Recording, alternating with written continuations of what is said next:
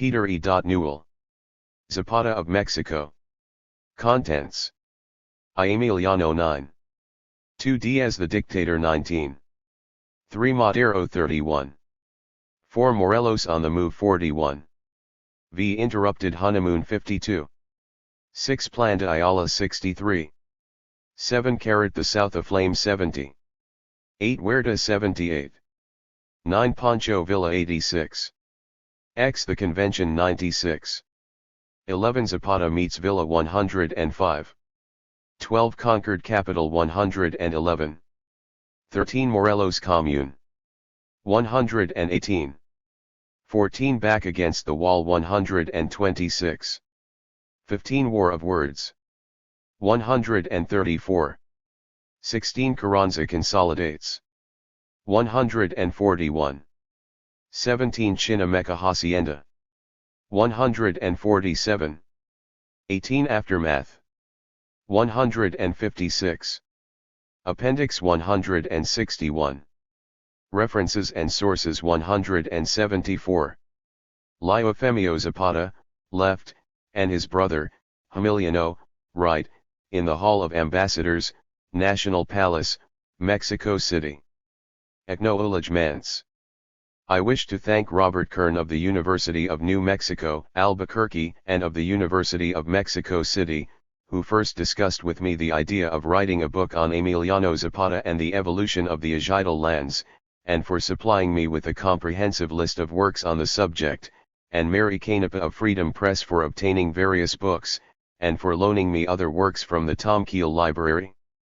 I also wish to thank Michael Mallet, Nicholas Walter and Vero Richards, who read the first draft, and made a number of suggestions and comments, some of which I hope I have accepted. Thanks also to Nita Luna of the Chicano Communications Center, Albuquerque, for answering a number of my questions. PENR. In memory of my mother, Agnes W. Newell. An indomitable spirit and fighter to the end. Dear Earth of ours, we pray thee, give back the corn we pay thee. O holy corn, by moon, by morn, grow strong, grow tall, grow gaily. O tierra chica mia. 3. Chapter I. Emiliano Morelos, named after José María Morelos y Pavón, is one of the smallest states of Mexico. It is only about 200 kilometers wide from border to border in any direction. But it is of great strategic importance. Its northernmost border lies less than 100 kilometers south of Mexico City. It is known as the Patria Chica, the Little Fatherland. In the north of the state there are the mighty mountain peaks of the Sierra Ajusco, rising more than 3,400 meters, and dividing it from the Valley of Mexico. Interspersed between the mountains are racing streams and small valleys. To the west are the peaks of the Sierra Judipero. Moving south, the mountains give way to undulating hills with rich vegetation: chimoyas, mameyes, zalotes, and bananas. A dulcet land, moist, warm, semi-tropical, not 40 kilometers from the low southern hotlands of steaming jungle, malaria, and deadly heat. Further south still, the jungle gives way to the beautiful valley of Morelos, with its hot sun, often followed by torrential rains which, in turn, make the earth green and fresh. In the valley of Morelos, herds of mules and horses can be seen grazing. But more importantly, sugar cane grows in abundance. The men and women of Morelos are an ancient people. Who they are is one of Mexico's many mysteries. They have been called Tlahuicas, though that was not their original name. Presumably they are an offshoot of the Toltec-Xiximec amalgam of tribes which occupied the valley of Morelos between the 7th and 12th centuries. But whatever their origin, the Morelenses are neither peasants in the European sense nor Indians in the North American sense, but apparently the remnants of an ancient civilisat, Ion. They lived in their warm, well-watered valleys centuries before the arrival of the power-hungry Aztecs into central Mexico. 9. For the most part, and despite centuries of oppression, they still bear the marks of fine breeding: singularly large, dark, slightly odalisque eyes, perfect white teeth, the dogtooth bred out to flat incisor finely articulated small hands and feet, slender, wiry physiques, with soft musical voices. The Morelenses are instinctively courteous. Yet for the most part they are illiterate peons, people of the earth.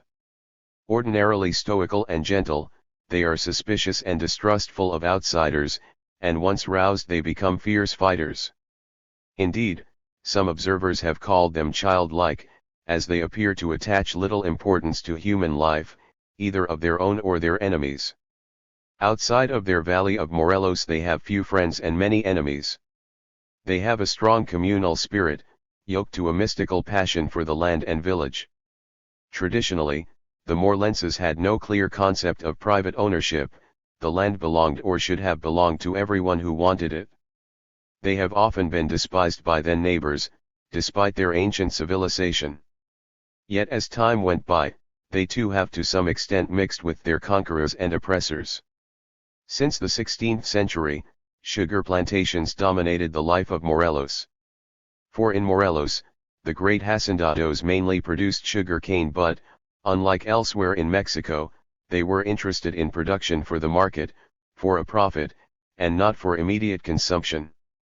By 1870, machines were being introduced which extracted a much higher proportion of sugar from the stalk.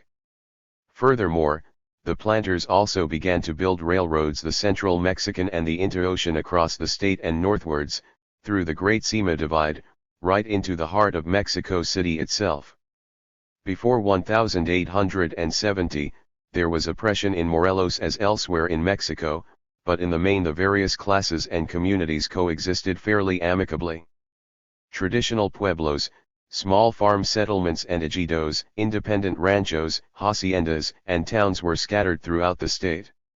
All did not flourish, but they mainly survived. Occasionally, a plantation owner would take over a village field if the peons were particularly unguarded. And some villagers were forced to migrate.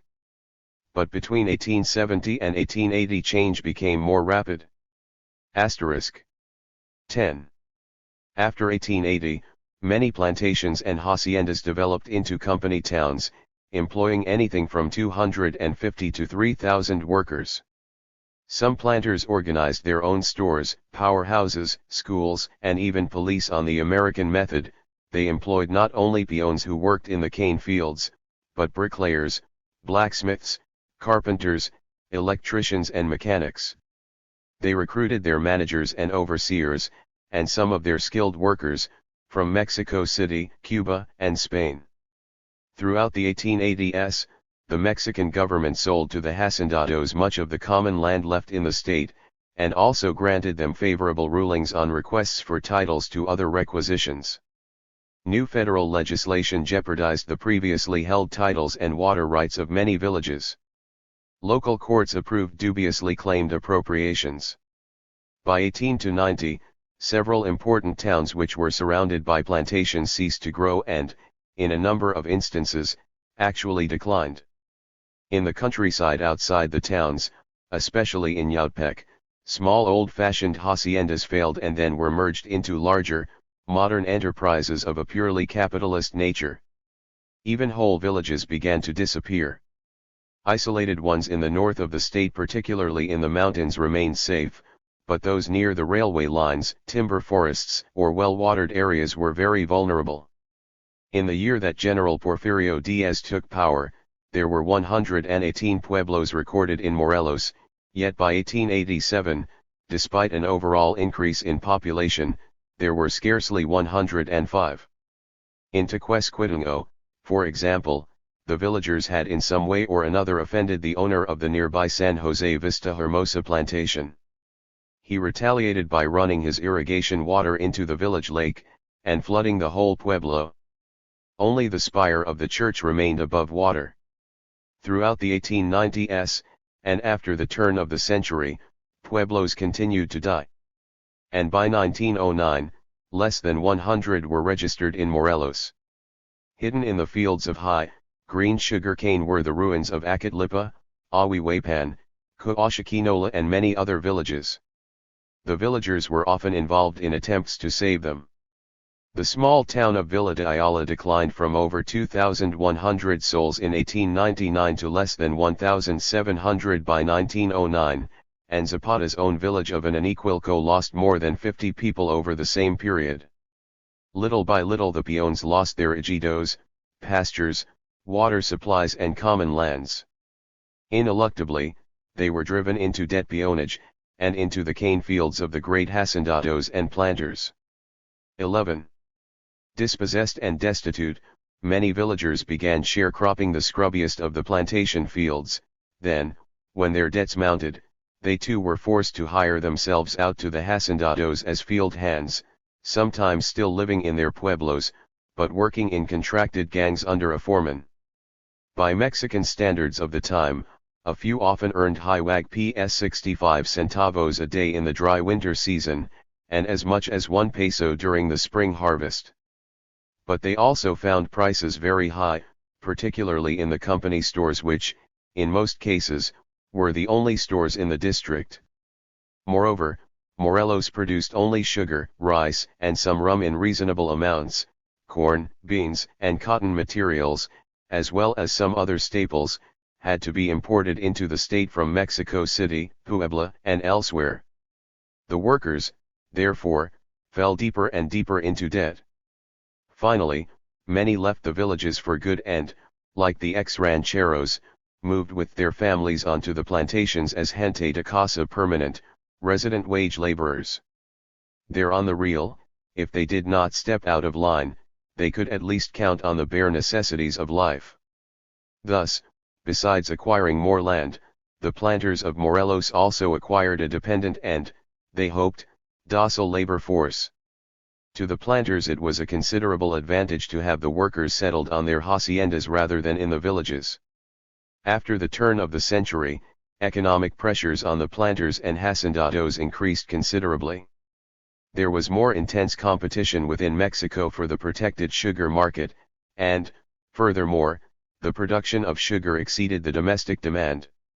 In 1902, exporting began, but the costs of production in Morelos were still higher than elsewhere, and the international market lurched from one crisis to another.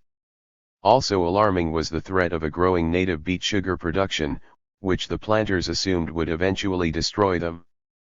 Throughout the period, moreover, the constant cultivation of cane was exhausting the soil. So the boom which began round about 1878, began to level off around 1908. All this increased pressure drove the planters to greater investments, either to diversify the grades of refined sugar or to produce more rum. They therefore bought more machinery, and, to keep this machinery working, they had to grow yet more and more cane. And as they took more of the scrubbier land from the peons, so they required more water for irrigation. By 1908, the 17 owners of the 36 major haciendas in the state owned over 25% of all the cultivatable 12 land, and their 24 mills accounted for well over a third of Mexico's sugar production. After Hawaii and Puerto Rico, Morelos was the most productive sugar cane region in the world.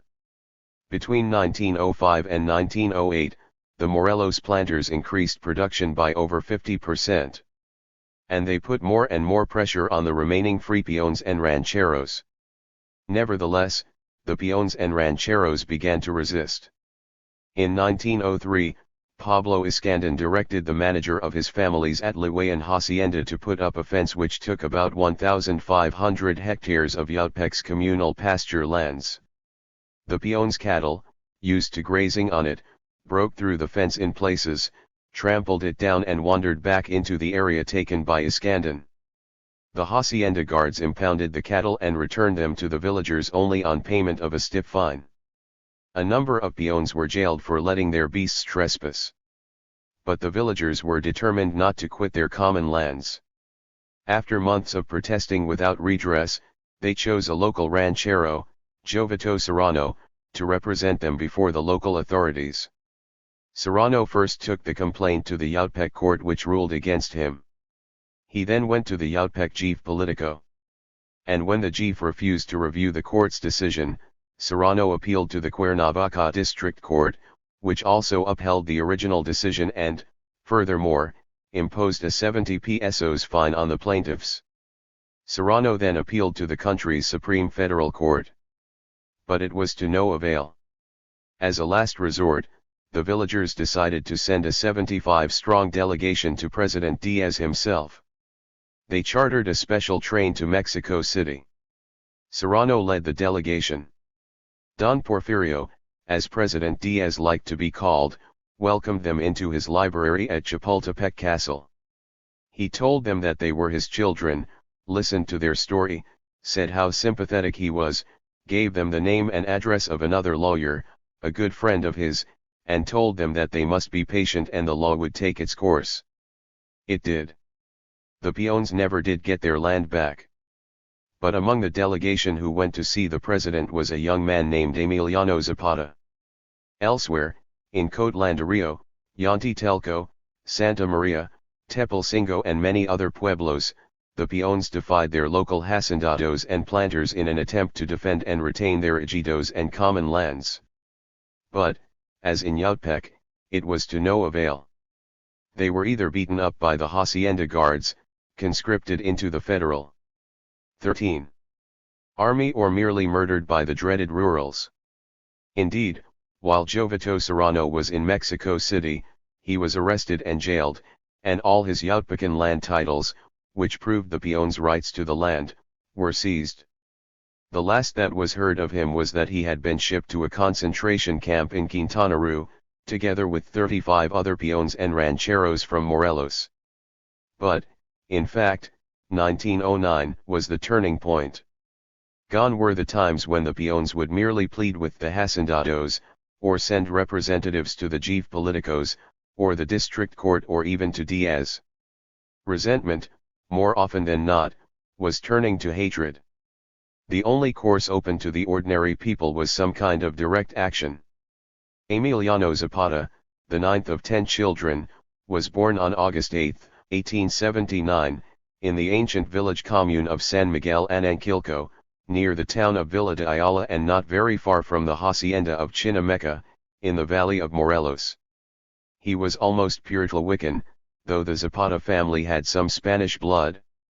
The name Zapata means a leather hinge. It was an important name in San Miguel Anankilco.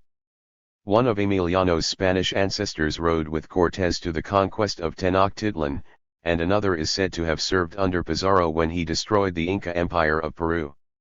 At the time of Emiliano Zapata's birth, some of the older members of the family still remembered, and had been involved in, the War of Independence against the French in the late 1860s.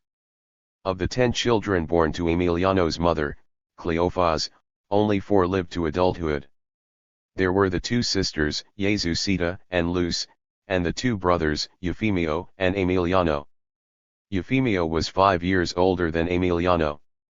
Although closely identified with Anankilco and, in many ways, sharing with its folk the common tragedy of the lost lands, the Zapata family were not themselves peons, but rancheros. From father to son, for generations, they had owned and worked a modest rancho bordering both sides of the Rio Ayala. Almost all of the good tilth and pasture on the east bank had gone to swell the sugarcane land of the neighboring hacienda, but a tree-bowered portion on the western bank of the neighboring sierra remained a family possession. For pasture, there still remained the green barrancas of the Sierra Ayala. And on their wild slopes young Emiliano gained his first experience with rope and rein, tending his father's spindly herd of 14 steers and kine. Little corn or beans could be raised, but there was always a brisk sale in nearby Coatla for the locally famous Zapata cheese and butter. Horsemanship was a family tradition, and the breaking and training of colts provided a trickle of income. In the neighboring strips of semi-jungle the family chickens, turkeys, goats, and pigs picked up their own feed. And, thus, the Zapata family's standard of living may have been depressed, but unlike many of the villagers, it was not depressed to the verge of want. There was even enough for an occasional luxury. If tortillas thin, unleavened pancakes of ground corn and lime water and beans were their staple diet, the Zapatas, unlike most of their neighbors, knew the taste of their own cheese, butter, eggs, milk and, sometimes, meat. And if in working hours, Gabriel Zapata, the father, and the boys went clad in coarse cotton shirts and pantaloons tied at the ankle, and the mother and girls in cotton undershift, blouse, and skirt, they somehow managed to ride clad well enough to market, fair or fiesta. Then, the girls donned bright skirts and home-embroidered blouses, and the menfolk tight-fitting kerseymere breeches adorned with silver buttons down the seam, lawn shirts and flowing ties, chamois jackets braided with gold thread, seamless one-piece charro boots and cartwheel, felt, sombreros, likewise braided. Even saddles and riding gear were mounted with the cheap silver mined in the state. And there usually was a carefully saved peso or two in Gabriel's pocket for a glass of pulque or mezcal with a friend, or to buy dulces for the girls.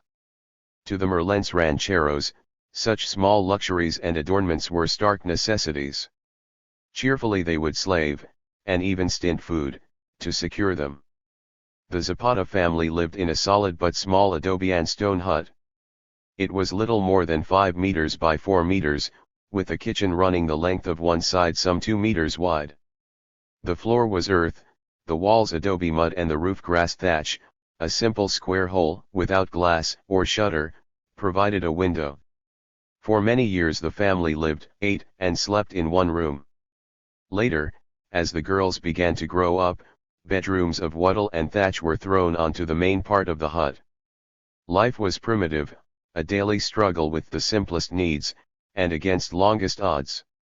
For Cleophas and the girls, there was the endless grinding of corn in the stone metate to supply the daily stack of tortillas, the endless laundering of white cotton shirts, skirts and pantaloons in the soft snow water of the Rio Ayala, to say nothing. 15. Of the constant washing, combing and brushing of their fine, black manes of waist-long hair, the endless tending of clay pots on the smoldering coke of brasero, the milking, and churning of butter and cheese, and the endless fight, aided only by palm leaf brooms, against dust and dirt around the house. For Gabriel and the boys there was the tending of stock and the burning of lime in the hills, in season, the planting, hoeing and watering of scattered garden patches among the rocks, and the cutting and hauling of wild hay. For them, only on a Sunday or a fiesta was there the chance to ride abroad in their best clothes, and display their horsemanship. San Miguel Anankilco was a quiet little place in those days. The Zapata brothers, unlike most of the village children, had a little schooling. Emiliano spent about 2 years at Villa de Ayala's rather forlorn school. But he could only just read and write by the time he left, at about 12 years of age. He was, however, a good listener and learner throughout his life. And he soon learned to hate the hacendados. Indeed, even his teacher at the Ayala school appears to have been a somewhat radical critic of the hacienda system. At the age of 9, Emiliano witnessed the last eviction of an Aniquilco's peons from their little huts and plots of land, and the enclosure of a village orchard, and he saw his father break down and cry. "When I am a man, mi padre, I will put an end to this," he said. He told his father that, one day, he would get all the land back. When Emiliano Zapata was 18, his father died. There was no priest or religious service at the funeral, nor was Don Gabriel buried in holy ground. Zapata's father was a liberal and a free-thinker. 11 months later his mother, Dona Cleophas, also died. Eufemio and Emiliano jointly inherited the rancho and hut. Jesucita, the eldest daughter, had already left home, and had married a young muleteer. And Eufemio, big and brawny, a heavy drinker and a heartless womanizer, went first to Veracruz peddling and hawking, and then to Orizaba as a fruit merchant. Later, he married Luz, Emiliano's younger sister, who had been keeping house since the death of the mother, also married and left the rancho. But Emiliano stayed at home, worked the land alone, sharecropped an extra hectare or two belonging to a local hacendado and, in slack times, ran a string of mules through the settlements of Coatla. He bought and sold mules and, occasionally, horses in a small way. He was a natural horseman. He was also a crack shot. And he knew every trail, cave, ledge, and hidden valley for hundreds of kilometers around. 16. He worked like his mules. He had boundless energy, and was very strong. He was as tough as nails. Emiliano Zapata was a smallish, slender man with an opaque, rather expressionless yet sensuous and often sad face. He had large black, obsidian eyes, and short untidy hair. He had big, slightly drooping, mandarin-type mustaches. He could be both cruel and ruthless to an enemy, though he was no sadist. He had great strength of character, was intelligent, frank, accessible, quick to understand people's problems and difficult to deceive. He became a good organizer, but was always a bad orator. Indeed, he was a fairly quiet man, who drank less than most Mexicans, and became even quieter when he did drink. Yet he was, like many young rancheros, something of a dandy. On saints' days and holidays, Emiliano Zapata would ride to market or fiesta immaculately groomed. He would dress up Huaycharo style, all in black, or in a short leather jacket embroidered with gold thread, with tight-fitting trousers complete with silver trimming down the seams, and an enormous silver-laden sombrero. And he would ride a fine black or white, silver-saddled, horse. He was the young Magnifico. Zapata was the charro of charros. It was at fair and fiesta that Zapata won his first fame. Coatla was a quiet, dull, town all the week, but Sunday was market day, and on Sunday the plaza was alive with thousands of people and hundreds of stalls, selling plums from Tlayacapan, chermoyas from Tolapan, limes from Janactepec, oranges from Yautepec, bananas from Oaxtepec, pottery from Cuernavaca and much more besides. There was an orchestra, and there was, above all, a rodeo. Here, early in his teens, Emiliano Zapata rode king, be it backing a bucking bull or la coleta en pelo, the trick of seizing a racing steer by the tail and throwing him on his back from a naked horse, or el paseo de la muerte, the perilous stunt of leaping at a mad gallop from a barebacked mount to the withers of a wild bronco, and riding him out. None could compete with him. He was the favorite of the fiesta crowds. Naturally, the girls pursued him. Not only was he the Magnifico, he was also the Romantico. Emiliano Zapata enjoyed the company of beautiful women, and they enjoyed his company.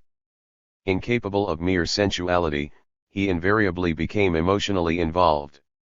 Each affair became a small tragedy. Each left its scar.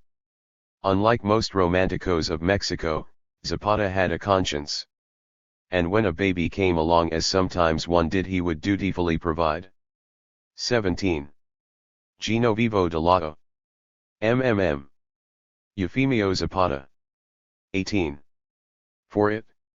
He was a considerate and, indeed, a gentle lover. But young Emiliano Zapata soon came into conflict with authority, sometimes defending fellow villagers against the hacendados or the rurals. Several times he had to leave the village in a hurry, and go into hiding for a while. He was only 17 the first time his activities forced him on the run. Conflict with authority also hardened him. Chapter 2. Diaz the Dictator. In 1869, the 3rd Military District of the State of Mexico became the independent state of Morelos. And in 1896, Manuel Alarcon, a Diaz puppet and local strongman, had himself elected governor. But in December, 1908, Alarcon, having been elected for the 4th consecutive time, died. Picking another governor should not have been difficult. 4 likely candidates were mentioned and then turned down. Another name, Pablo Escandon, was mentioned. He was a model hacendado, and a well-known sportsman who had been educated at Stonyhurst College in England, and who spent most of his time abroad. He was considered a ridiculous choice. But he was the planter's choice and, after some misgivings, he became Diaz's choice as well. The Porfirista political machine, therefore, slipped into gear. However, for the first time a local opposition began to form. The traders, artisans, and white-collar workers of the Morelos towns and, to a lesser degree, the people of the countryside united against Iskandar. They decided to choose a candidate of their own, General Francisco Leyva, a local hero of the War of Independence, and the state's first governor. But Leyva refused to stand because he was, he said, an old man. He suggested his son, Patricio, an employee of the Federal Ministry of Works in Mexico City. He accepted, and various radicals and liberals from the capital and elsewhere pledged Patricio their support. On January 22, 1909, the first large demonstration ever to be held in Morelos, over 1,500 people, was held in Cuautla. It was to celebrate the formation of the La Vista Liberal Club. It was a great success. Crowds jammed the town streets, cheering General Leyva and his son. And all over the eastern and central part of Morelos, the people took heart and followed Cuautla's lead. 19. In Villa de Ayala, just on 30 kilometers from Cuautla, a La Vista club called the Melchor Ocampo, named after the famous 19th-century radical, was formed. Among its first members was Emiliano Zapata. Political meetings began to attract large crowds all over the state. There was some rioting in Cuautla. The town's La Vista Club attempted to stage a rally on Sunday, January 22. The Chief Politico, however, refused permission, but allowed a meeting the following Sunday afternoon. Members of La Vista clubs from all over the area, including Villa de Ayala, went to Cuautla. Zapata, dressed to kill in his finest charro outfit, rode into town on his famous black gelding, Pavon. Despite provocations by the local chief, who posted rurals all round the square where the meeting was held, it was both peaceful and successful. But the next day, Iskandar's supporters from Mexico City arrived in town by special train. The crowd was not particularly sympathetic, as it was a workday, and many of the workers had been forced to attend the meeting by their employers. A few rocks and stones were thrown at the platform. Federal troops then moved into the plaza, and throughout the rest of the day many people, including a few local businessmen and traders, were arrested and taken off to jail. Sporadic arrests followed for days. Patricio Leyva, the opposition candidate, was fired from his job in the ministry. The election which followed was, of course, a complete farce. The federal government drafted in a large contingent of rurals. The state's chief politicos took control of the situation, and jailed many more oppositionists early on polling day. They also rigged the ballots. Federal troops stood on alert in every district of Morelos. And the result? Victory for Iskandar. Of course. On March 15, Pablo Iskandar went to Mexico City and was officially sworn in as Morelos' new governor. Late in the summer of 1909, however, a far more important election was held in Morelos. But no one realized that at the time. Moreover, it was not rigged, indeed, it was completely free. It was the election for the council, president, and defense committee of the village commune of San Miguel Anankilco. Such elections had taken place in the village and many other villages of central Mexico for over 700 years. During the evening dusk of a Sunday late in September, all the men of the village who had previously been summoned quietly by word of mouth, so as not to alert the hacienda foreman, by the village 20. Elder, Jose Marino assembled behind the church. Old Jose Marino quietly listed all the problems facing the villagers, including the sequestration of their common ejido lands, and told them that, in his view, they needed younger men to represent them. They agreed with him. A number of younger men were nominated, and duly elected to the village council. Nominations were then called for a president of the council and the defense committee. First, someone nominated Modesto Gonzalez. Zapata nominated Bartolo Parral, who, in turn, nominated Zapata. A vote was called for, and Emiliano Zapata was elected almost unanimously. Zapata, now 30 years and 1 month old, became the caudillo and chief representative of the village of San Miguel Anankilco. That he had already had a number of brushes with authority was in his favor. Zapata, who was never called Don Emiliano, but always Miliano, was respected by everyone. Throughout 1909, unrest continued to grow in Morelos. Guerrilla bands began to form. Most were poorly armed, and still quite small. One such group, led by the very independent village chief, Genovevo de Lato, formed in the mountains north of Cuernavaca, had only 25 men and 1.70 caliber musket. During the election, rurals had attempted to arrest de Lato, but he escaped into the mountains. Nevertheless, they took his wife and 2 young daughters as hostages. As more and more insurrectos appeared throughout the state, Governor Escandon found that neither the rurals nor the federal army could catch or crush them. And in their mountain hideouts they would, half jokingly and half seriously, shout, "Viva la Revolucion," and then start singing the famous revolutionary song, Adelita. And if sounds forth the bugle to battle, and rides your guerrilla to war, and the blood runs bright in the mountains that despots may plague us no more. They had heard it 1,000 times before, in the plazas, and at fiestas, but now it took on a new meaning. More disturbing to the authorities, however, was that almost every pueblo in Morelos and the surrounding states was engaged in a dispute of some kind with its neighboring hacienda. Of the 100 pueblos in Morelos in 1910, there was probably not one that had not been involved in an embittered legal dispute with its hacienda. Conflict was most 21. Acute in the Cuautla area. The 4 farming communities in this municipality had been struggling for years against the encroachments of the hospital and Cuauhtla haciendas. And the people there were probably more determined to defend themselves than anywhere else in the state. The village commune of San Miguel Anankilco formed part of that municipality. Following their election in September 1909, Zapata and the new village council of Anankilco began the old procedure of studying the village land titles. At first, they looked for a sympathetic lawyer, but could not find one. Zapata then sought advice in Mexico City from Paulino Martinez, an opponent of President Diaz. He also tried to contact one of the Flores Magan brothers, Jesus, but again without success. Emiliano Zapata was now becoming more than a thorn in the side of the powers that be. He would have to be eliminated or, at least, removed from the Morelos scene.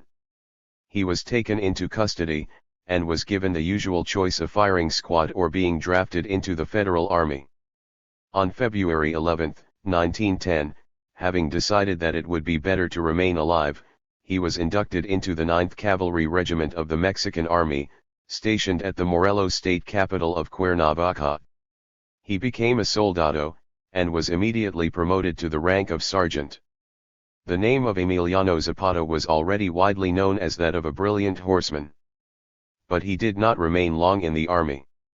The wealthy hacendado and son-in-law of President Diaz, Ignacio de la Torre y Meyer, wanted such a man as chief groom and general factotum in his Mexico City stables.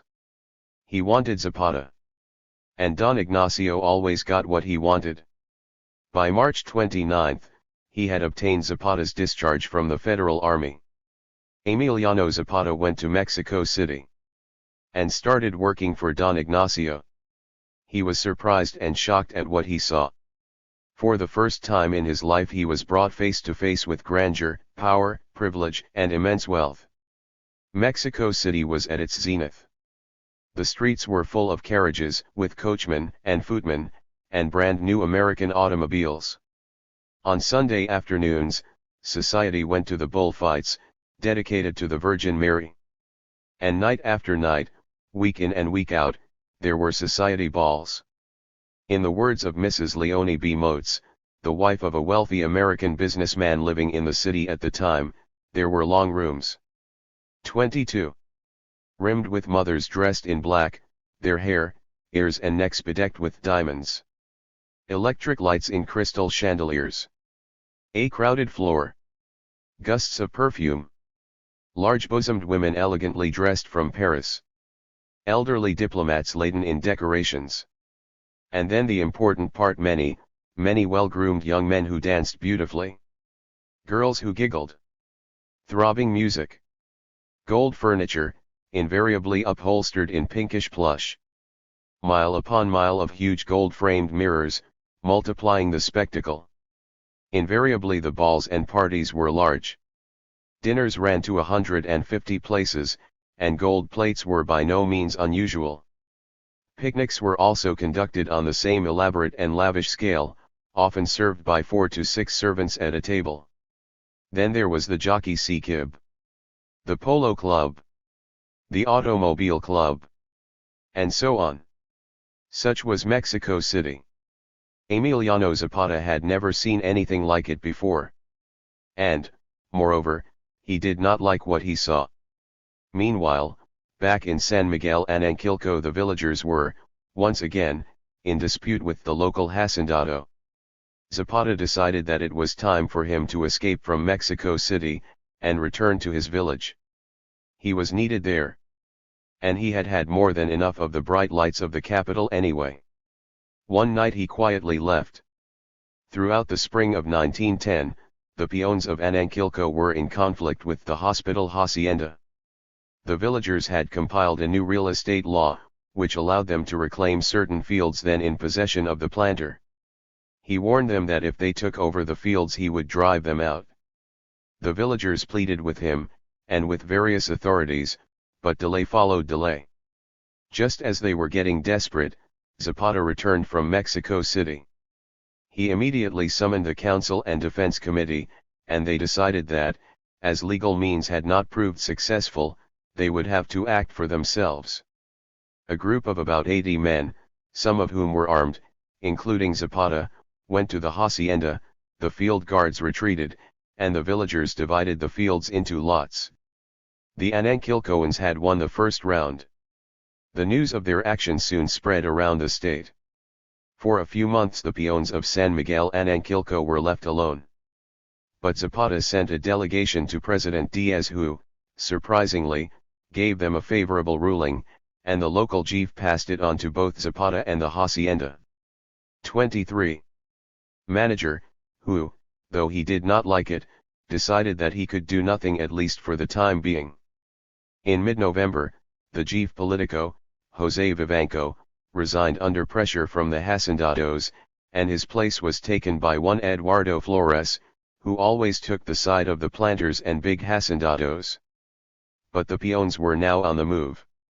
Many of them, as well as the campesinos and rancheros from further south, supported the Anankilco Defense Committee. In each disputed area, hacienda fences were torn down, and the people took over the land. The Defense Committee, which now included Villa de Ayala as well, could call upon about 100 men who were prepared to act and act quickly on behalf of the peons. By January 1911, the Zapatistas were in effective control of a sizable area of country around San Miguel Anankilco and Villa de Ayala. It was, moreover, an area of strategic importance. The Zapatistas were defiantly setting an example to the peons, campesinos, and rancheros in other parts of Morelos, and elsewhere in southern Mexico. Indeed, conflicts had already broken out, under Francisco Madero and Pancho Villa in the north of the country. The Anankilco Ayala insurrection was, so far, quite a small affair, but it was soon to take on national significance. The Zapatista and Maderista movements, though their aims and ideas were not the same, coincided and, to some extent, helped each other. In 1871, Benito Juárez, Mexico's greatest president, stirred up considerable opposition by seeking re-election for a fourth term of office. He was opposed not only by his old friend and vice president, Sebastián Lerdo de Tejeda, but also by General Don Porfirio Diaz, a mestizo who had, it was said, fought bravely against the French. In the election, which Diaz claimed had been rigged, no candidate received a clear majority, so, in accordance with the Constitution, the Chamber of Deputies had to decide who was to be president. Naturally, they chose Juárez and made Lerdo president of the Supreme Court. By the spring of the following year, Juárez was, once again, in complete control of the country, but in the July he died of a heart. 24. Attack.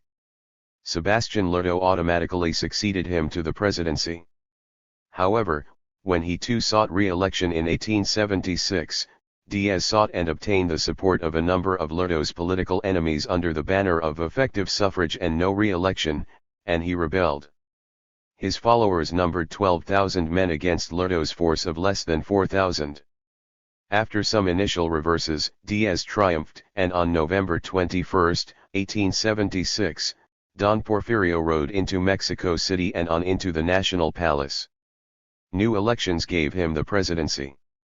He then persuaded Congress to reform the Constitution, making it illegal for anyone to seek re-election for 2 successive terms. But Diaz knew what he was doing. He immediately set himself the task of stabilizing the government and of pacifying the country, but, even more importantly, he consolidated his political position, playing off his enemies against each other, and distributing favors to his friends. When in November 1880, Diaz's term of office ended, his popularity had almost disappeared. Under the new constitution, he could not stand again for president anyway, but he was able to arrange the election of his trusted friend, General Manuel González, the Minister of War. González's term of office was distinguished by corruption, graft, scandals, and the looting of the exchequer unequaled even by Mexican standards. By 1884, when the next presidential elections came along, the country had long forgotten Diaz's cry of no re-election. Diaz was back in office and he meant to stay there. He forced through Congress a new amendment authorizing a second presidential term, and in 1890, a further amendment made it possible for him to remain president for life. Mexico had gotten itself another dictator. Indeed, that Diaz soon became an absolute ruler very few denied. But Don Porfirio did attempt to tackle the country's parlous economic situation. He cut civil service salaries, cancelled the mortgages on government property and consolidated the internal debt. As time went by, however, large numbers of former army officers, unemployed since the war with France, were attracted to the Diaz regime by its apparent stability, and large numbers of civilians, most of whom were mestizos like Diaz himself, became employees of his ever-expanding bureaucracy. Almost all the state governors became instruments of his dictatorship. And they too were re-elected. 25. Almost as often as Diaz, whilst many others merely transmitted the succession to their relatives. As a reward for loyalty to the regime, they were also allowed to liquidate political opponents, become owners of haciendas and large plantations, organize liquor monopolies and run illegal gambling houses. The church hierarchy was mainly concerned in preventing the strict enforcement of the country's anti-clerical laws, and any further confiscation of its immense wealth. Diaz made it quite clear that, whilst leaving such laws on the statute books as a reminder to the church not to interfere, he would not enforce them. The hierarchy understood and, therefore, kept out of politics other than to give Don Porfirio the church's blessing. The press was not forgotten. Soon after Diaz's re-election in 1884, he took it in hand. He summoned all the country's leading journalists to a little talk. During his peroration, he turned the conversation round to the new methods being introduced into Mexico for capital punishment. He casually mentioned the electric chair. They took the hint. Indeed, up to 1900, most newspapers were subsidized by the state. A few papers, such as Ricardo Flores Magin's Regeneration, were published and printed in the United States, and then smuggled into Mexico. Only about 20% of the population could read anyway. The dictator's control over the judiciary was almost absolute. According to the Constitution, subordinate magistrates had to be appointed by the Supreme Court, whilst the court itself was supposed to be elected by popular vote, but Don Porfirio appointed and removed judges and magistrates at will. Only pro-Diaz lawyers won their cases. And government favorites rarely needed to fear the law. For the peones, rancheros, and workers, justice was largely non-existent. The Mexican Federal Army was mainly recruited by forced levies. So-called criminals, which often meant those who had upset the local chiefs politico, were more often than not given the opportunity, when caught, of choosing between being drafted into the army or being shot. Other criminals were transported to Quintana Roo or the Valle Nacional in Oaxaca, where they were sold as slaves to the local hacendados and plantation owners, and made to toil in chain gangs from dawn to dusk under the fierce tropical sun. Most died within 26 a year. Enterprising bandits and real hold-up men, when caught, were given a different choice. They were recruited into the Guardia Rural, a force somewhat similar to the Spanish Guardia Civil. Diaz's rurals, moreover, got a good and legal living off the Mexican countryside. They wore smart suits of gray or brown suede, with silver embroidery on the jackets and trousers, broad felt hats, red ties and, of course, large badges of authority. Silver glinted from their horses' saddles, and with their Mauser rifles, revolvers, swords, knives, and lassos they were indeed mobile arsenals. In many areas of the country they terrorized the peons and campesinos. And by custom of the ley fuga they were allowed to shoot their prisoners, explaining afterwards that the unfortunate prisoners had been killed while attempting to escape. There were over 10,000 cases of ley fuga killings by rurals during Don Porfirio's dictatorship. The Mexican Indians, throughout the Diaz dictatorship, existed for the most part in a condition of brutish misery, unmatched by the peasants or workers of any other country. Indeed, the much observed sadness of the Indians was the result of a scant and deficient diet based on corn, chilies, and frijoles. Even their pulque, with its high alcohol content, did not help. Indians starved on the central plateau of Anasi where, before the coming of the Spaniards, the Aztecs, Toltecs, and Mayans had enjoyed a regime of plenty. But under Diaz Mexico underwent a profound change. Don Porfirio encouraged the flow of foreign capital into the country at particularly advantageous rates of interest. Money poured in from the United States, Britain, and elsewhere. Vast sums were invested in the construction of railroads, the mining of silver, and after 1900, oil extraction and the production of coffee, sisal, and sugar. Between 1880 and 1890, foreign capital outpaced Mexican investment. Industrial production rose at an annual rate of 3.5% between 1878 and 1910. Many public works were undertaken, including major harbors, canals, drainage works and telephone and telegraph lines. A new industrial proletariat was recruited from the former peasants displaced from the land. Naturally, emphasis on industrialization increased the already clear 27. Defined differences between rich and poor.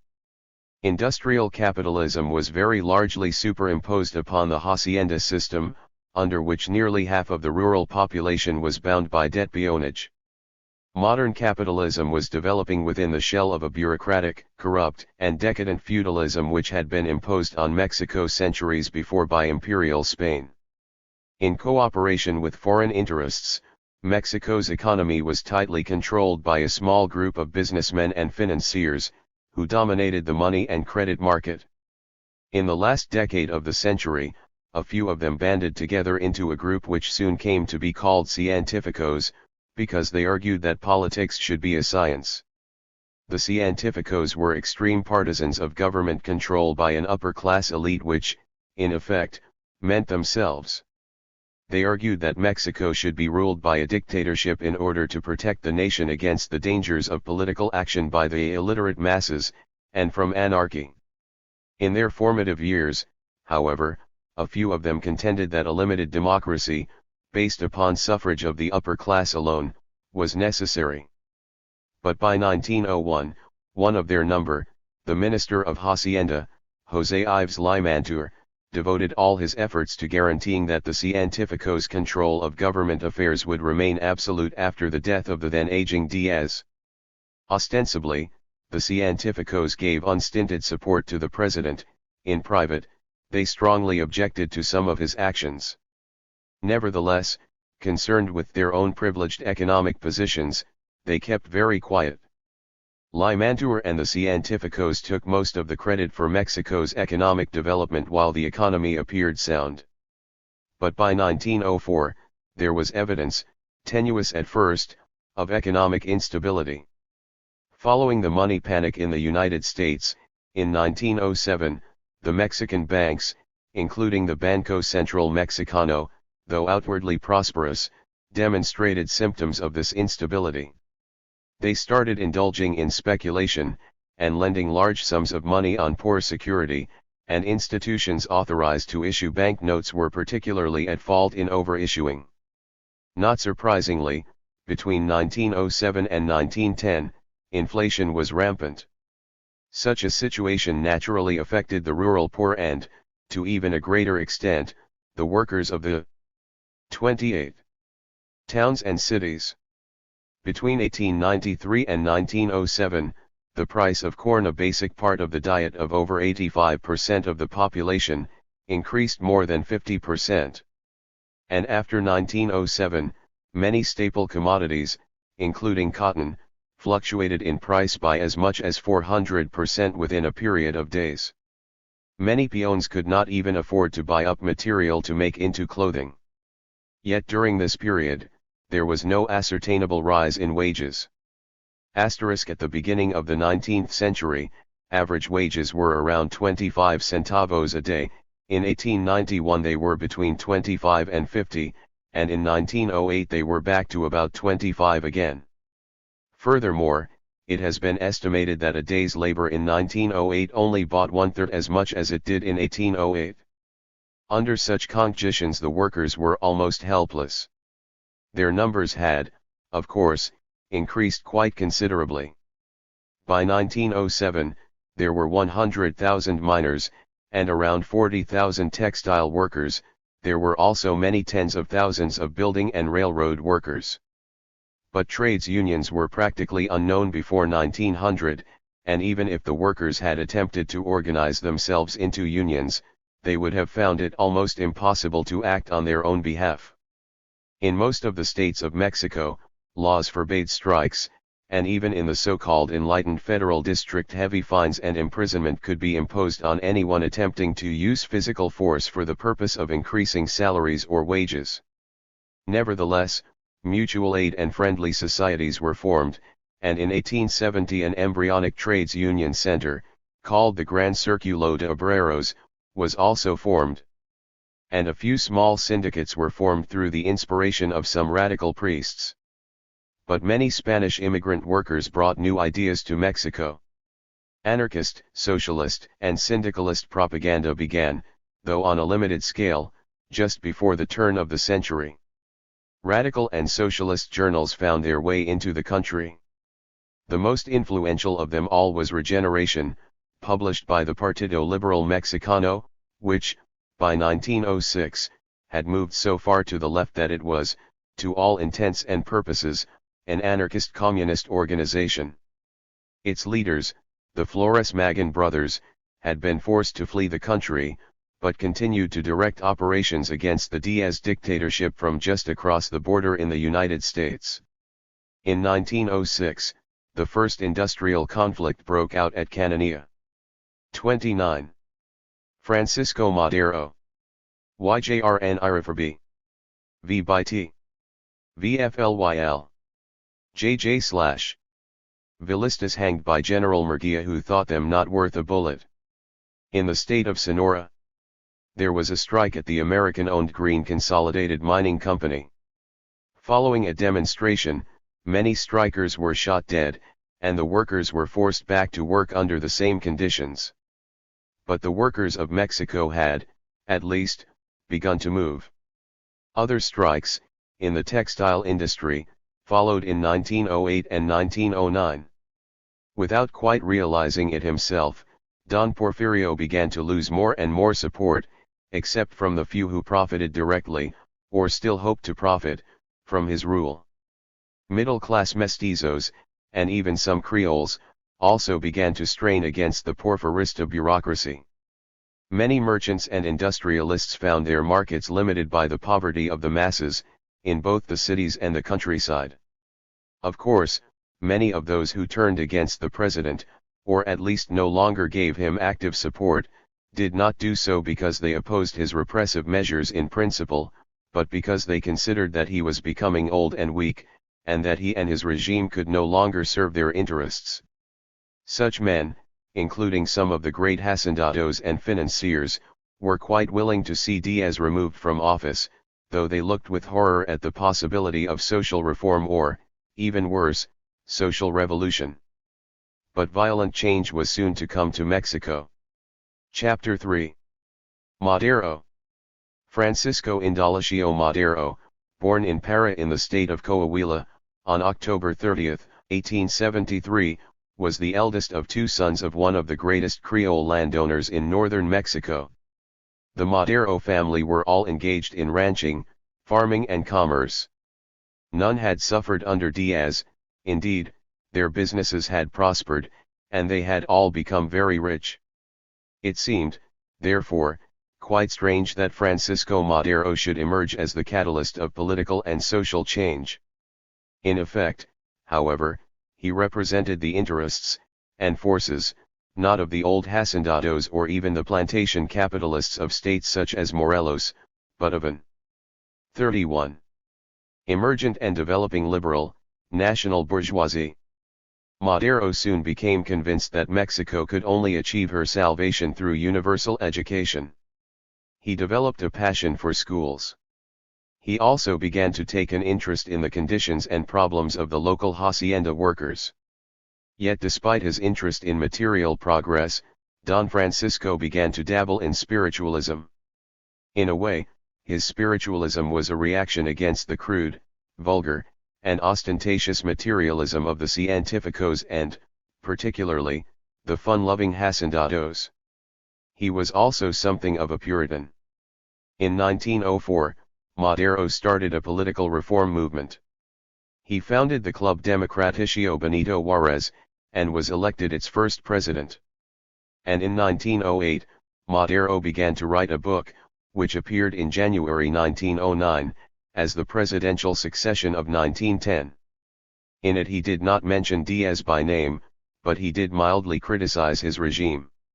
It was a not very well written book, though it did emphasize the need for universal suffrage and the ending of re-election. Only 3,000 copies were sold, but many literate Mexicans read the book. In May 1909, Madero formed the anti-re-electionist party with the slogan, "Effective suffrage and no re-election." But even at this stage, Francisco Madero was not personally prepared to challenge Diaz at the polls. Indeed, no one was prepared to challenge Don Porfirio over the presidency. The issue, therefore, revolved around the vice presidency. Madero was adopted as vice presidential candidate for the anti-re-electionist party. He had already spoken at a number of meetings, at which he had criticized the dictatorship in general terms, and he had had some of his meetings broken up by Porfirista supporters for his pains. The presidential election was to be on June 26, 1910. Things remained fairly quiet until early June. Then Diaz struck. Madero arrived in Monterrey with Roque Estrada, a member of his party. A meeting had been arranged. But a large crowd of sympathizers, which had assembled at the local railroad station, was violently dispersed by federals and rurals.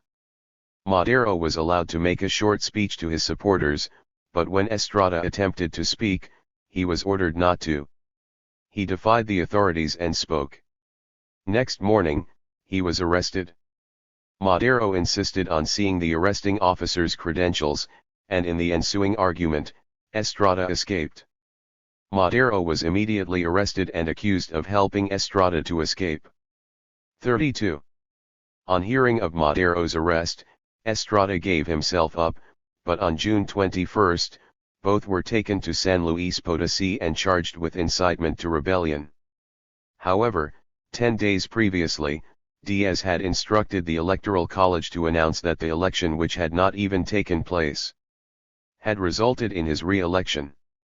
Madero, according to the Electoral College, had received the grand total for the entire country of 196 votes, less than the number of delegates to his party's recent convention. Of course, the anti-re-electionist party complained that the election had been as usual a complete farce, but this was rejected by Diaz. In September, Mexico celebrated, at enormous expense, her centenary of independence. Madero and the election were already forgotten, Francisco Madero, however, at last realized that Don Porfirio Diaz could only be removed by force. So, very reluctantly, he decided to organize an insurrection. On October 6, disguised as a railroad worker, he escaped to Texas. And, there, he proclaimed himself president of a revolutionary junta. On November 19, Madero left San Antonio in Texas for the Mexican border city of Ciudad, which he felt would be easy to capture with his small army which he had arranged to meet. After crossing the Rio Grande during the night, he found to his disappointment that his army had not turned up, and that the arms and ammunition, for which he had already paid, had not been delivered either. Depressed, he quickly returned to the safety of American soil. But in Mexico itself things were beginning to move. Some of Madero's supporters had, in fact, acted without their leader. Pascual had easily captured Guerrero, whilst Doroteo Arango, later to be known as Pancho Villa, had captured San Andres. José María Maderina, in Sonora, began a movement in that state which soon grew into a series of insurrections. Zacatecas was the scene of a number of unorganized rebellions, but attempts to start insurrections along the Mexican-Texas border met with very little success. Madero's revolution appeared to be a failure. The new year showed little evidence of a nationwide upheaval, though Pancho Villa and a few others continued their resistance in the north of the country. But the movement against Diaz was, in fact, far from 33. Moribund. The majority of the population of Mexico City was known to be sympathetic towards the Maderistas. And somewhat desultory fighting between Madero's supporters and the federal army continued throughout January 1911. On March 17, Don Porfirio suspended the constitution. José Limantour, the científico minister of Hacienda, arrived in New York, and immediately had unofficial discussions with Madero's brother, Gustavo. Limantour at least recognized that, unless the government instituted a number of reforms, some kind of revolution was inevitable. The aged dictator, however, still did not believe that Madero would succeed. Nevertheless, at the end of March, Diaz's entire cabinet, except for Limantour and Manuel González Cosio, resigned. A new cabinet was sworn in the same day, but it was no more liberal than the previous one. Too late, Diaz at least dimly recognized the gravity of the situation. In his message to Congress on April 1, Don Porfirio outlined a reform program, which included provisions for the correction or elimination of local political and judicial abuses, electoral reform, the election of judges and, even more surprising, limited land reform. In essence, his speech was an admission of his own corruption, maladministration, and inefficiency. Moreover, it was an admission of weakness. Madero and his supporters sensed this. Now, nothing less than Diaz's resignation would satisfy them. And every day there were more signs of their eventual success. At the beginning of April, posters appeared on walls in the capital demanding Diaz's immediate resignation. Ramón Corral, the vice president, now seriously ill with cancer, fled on April 12, to Paris. But Diaz was in an even weaker position than he realized. Armed activity against his regime was increasing at an alarming rate. By the beginning of April, the Maderistas had occupied a considerable area of the country north of Mexico City. At the end of March, Quilapa, in Guerrero, fell to an armed group led by the Figueroa brothers. On April 15, Acapulco on the Pacific coast was captured by another group. Veracruz on the east coast was threatened and, a few days later, Maderista forces were operating within sight of Mexico City itself. By May 10, the important city of Ciudad 34. Juarez was taken by the rebels. Meanwhile, President Diaz went once again to the Chamber of Deputies, and told them that he would resign when, according to the dictates of my conscience, 1 a.m. assured that my resignation will not be followed by anarchy. He called on the insurrectionists to lay down their arms. But it was all too late. On May 17, Diaz, tired and stricken with a jaw infection, succumbed to the inevitable, and was persuaded to resign before the end of the month. Madero sent him a cable congratulating him on his acceptance of the situation, and made arrangements for a general armistice. At 10 o'clock on the night of May 21, on the outskirts of Ciudad Juarez, the official peace agreement was signed at a table illuminated by automobile headlights. News of the treaty reached Mexico City on May 23. Demonstrations broke out. Students roamed the streets. And, later, crowds converged on the Zocalo. By early evening the great plaza was jammed with 100,000 people. But even at that late hour, the Porfirista dictatorship was not prepared to give in without bloodshed. Federal troops, who had placed themselves on the roofs of the National Palace and the Cathedral, began firing at the crowd with rifles and machine guns just before 10 o'clock. For 5 minutes the Maxims directed their fire full into the crowd. In a few minutes, the plaza was empty except for the dead and wounded. The heavens opened up, and the rains poured down. About 250 had been killed and over 1,000 wounded. Diaz finally gave in on May 25. Shortly after midnight, Don Porfirio Diaz left the presidential palace. 3 trains conveyed him, his few remaining followers and members of his family to Veracruz. On the way, bandits attacked the train, but it reached its destination. On May 31, a weeping Don Porfirio boarded a German steamer. Just before leaving for exile, Diaz remarked, "Madero has unleashed a tiger, let us see if he can control it." In fact, Madero had unleashed many tigers, the most tenacious of all being Emiliano Zapata, the man from Morelos. Until December 1910, Zapata took very little interest in Madero's campaign. But in January 191, he began to attend meetings in the home of a well-known Madcrista shopkeeper, Pablo Torres Burgos. 35. The Little Ink Pot. A number of other people, including the Puebla chief, Magrito Martinez, Catarino Perdomo from San Pablo Hidalgo, and the very impetuous, but elderly, village chief, Gabriel Tepepa, also attended. The nominal leader, however, was Torres Burgos, because he, to use a phrase, knew how to talk. Early in December, the group sent him to San Antonio to confer with Madero. But the weeks passed, and Torres Burgos did not return. While he was AV/I, the real caudillo of the group was Emiliano Zapata, now president of the enlarged Joint Anankilco-Ayala-Moyotepec Defense Committee. Zapata had read Madero's proclamations, and had seen the occasional copy of Flores Magin's Regeneration. It was to him that many of the others turned for guidance on future activity. Some of them were unable to decide whether to let the planters and hacendados stockpile arms and mobiliza, or to rebel immediately. Some intended to act at once. Cautious as always, Zapata exerted all his strength of persuasion to keep them from taking premature action. He urged them to wait for the return of Torres Burgos, who had by then been away for almost 6 weeks. But he was not entirely successful. "Pretend peaceableness," said Zapata. "Let the garrison slowly be sucked away to meet uprisings 2,000 kilometers off. Then, make a quick pounce.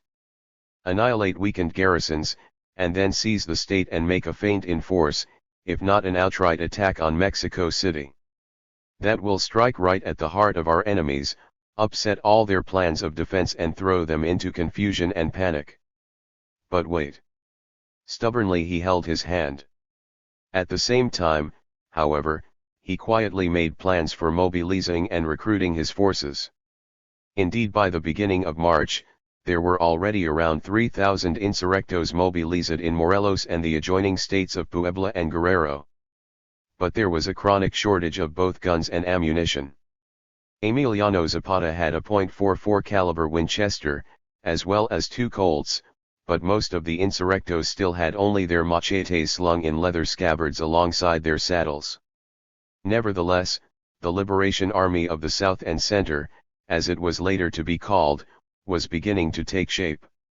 And its nucleus, sometimes called by its enemies the Death Legion, was to remain with Zapata, first at Villa de Ayala, and, afterwards, at various Hyde.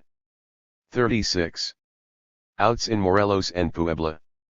Its banner was crimson, featuring Our Lady of Mercy the Virgin of Guadalupe surmounted on a black skull and crossbones. On February 7, old Gabriel Tepepa rebelled at Tlaquiltenango. The restless old man, together with a few young bloods, headed north, and 2 days later took Tepoztlan. They destroyed the municipal archives, and ransacked the house of the local chief politico.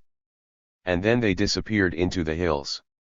A few days later, they attacked the state capital of Cuernavaca, but were easily routed by a detachment of the Federal Army 9th Cavalry which was garrisoned there. Tepepa and his group once again fell upon Tlaquiltenango, hanged the chief, seized the post office, looted a number of stores and, as before, fled before a rapidly advancing force of Federals up into the mountains. And still Zapata waited. He would not move. It was harvest time. The planters began to demand extra protection for their ripe cane and, even more important, for their expensive machinery. On March 8, Governor Iskandon ordered the reorganization and expansion of the state's rurals. Now, it was time to act. Torres Burgos had just returned from San Antonio with a copy of Madero's plan, but little advice and no promise of assistance from Madero. So, on March 9, Burgos, old Jose Marino and Emiliano Zapata met in Cuautla, and drew up their plans. And during the next morning they sent out messengers. In the night, Zapatistas in Villa de Ayala disarmed the local police, and called a general assembly of all the people. Torres Burgos read out Madero's plan, and Odilio Montano, a local schoolteacher, climbed upon a makeshift platform, and shouted, "Down with the hacendados, long live the pueblos! Viva la revolution! And viva tierra y libertad!" V. Zapata said nothing. But before the first light of morning, he had organized a column of about 60 volunteers. Some of them were only boys of 14 or 15 years of age. During the day, Zapata and his column moved down the Cuautla River where, previously, he had run his string of mules, and onto the rancho of Rafael Zaragoza. More men and youths joined them there. They rode south and encamped in the hills. Collecting more volunteers and horses in all the pueblos and small ranchos, but avoiding the large haciendas, they moved across the state line into Puebla. 37. Zapata's banner. Their ultimate aim was to capture Cuautla. Torres Burgos gave the orders, but Emiliano Zapata worked out the strategy. And he knew that his ill-armed and untried warriors would be incapable of capturing Cuautla, or any large town, in a direct battle with federal troops. So the Zapatista horde continued to move south unmolested. Scouts were sent forward on the gallop to rouse the villagers. And out of the pueblos, ranchos, and some haciendas there poured forth cotton-clad men, youths and boys. Again and again there was the painful task of sorting out the equipped from the unequipped, and the able from the less able. Few of the volunteers had guns. Zapata insisted on at least a mount and a machete. His plan was to capture sufficient RMS, train the volunteers and then get control of the area below a line from Jajutla to Yucapixtla. Thus, they could slowly control all key points along the Interocean Railroad from Puebla to Cuautla.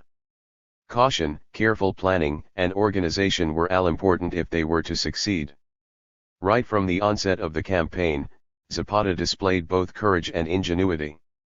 In one of the very first engagements, he commanded a locomotive, loaded it with men, drove it onto the narrow gauge tracks that connected a number of haciendas, and crashed it through the gates of the Hacienda de Huichila, to seize rifles, ammunition, and horses.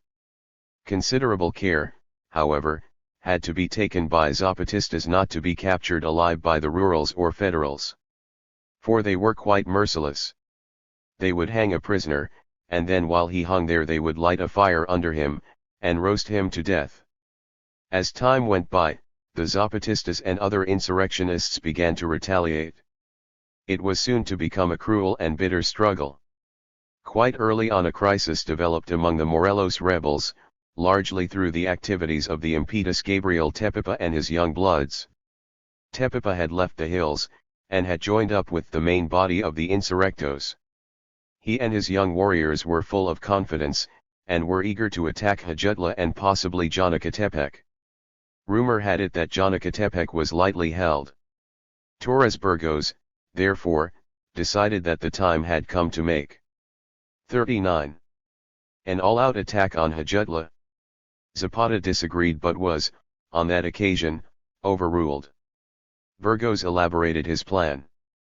Rafael Merino, José's son, was to carry out a diversionary attack on Janacatepec, Zapata was to patrol the Puebla-Morelos state line, and Burgos was to lead Tepepa's warriors against Jojutla. On March 22, the state governor, Iskandan, having heard of the proposed attack on Jojutla, left the state capital, Cuernavaca, with a group of the Federal Army 9th Cavalry and a few rurals. 2 days later, however, Torres Burgos rode into Tlaquiltenango about 10 kilometers to the north. Thereupon, Iskandan took fright and headed back to Cuernavaca as fast as his horse would take him, followed by the Federals and the rurals, the local police and town officials. Meanwhile, Zapata and his Death Legion deliberately decided to attack Janacatepec against the orders of Torres Burgos and Gabriel Tepepa. It was a cross-country trek of some 80 kilometers over rolling llano, far from the railway line. Zapata opened his attack just before dawn with a half-moon of fire from small groups widely spaced among the surrounding hills. But he soon found his positions raked by rifle fire and later, machine gun fire. Janacatepec was not as lightly held as was thought. Emiliano and his men immediately withdrew. On the other hand, Burgos with Tepepa's forces swept into Jojutla, where they began looting stores and business premises. Burgos was horrified. Instructions had been given forbidding indiscriminate looting. Such activity was not in line with the objectives of the Morelos movement. Burgos, therefore, summoned Zapata and old Merino to Jojutla, and informed them and the other chiefs that he had decided to resign. And, together with his 2 sons, he started to return to Villa de Ayala. The following day, however, the 3 of them were ambushed by a small force of Federals, captured and executed on the spot. The Morelos rebels' first real campaign was largely a failure. The Morelenses, moreover, now had no supreme chief, no caudillo. There was considerable confusion at first. Returning to Puebla, many of the chiefs and revolutionary colonels, as they were beginning to be called, assembled and discussed the situation and, after much deliberation, elected Emiliano Zapata as supreme chief of the revolutionary movement of the South. He became General Zapata of the Liberation Army of the South and Center. 40. The Morelos revolutionaries seemed to have learnt their lesson. During the attack on Janacatepec, Zapata's horse, Pavon, was shot through the lungs and had to be destroyed. Zapata was naturally heartbroken. But the news soon reached the priest, Father Morantin, a lonely scholar, and a disciple of Fourier and Saint Simon and a supporter of the insurrectos. He had recently inherited his brother's small rancho and a few horses. He immediately presented Emiliano Zapata with a young dappled gray stallion dubbed, for its speed, Relámpago. Chapter 4. Morelos on the move. Late in March, 1911, Emiliano Zapata met Octavio Magana, an independent Maderista, and asked him to inform Francisco Madero and the Maderistas in Mexico City that he Zapata had been provisionally elected supreme chief of the revolutionaries in Morelos and the South, following the death of Torres Burgos. No reply came, as many of Magana's group in the capital had been arrested. Zapata's somewhat tenuous connections with Madero were, nonetheless, soon to be established. In Morelos and the south, new chiefs and their men joined the Liberation Army daily. There was Francisco Mendoza, a ranchero from just across the Puebla state line. There was Jesus I Morales, a saloon barkeeper from Ayutla, and Felipe Neri, a kill operator from Chinameca, and Gordon O. Ayacuica, a textile worker from Atlixco. And many others. There was even a renegade Protestant preacher, José Trinidad Ruiz, from Tlaltizapan. And each had between 50 and 200 men and some women, the Zapatistas famous, or infamous, Soldad, RAS who accompanied the men everywhere and often fought alongside them. At about the same time, Zapata also welcomed a few radical and libertarian intellectuals into his camp to help organize and, as he remarked to Otilio Montano at the time, put some order into these people, the chiefs for whom, once the fight begins, there is no God who can hold them back. 41. Meanwhile, small groups of Maginista insurrectos were fighting in Baja California, Chihuahua, Sonora, and Veracruz, completely independent of the Maderistas, and isolated from the Zapatistas, over 2,000 kilometers to the south. In Veracruz and Baja California, in particular, the idea of Comunismo Libertario had taken root, but early on in the Maginista campaign, one of Ricardo Flores Magin's closest collaborators, the young poet, Praxedis Guerrero, had been killed in a raid on the small Chihuahua town of Llanos. Also, a few of the Maginistas went over to Madero, and though the Maginistas for a short while controlled the northern part of Baja California, establishing their own anarchist commune or republic in the desert, they remained completely isolated not only from the main body of Maderistas but, far more important, from the Zapatista insurrection as well, mainly due to the geographical isolation of the Californian peninsula. Nevertheless, their ideas and ideals, together with Flores Magin's slogan, Tierra y Libertad V, were accepted in varying degrees by Zapata and a few of his comrades. The Maginista objective of common ownership of the land had, of course, always been part and parcel Zapatismo and the Peon movement of Morelos and the South. Following Zapata's election as Supreme Chief, his brother Eufemio, returned from his wanderings, and joined Emiliano in Jonacatepec. But there were still a few village chiefs in Morelos, and the four influential Figueroa brothers in Guerrero, who did not accept Emiliano Zapata as commander-in-chief of all the insurrectos of the South. In the central areas, the forces of Montano, Neri, and Salazar accepted him, and to the west and south of Cuernavaca, Genovevo de Lagos y Urilaros, though independent, also cooperated with the Zapatistas.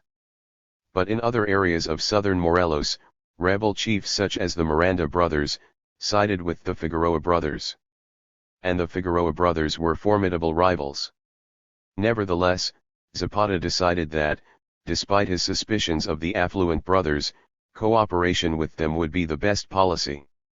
So Ambrosio Figueroa and Emiliano Zapata met at Jolapan, in neutral Puebla, on April 22, 1911, and worked out an agreement. Zapata was accepted as nominal Supreme Chief of the Liberation Army of the South, while the Figueroa brothers' forces would operate freely in 42.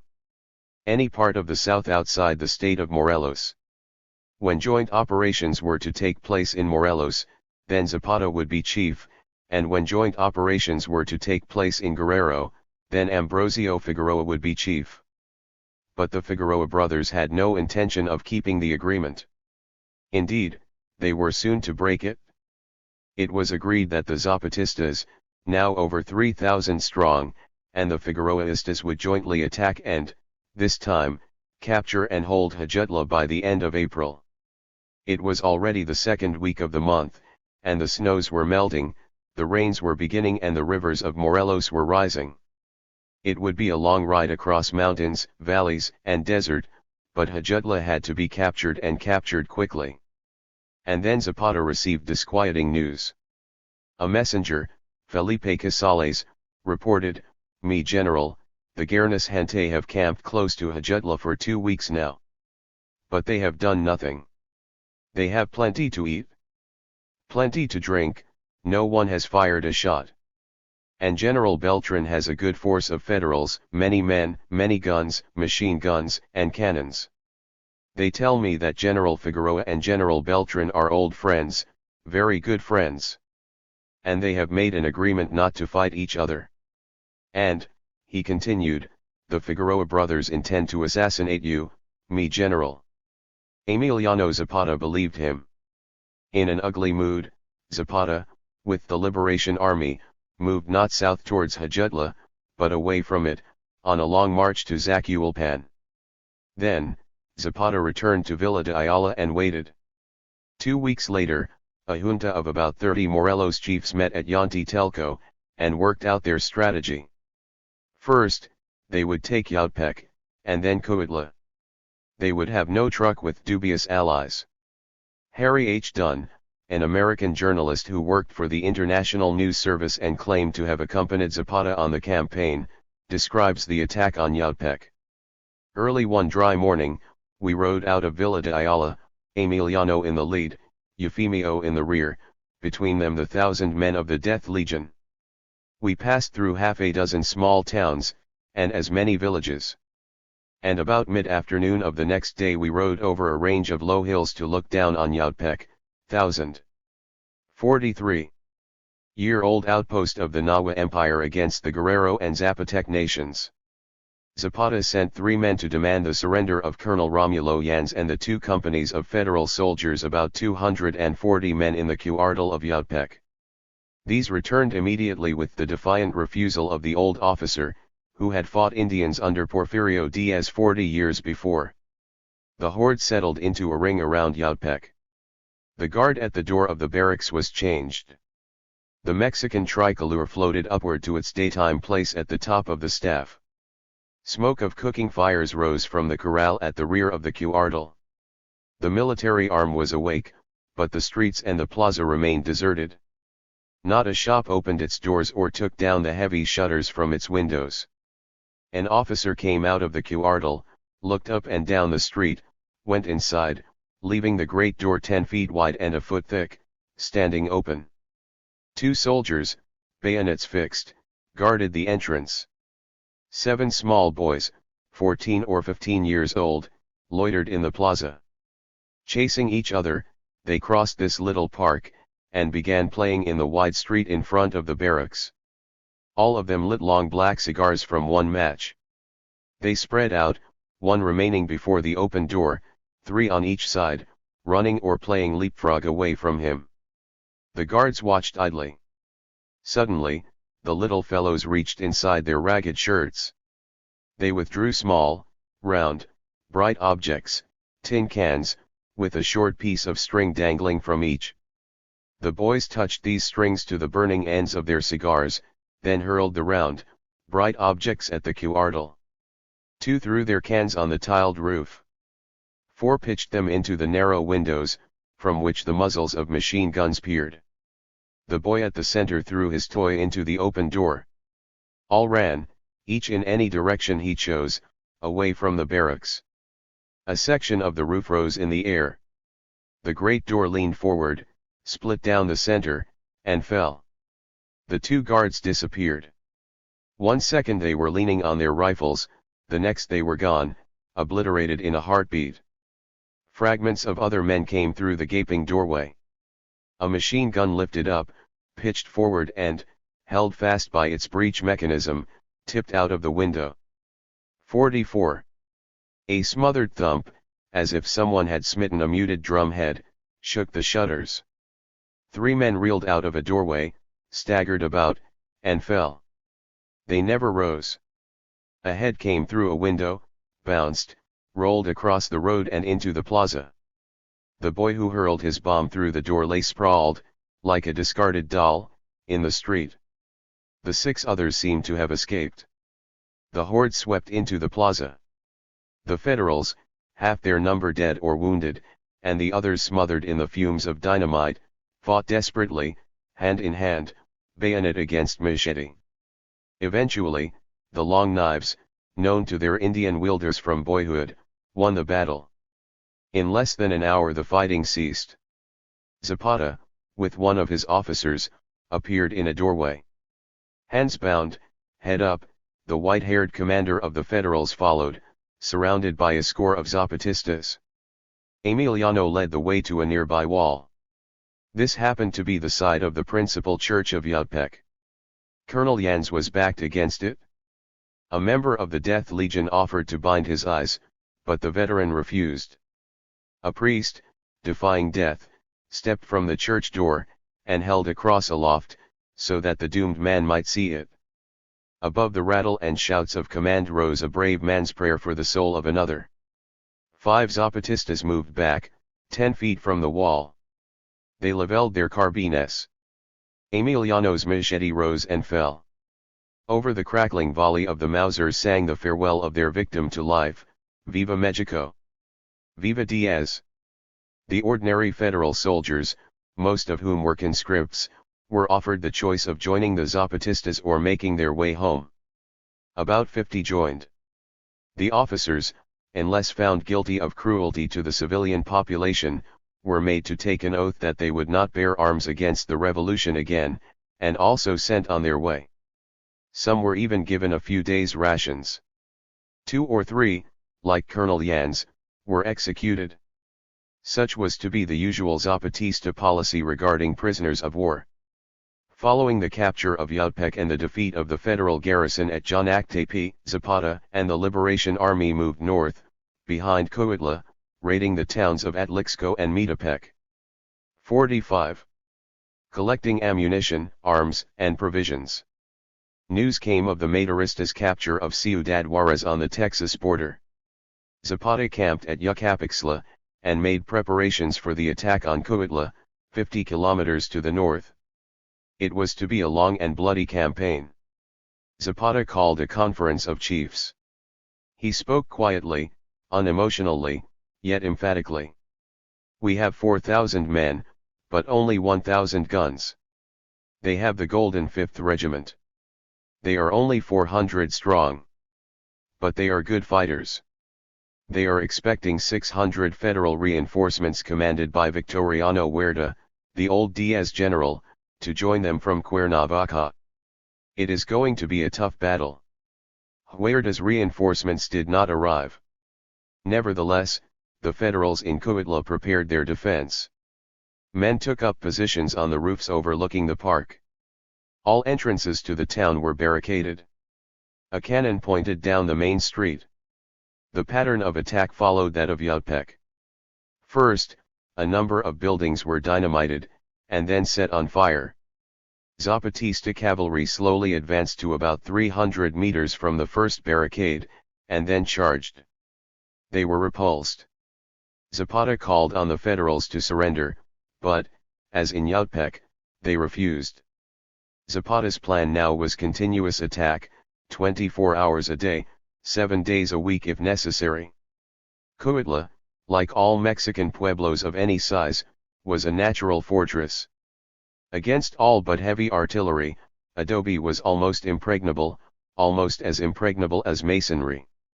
Zapata did all he could to hold his men back, but many went needlessly to their slaughter. Again and again, dynamite was used against the almost impregnable walls. Then, at last Zapata decided to launch a mass attack. Half the town was in flames. The fighting continued for 6 days, hand to hand, in the streets, on the roofs, in the ruins of buildings. Still no reinforcements came. Federal troops defending the North Gate, at last, gave in. Zapata had been right when he argued that the government would be forced to deplete the garrisons of Morelos and the South, and send the Federals against Madero and Villa in the north of the country. The Liberation Army of the South occupied Coatla, much of which had been gutted. The dead and wounded cluttered the streets. With the capture of Coatla, Zapata now had at least one solid 46 base, but the Liberation Army did not control the whole of Morelos or any other southern state, though Zapata and his allies had sufficient control to lay claim to much of the area. Cuernavaca, the Morelos state capital, was still in federal hands. But at least the victorious Madero would be forced to recognize General Zapata and the Liberation Army of the South and Center.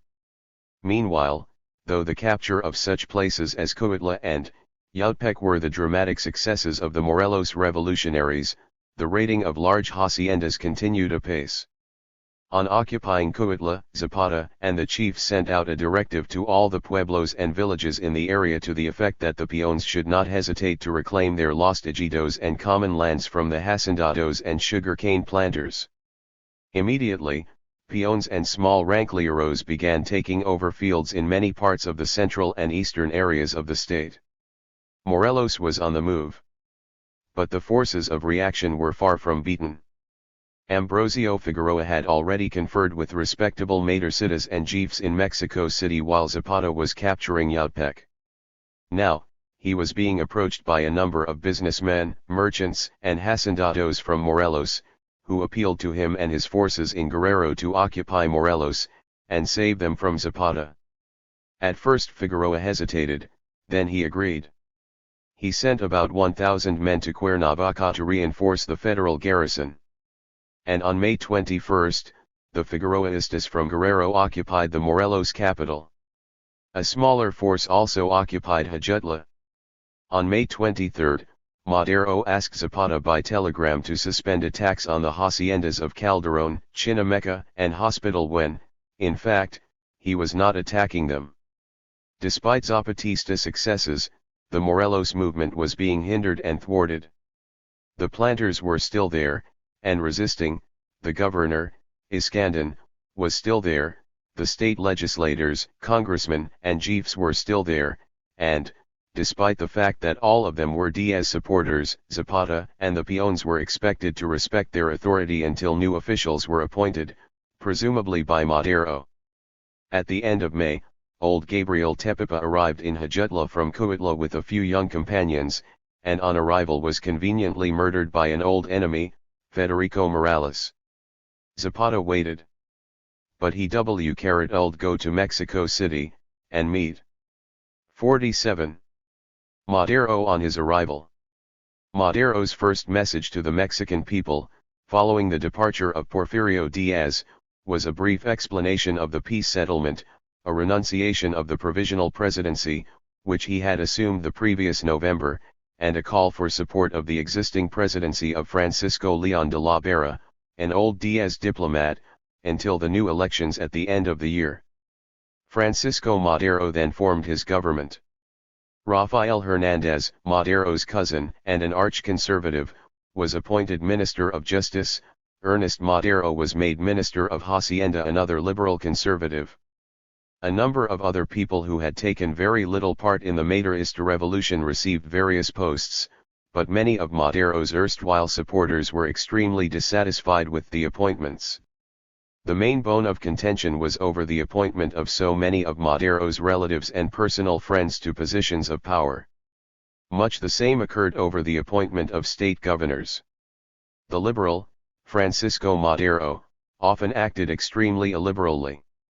As soon as peace had, however, been restored, Madero proceeded to Mexico City. He arrived on June 7, and, despite the misgivings of many, it was indeed a triumphant entry. Over 100,000 people lined the streets to welcome him. Many thousands of insurrectos from all over Mexico, complete with their arms, mingled with the crowds. It was a colorful, noisy, and joyful occasion.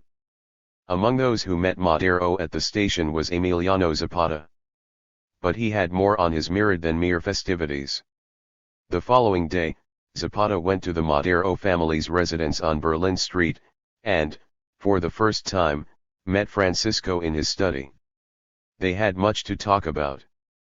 First, Zapata stressed his mistrust of the affluent Figueroa brothers, but Madero pleaded with him to cooperate with them. Zapata reluctantly agreed.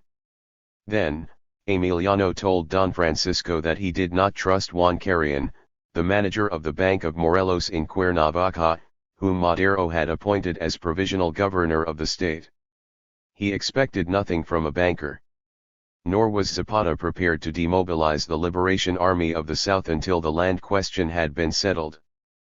48. What concerns us, explained Zapata, is that, right away, the land must be returned to the pueblos, to the people. and the promises which the revolution made be carried out. Carrion, said Zapata, was a banker, operating in collusion with the planters. If that happens when the people are armed, what would happen if they disarm? He asked Madero.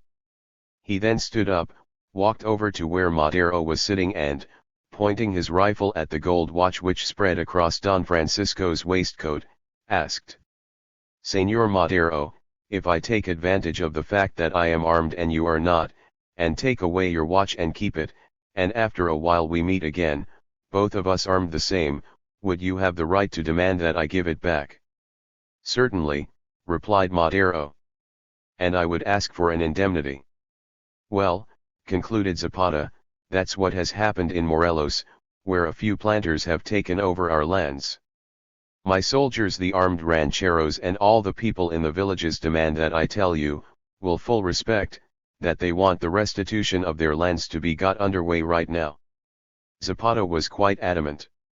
Madero promised him that he would look into the matter, and he accepted Zapata's invitation to visit Morelos the following Monday, June 12, to see things for himself.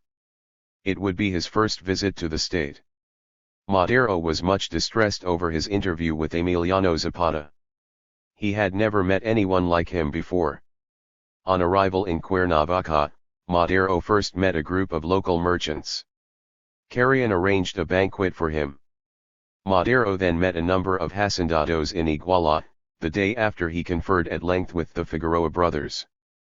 At Cuautla, on June 15, he was shown the destruction and the ruined buildings sustained during the Zapatista attack. Afterwards he met Zapata in the city. Right at the onset, he offered Zapata a large hacienda in the state of Veracruz, and the right to maintain a small personal armed escort, in return for Zapata's withdrawal from the revolutionary scene. Emiliano rejected his offer contemptuously. He explained for the second time that he was fighting for the restoration of the people's common lands and ejidos, and that he was incapable of selling out to Madero or anyone else. Zapata strode out. Disappointed, Don. 49. Francisco Madero returned to Mexico City, convinced that he was going to have considerable trouble with the Attila of the South, as the yellow press in the capital was calling Zapata. On his arrival in Cuernavaca, Madero had been welcomed with roses and gardenias, pajama-clad, sandal-shod Zapatistas had stood respectfully to attention, and Zapatista horsemen, trussed in cartridge belts and bristling with sidearms, rifles and machetes had rode at his side as a guard of honor. His departure, however, was a different matter. Few bothered to see him off. Zapata was not happy either. With the victory of the Maderistas, the various insurgent armies were expected to disband. And the Liberation Army of the South was no exception. The compulsory disarmament of the Zapatistas together with the discharge of over 3,000 men would be a blow to Zapata, particularly as he had received no specific promises from Madero regarding the land question. And the hacendados were still there, even if a few of them had lost some of their fields or had had some of their crops destroyed. The Zapatistas were supposed to hand their arms over on June 13, at the La Carolina factory just north of Cuernavaca. The Death Legion encamped outside the city. They maintained excellent order. Most of them brought 3 guns, mostly discarded rifles and old muzzle-loading shotguns, often taken from the haciendas. Madero's special commissioner, Gabriel Robles Dominguez, arranged for the Zapatistas to turn in their arms to a state official at one table, pass on to a second where he and the Zapatista chief of staff, Abraham Martinez, gave them their discharge papers, and then on to a third table to collect their pay 10 pesos if the man came from around Cuernavaca, 15 pesos if from farther afield, and a bonus for handing in a revolver or pistol as well as a rifle, all of which was in new too. Face notes printed on Madero's presses in Mexico City.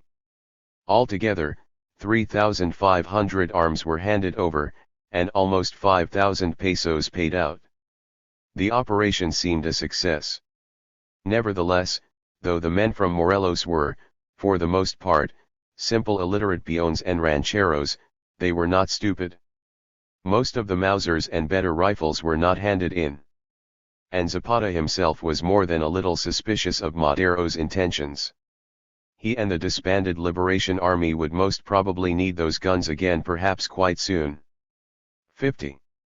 To a casual observer, the Mexican Revolution seemed quite chaotic and purposeless.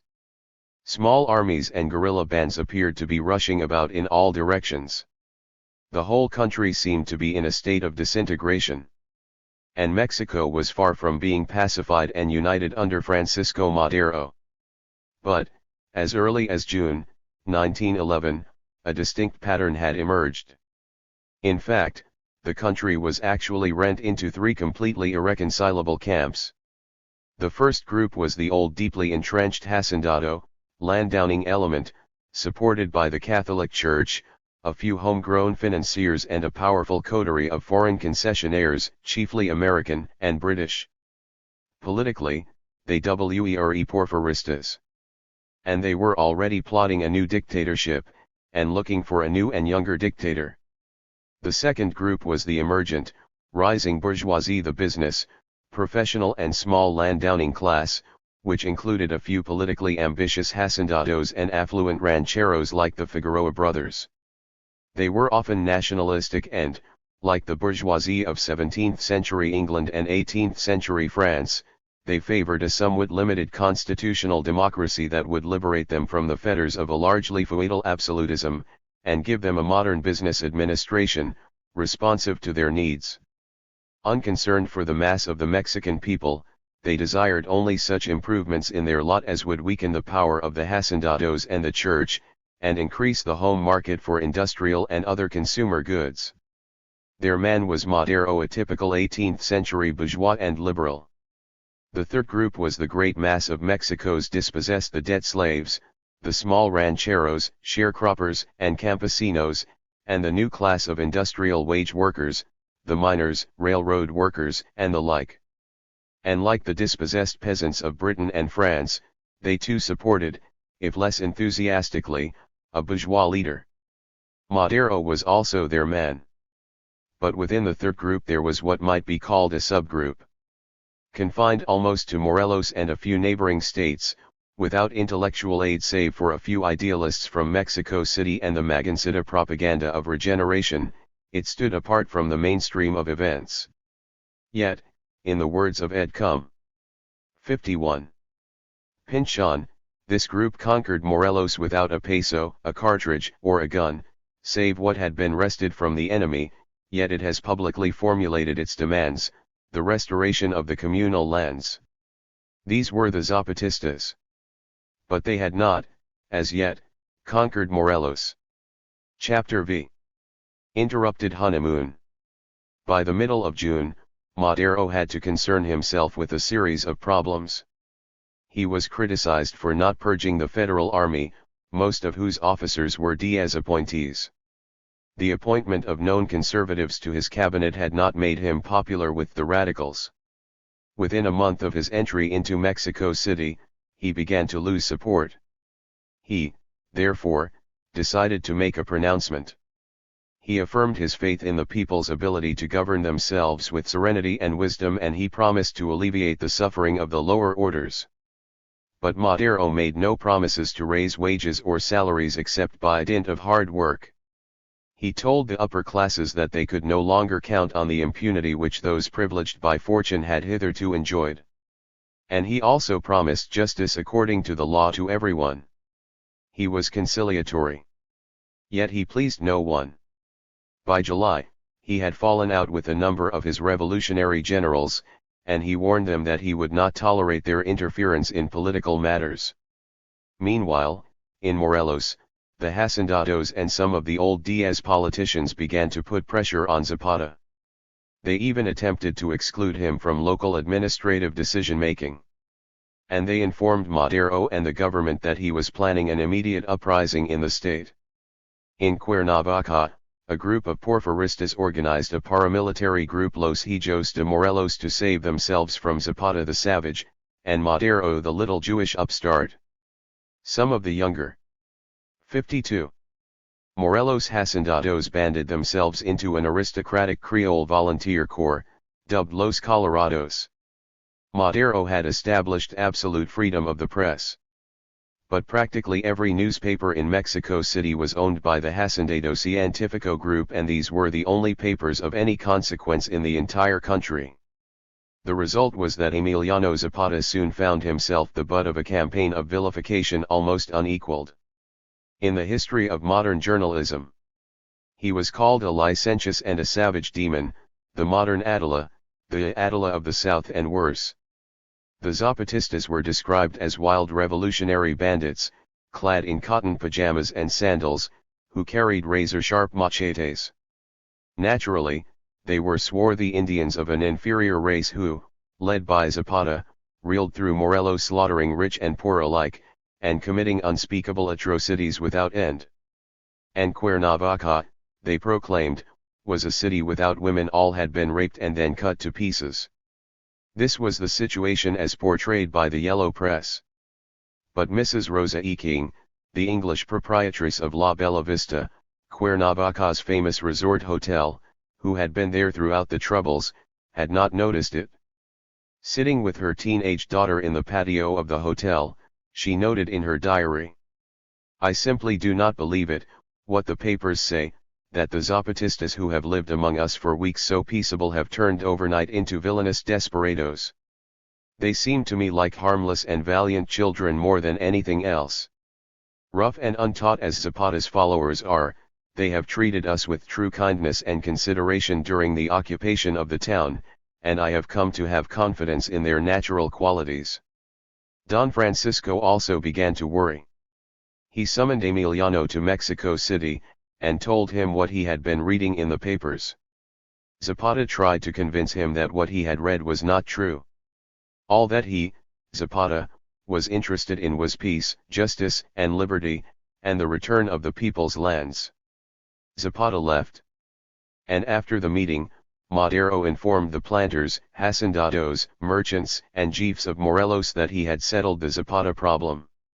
He was sure that Zapata would retire, probably accept a hacienda somewhere, pay off all his men, and accept a new state governor and administration. All the good citizens would then be able, once 53, again, to sleep safely in their beds, and business would continue as before. But the hacendados and planters were not convinced or mollified. Carrion, the state governor, pleaded with Madero's Minister of the Interior, Jesus Flores Magón, the former anarchist and brother of Ricardo, to send more federal troops to Morelos. For the Zapatistas may have demobilized or, at least, partially demobilized, but they were not demoralized, and the villagers around Cuantla were refusing to give up the fields they had taken from the planters earlier in the year. About the same time, a number of village assemblies and their chiefs began to propose Zapata for governor of Morelos. But he refused to even consider the idea. He was not interested in political power. Indeed, he would have been more than happy to have returned to his little rancho and settled down. He was, however, still Supreme Chief of the Liberation Army of the South and Center, even if that body was supposed to have been demobilized. Unfortunately, for General Zapata, events in Puebla forced him to act. Madero had been invited to visit Puebla City on July 13. He was to deliver an address.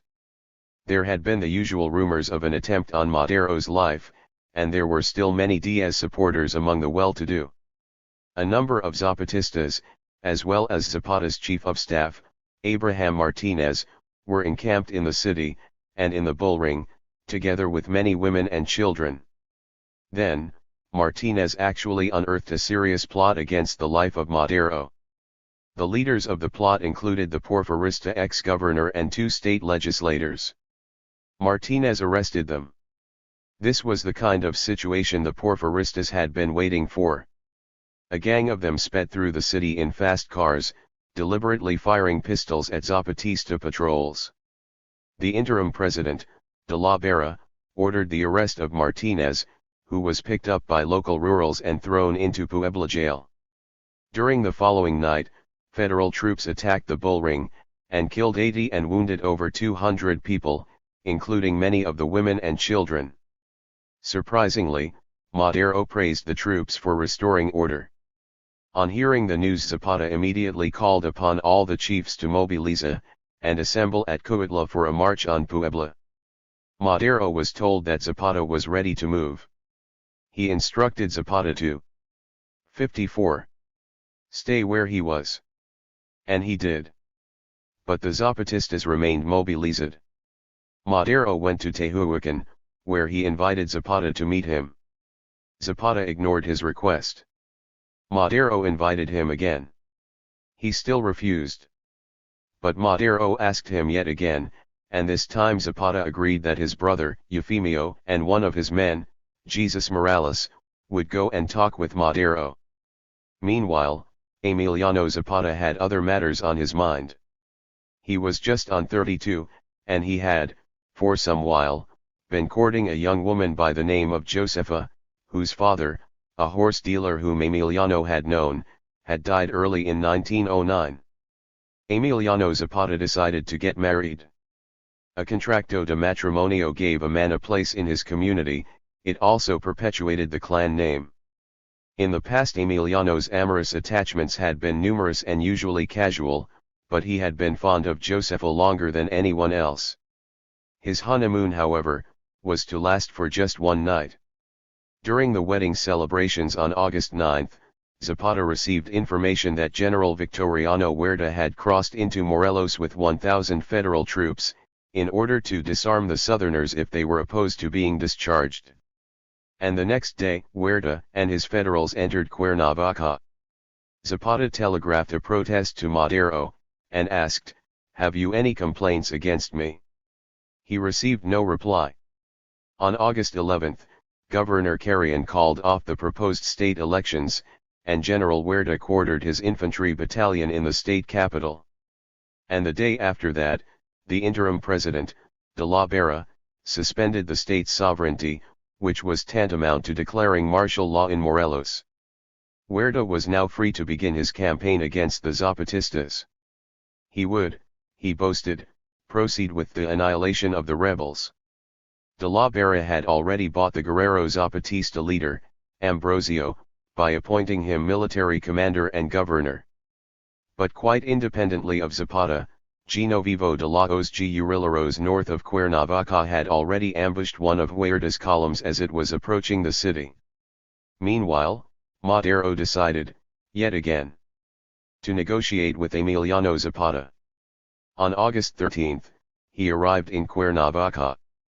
The next day he telephoned Zapata, who reiterated that he was ready to retire. 55. On the left are two of the thousands of women who fought with Zapata.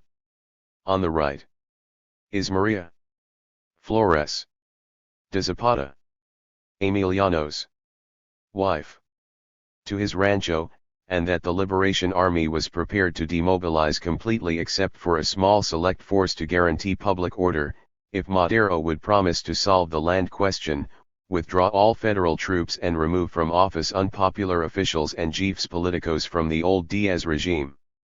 When informed, the interim president, de la Barra, refused to consider such proposals.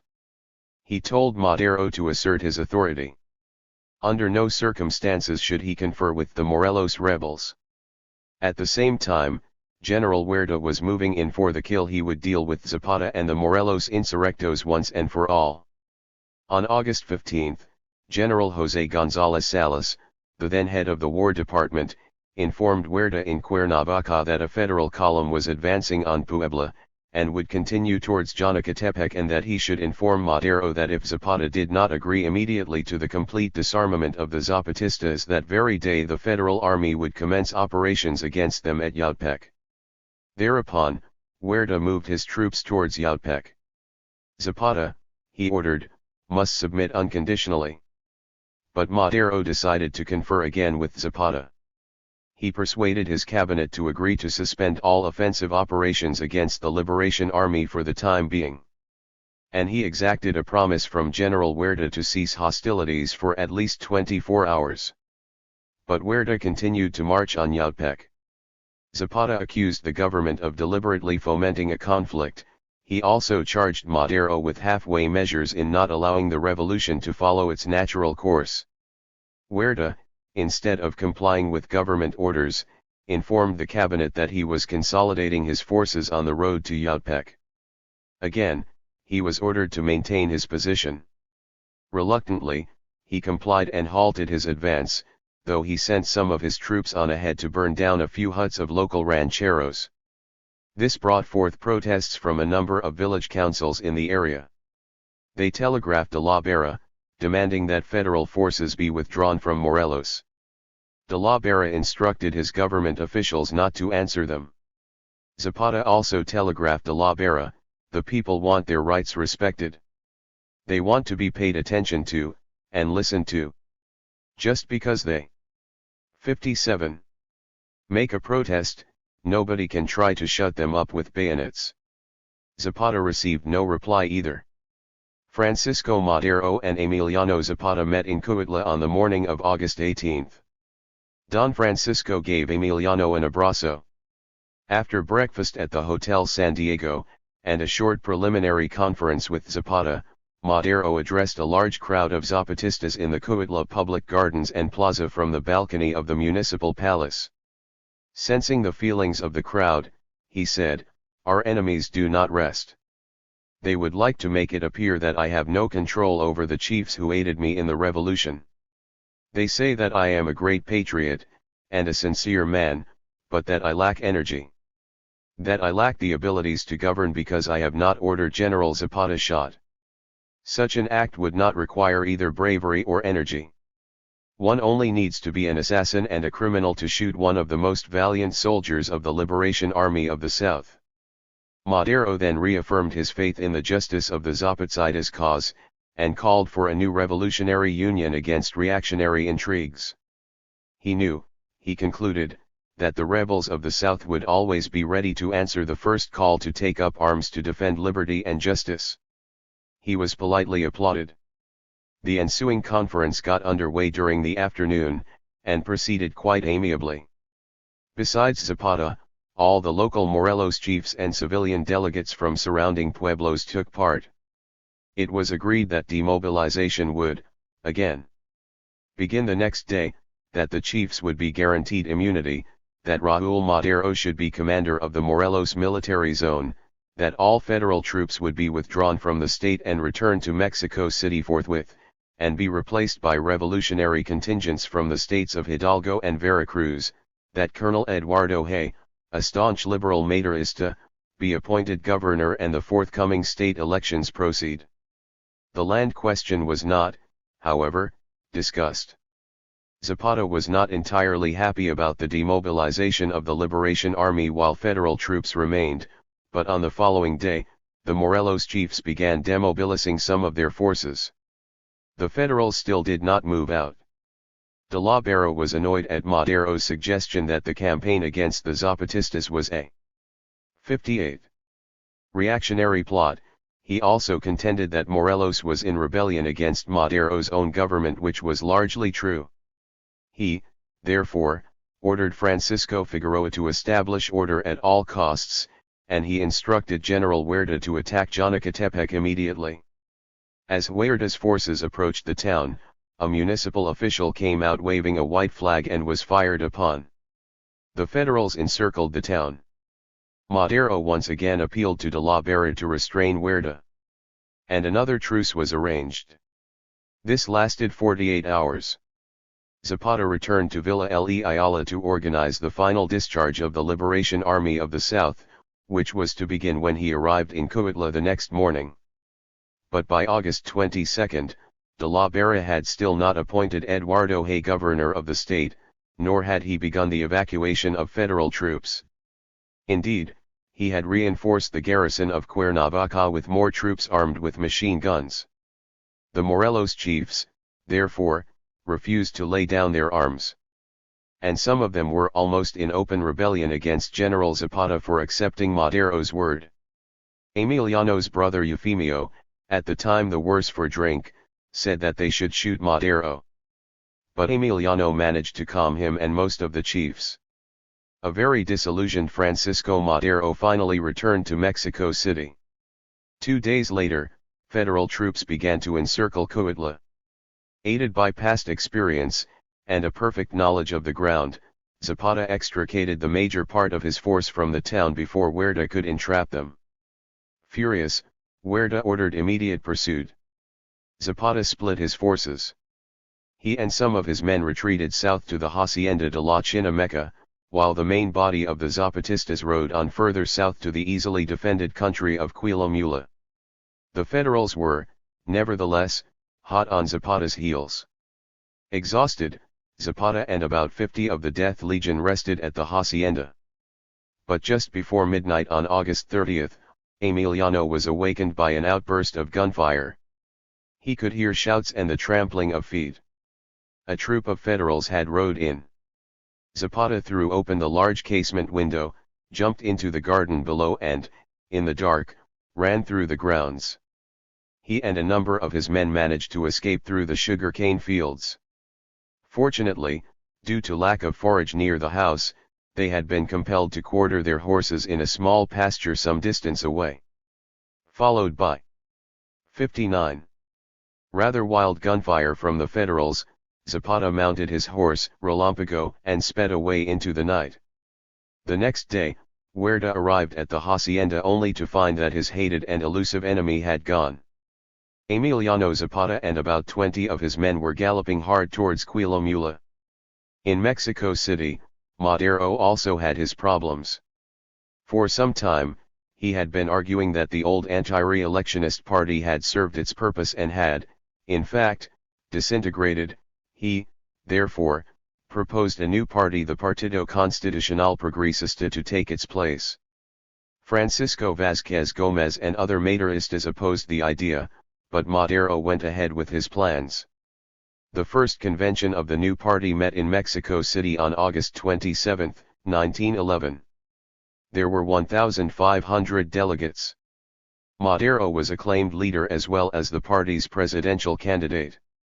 Congress agreed that the presidential election be held on October 1.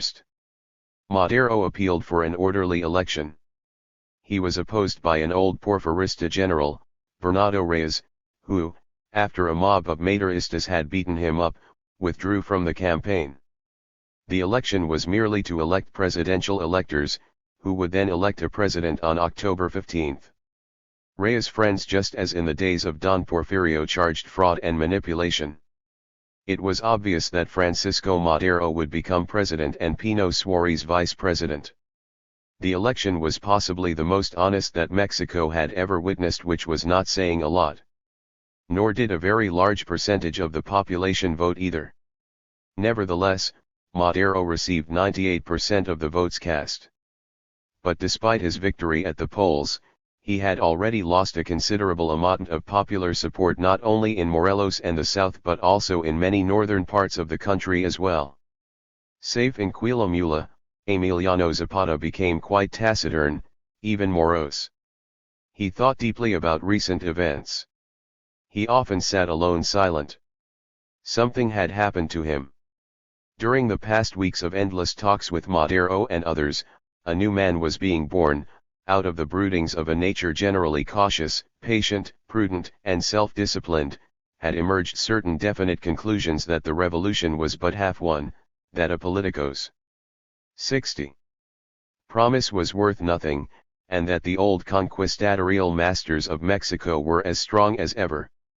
Yet at the same time, Zapata's views and ideas had, since 1909, broadened. In moments of conversation with such people as Gildado Magana, Emilio Vázquez Gómez and Antonio Díaz Soto y Gama, he had acquired a new sense of the tasks ahead, a new dimension. He realized that Mexico's rulers were not going to give up their power, privileges, and wealth without a long and bitter struggle.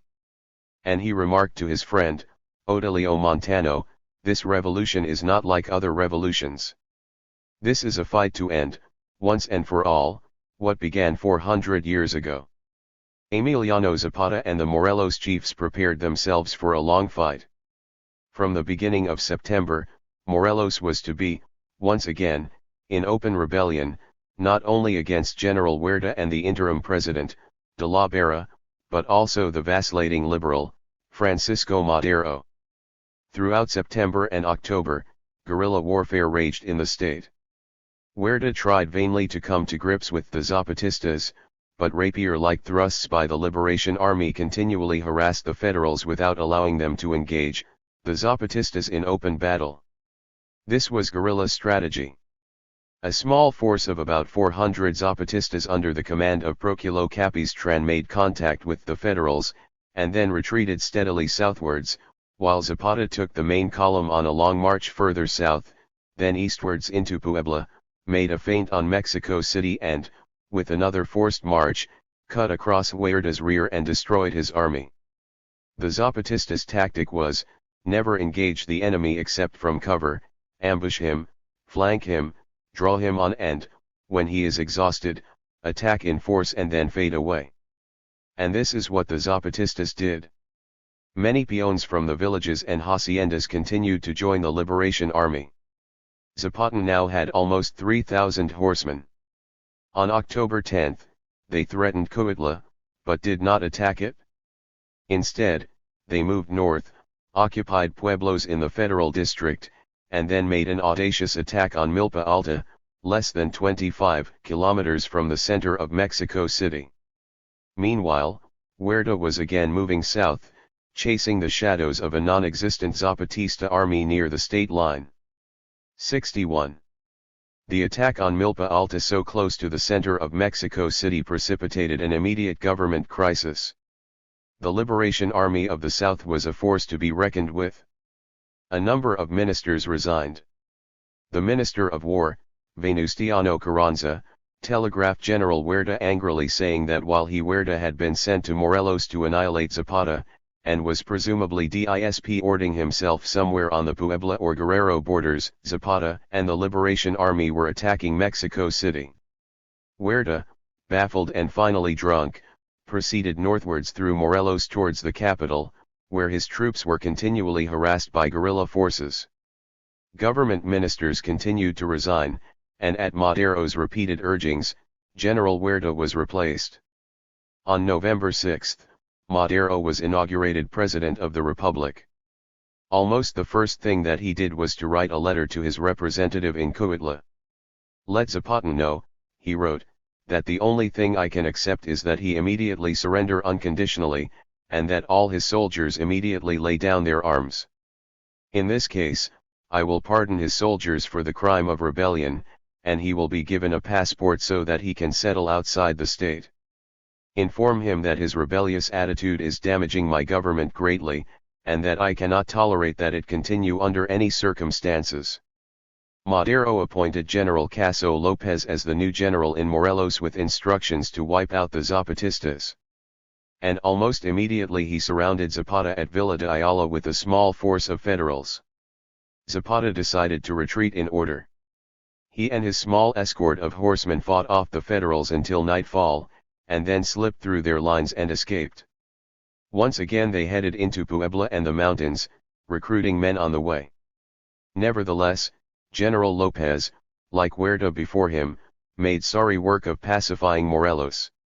In revenge for military humiliation, and convinced that, actively or passively every Merlense was a Zapatista, he set about the systematic destruction of many villages and pueblos and the hanging and torturing of as many peons and rancheros as his troops could find. All of which brought more and more recruits to the blood-red banner of Zapatismo.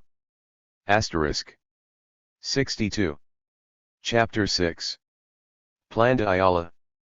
Throughout the summer and autumn of 1911, the Mexico City press continually accused Emiliano Zapata and the Liberation Army of being bandits. El Impartial, which was far from being impartial * about anything, invariably referred to Zapata as that bandito or, even more sensationally, as El Attila del Sur, the Attila of the South. Harry H. Dunn, the American journalist, wrote that Zapata was quite possibly the most powerful outlaw in the known history of the world, and he always called the Liberation Army the Horde. Even Mrs. Leonie Moates, who had met Zapata, described him as a bandit, but an admirable man. Emiliano talked about these accusations with a number of friends and with the chiefs, saying that no newspapers tell the people the truth. He remarked that the enemies of the country, and of freedom of the people, have always denounced as bandits those who sacrifice themselves for the noble causes of the people. It was, therefore, agreed that Zapata and his friend, the former schoolteacher, Otilio Montano, draw up a statement and plan setting out their objectives in an attempt to show that they were not bandits, but were concerned with justice and, above all, the return of their lands, their ejidos, to the peons. Zapatismo was not banditry and they would prove it. Later, in November, Montano and Zapata went to the little village of Miquetzingo, near Ioxistla in southeast Puebla, and there for 6 days they worked on the draft of what was to be the famous Plan de Ayala. In a way, the Plan de Ayala had been evolving for more than 50 years ever since the government of Diaz and the Hacendados had begun to steal the people's lands. But the Plan de Ayala was, to some extent, a composite document, as well as a compromise. The ideas were Zapata's and Montano's, as well as those of various chiefs. Both Zapata and Montano had also been influenced by Ricardo Flores Magón and other radicals.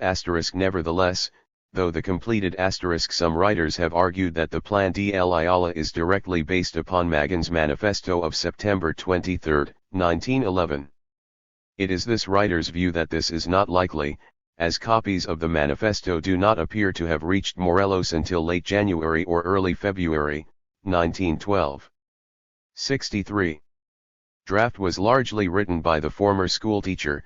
The Plan de Ayala was as simple and direct as Zapata. And there were no empty promises. It was not a politico's manifesto. When it was finished, Zapata called a junta of chiefs to assemble at the neighboring mountain town of Ioxistla to discuss and, he hoped, sign the Plan de Ayala. By November 27, many of the chiefs, together with a large number of Zapatistas, camped in the Sierra de Ioxistla. The plan was discussed. The next day, they arranged themselves in a vast half-moon by contingents, each chief at the head of his column, in front of a little abandoned shepherd's hut. A small table was placed before the door. Montano deposited his writing kit on the table. A Mexican flag was brought out, and was flown from a makeshift pole. Someone set off a few fireworks. At 11 o'clock Emiliano Zapata quietly and rather hesitatingly began to speak. "One amigos, the time has come for us to make plain to ourselves and all Mexico why we are fighting, and what we fight for. And so, with Montano here, I have been trying for the past few days to set down in words why we took up arms, and what we demand before we lay them down. I want you to listen very carefully. Then I shall ask you, chief by chief, to set your hands to what is written. Any man who does not wish to sign is free to depart without ill feeling on our part." Zapata then asked Montano to read what they had written. Montano stood on the table, and began to read aloud. "Liberating plan of the sons of the state of Morelos. We who undersigned, constituted in a revolutionary junta to sustain and carry out the promises which the revolution of November 20, 1910, just passed, made to our country, declare solemnly before the face of the civilized world which judges us, and before the nation to which we belong, and to which we call, propositions which we have formulated to end the tyranny which oppresses us and redeem the fatherland from the dictatorships which are imposed on us, which propositions are determined in the following plan.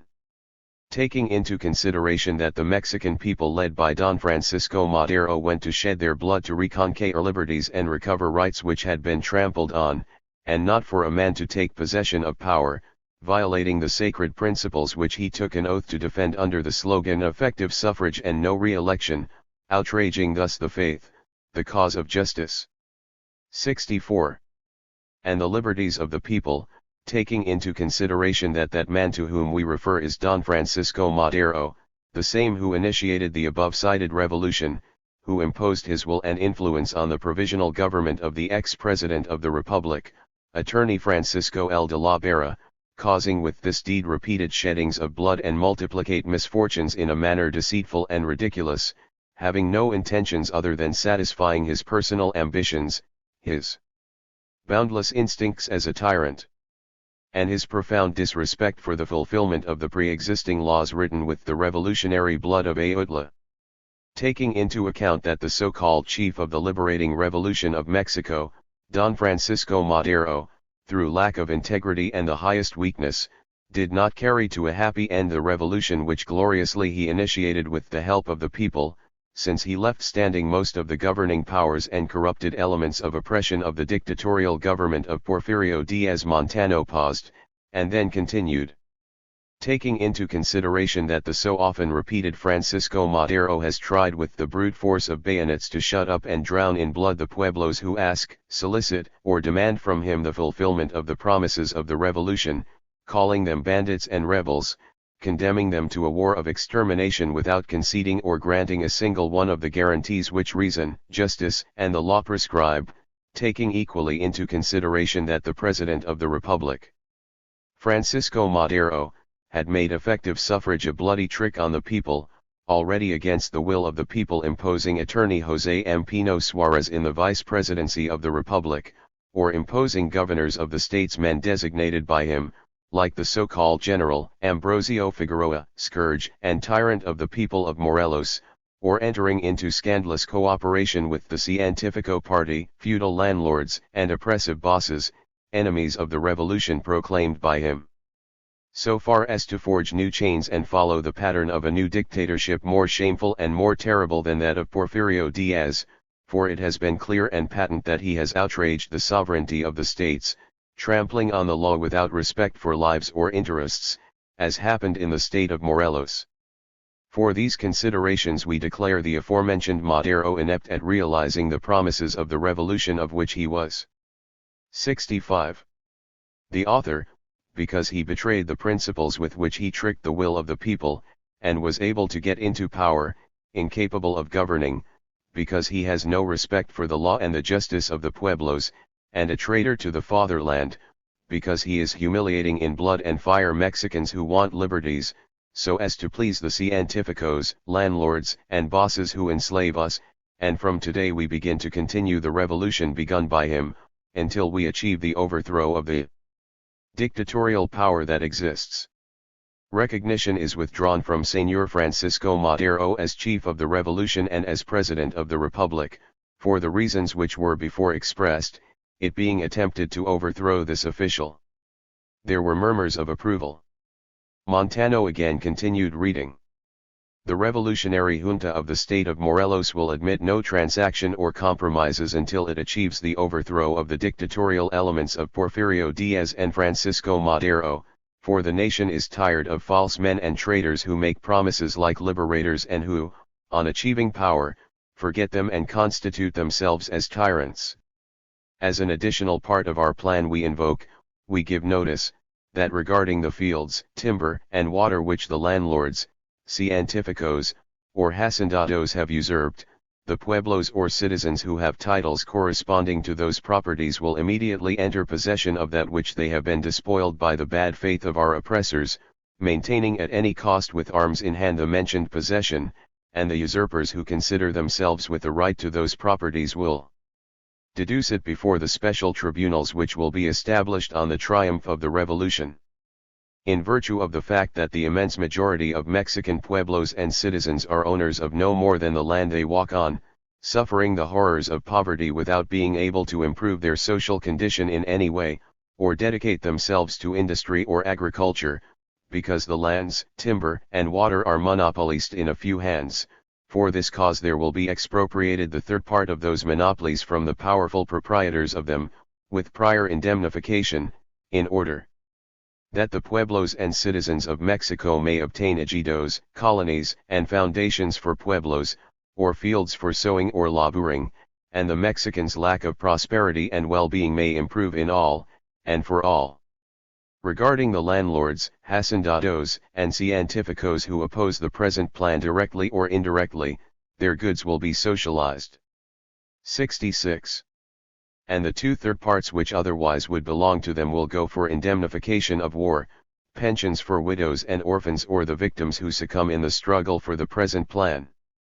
The insurgent military chiefs of the Republic who rose up with arms in hand at the voice of Don Francisco Madero, and who oppose with armed force the plan, will be judged traitors to the cause which they defended, since at present many of them, to humor the tyrants, for a fistful of coins, or for bribes or connivance, are shedding the blood of their brothers who claim fulfillment of the promises which Don Francisco made to the nation. Montano paused. Once triumphant, the revolution which we carry into reality, a junta of the principal revolutionary chiefs from the different states will name or designate an interim president of the republic, who will convoke elections for the organization of the federal powers. The principal revolutionary chiefs of each state will designate in junta the governor of the state to which they belong, and this appointed official will convoke elections for the organization of the public powers, the object being to avoid compulsory appointments which work to the misfortune of the pueblos, like the well-known appointment of Ambrosio Figueroa in the state of Morelos, and others who drive us to the precipice of bloody conflicts, sustained by caprice of the dictator, Madero, and the circle of cientificos and hacendados who have influenced him.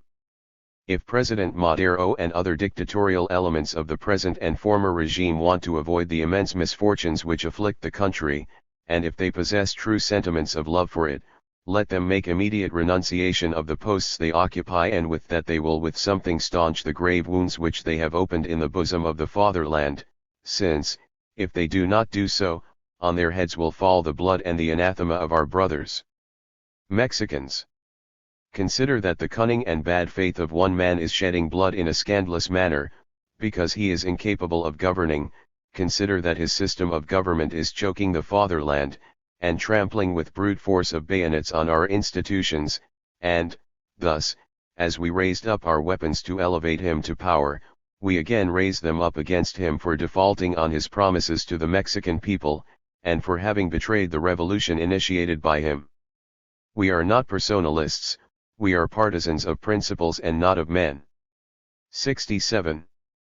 Mexican people, support this plan with arms in hand, and you will make the prosperity and well-being of the fatherland. Liberty, justice, law. As the shouts of acclamation died down, Montano jumped from the table, and Zapata climbed upon it. He spoke briefly. Amigos, seek justice from tyrannical governments, including this one we have now, not with your hat in your hand, but with a rifle in your fists. Men of the South, it is better to die on your feet than live on your knees. For we tend our arms to everyone except the enemies of the popular cause. The land free, free for all, without overseers and without masters, that is the cry of the revolution. You have heard the plan. It is for you to decide. I want to die a slave to principles, not to men. There were cries of Viva Zapata, and Viva la Revolution, followed by Viva el Plan de Ayala. Then, in single file the chiefs came forward to sign. Some inscribed a laboria signature, some could only make a mark, while Odilio Montano signed for them. But each chief, after he signed, wheeled on his men for a show of hands. And contingent by contingent, they signaled assent. So, to a man the Plan de Ayala was approved. Altogether, 38 chiefs signed. They included Proculo Capistran, Francisco Mendoza, Jesus Morales, Jose Trinidad Ruiz and, of course, Odilio Montano and Emiliano and Eufemio Zapata.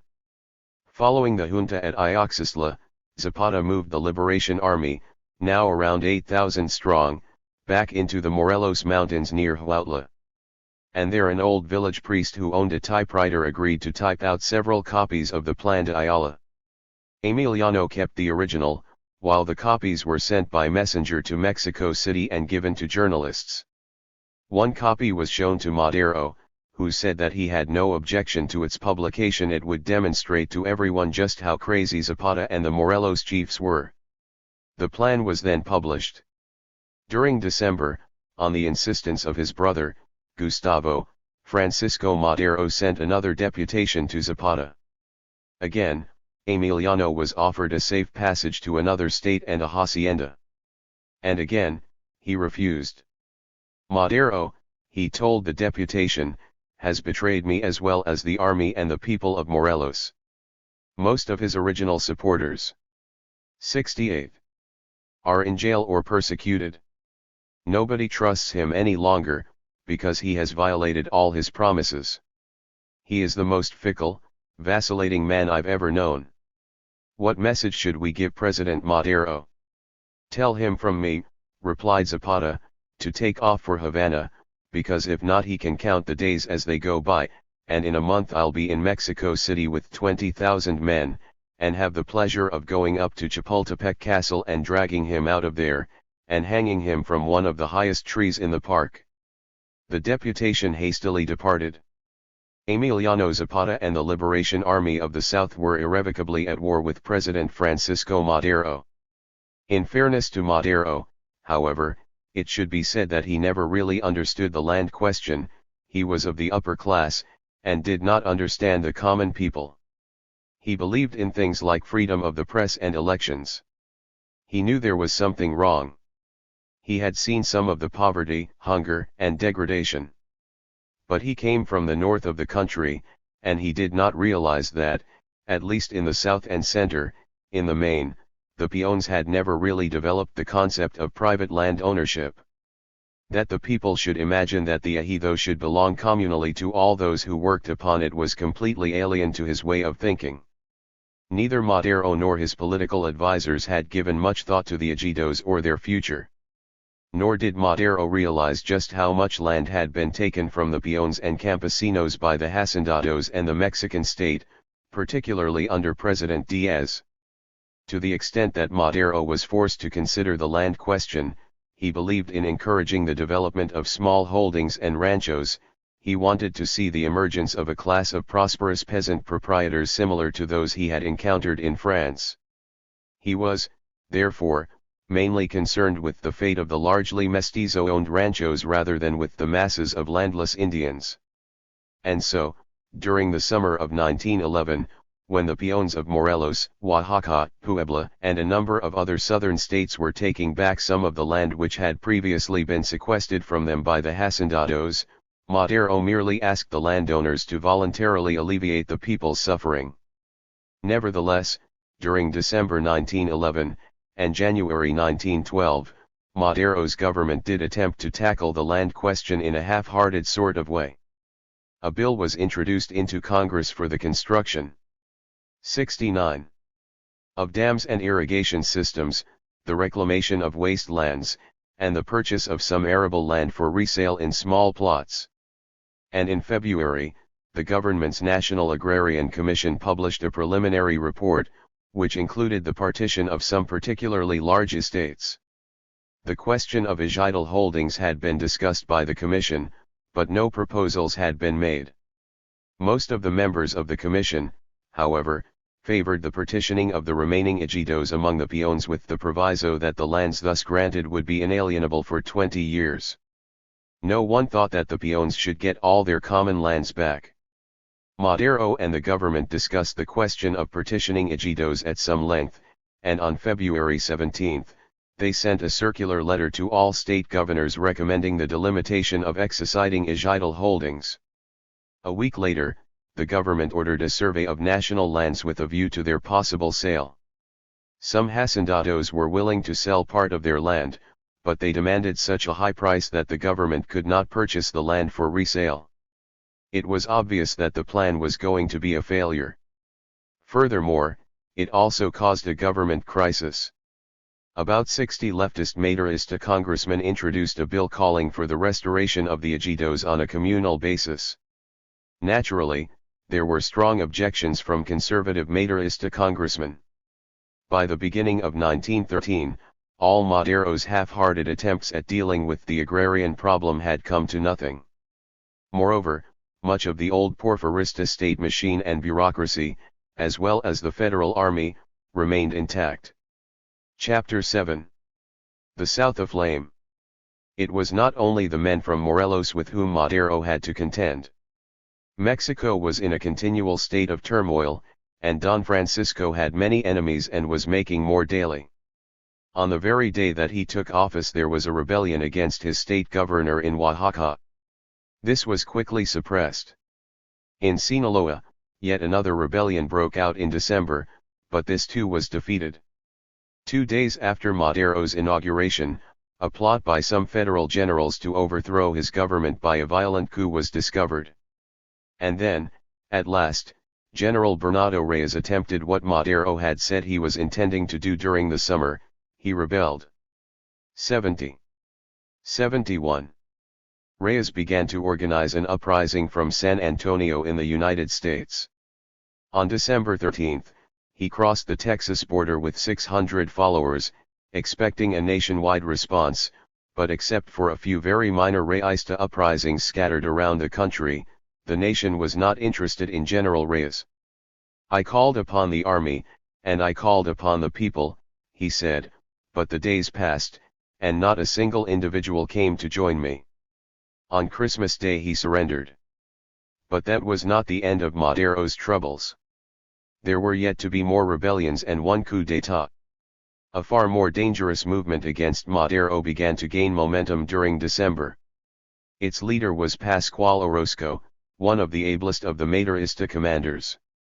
Orozco felt that he had been treated badly by Madero. He wanted to be a state governor, but had been defeated in the election. He had wanted to execute the federal commander at Ciudad Juarez, but he had been stopped by Madero, and he had demanded 50,000 pesos for his services to the revolution, but had received only 5,000. Pascual Orozco was, to say the least, a frustrated man. On March 3, 1912, he openly rebelled against Madero. A number of hacendados gave him encouragement and, more important, plenty of money and arms. In Mexico City, General José Salas, the Minister of War and a relative of Don Francisco, resigned his post to take command of the Federal Army. But during the ensuing conflict with Orozquista forces on the arid plains of southern Chihuahua, Salas was wounded and, after being ordered to retreat by Madero, committed suicide. A wave of hysteria gripped Mexico City. The government panicked, and the cabinet insisted, against Madero's advice, on recalling General Victoriano Huerta to stop the Orozquistas. The old Porfirista general, Huerta, had been waiting for such a call. Huerta reassembled and reorganized the federal army. Then he went north to direct the campaign in person.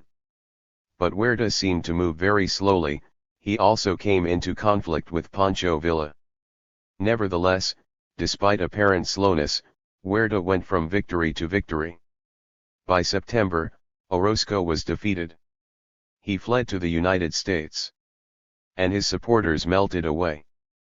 But even before the last Orozquista rebels had been quelled, Felix Diaz, Don Porfirio's nephew, began a rebellion in Veracruz. Don Felix was plump and vain, and he had a reputation for being a womanizer. He was also overconfident.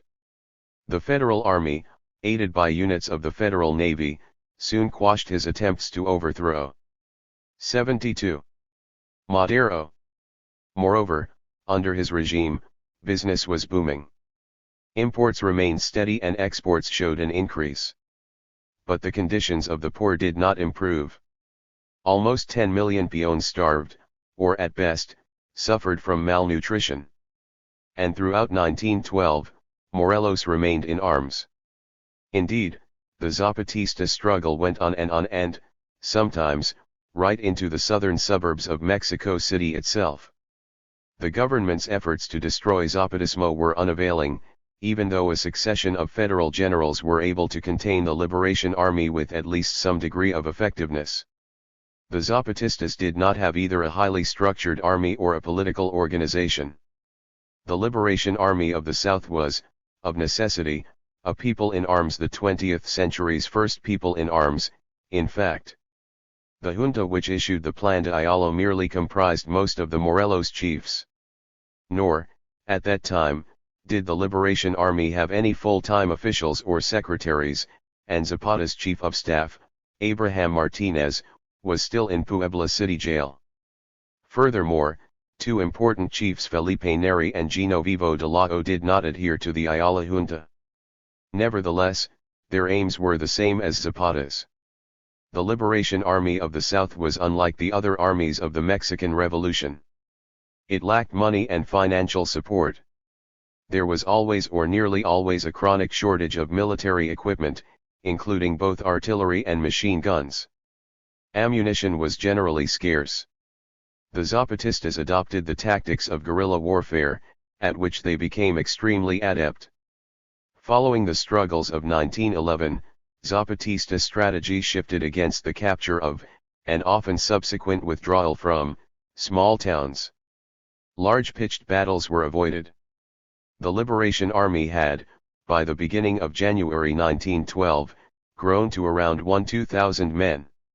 It organized itself into small, largely self-supporting bands, based upon the villages which, in turn, could be marshaled rapidly into much larger contingents where and when necessary.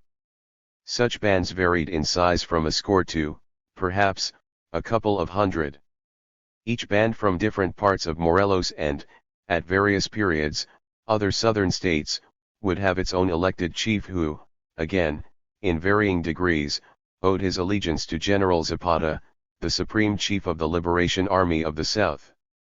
Nevertheless, the Liberation Army was largely decentralist.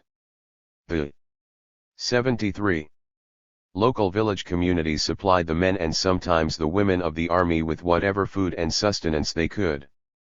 And, where possible, the Liberation Army established the procedure of alternating the soldados between 3-month periods of active service and working in the fields.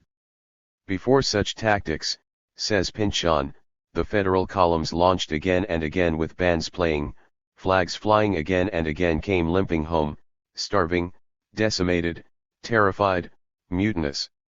In the north of Morelos, the very independent Zapatista chief, Genovevo de Lao, from the pueblo of Santa Maria near Cuernavaca, became the terror of the Ajuscos. Basing himself on the precipitous wooded cone of the Cerro itself, dominating the Cima Divide, the only western railroad pass between Cuernavaca and Mexico City, he set himself the task of cutting the military throat of Morelos. He boasted that he and his men would blow up every troop train coming into the state. By February 1912, there were 1,000 federals and more than 5,000 rurals in Morelos. But they could only effectively hold the towns. They had almost no control over the countryside. Moreover, their lines of communication were continually being cut. This was particularly so with regard to the railroads, for Genovevo de Lao was true to his word. Very few trains got through. Harry H. Dunn describes one such raid, on this occasion by Zapata himself. A government troop train, made of steel gondolas and armored boxcars, carrying 1,500 men, was sent over the interoceanic railway to Ventura Cruz, a junction at which a spur track to Pachuca leaves the main line from Mexico City. The War Office of the Madero government announced this as an expedition which would disperse and destroy the Zapatista rabble. Emiliano's engineers, who had not heard about the dispersal or destruction, planted dynamite in a suitable place beneath the rails. As the troop train rolled along, one of the hidden Zapatistas pressed the plunger on a simple contact box. Rails and ties lifted ahead and beneath the locomotive. A section of the rails, with ties attached, folded backward over part of the engine so that the smokestack and steam dome projected through the trellis of the track. The tender was wrecked. The engineer and fireman, only slightly bruised, could not move their engine backward or forward. The soldiers stayed in their armored cars.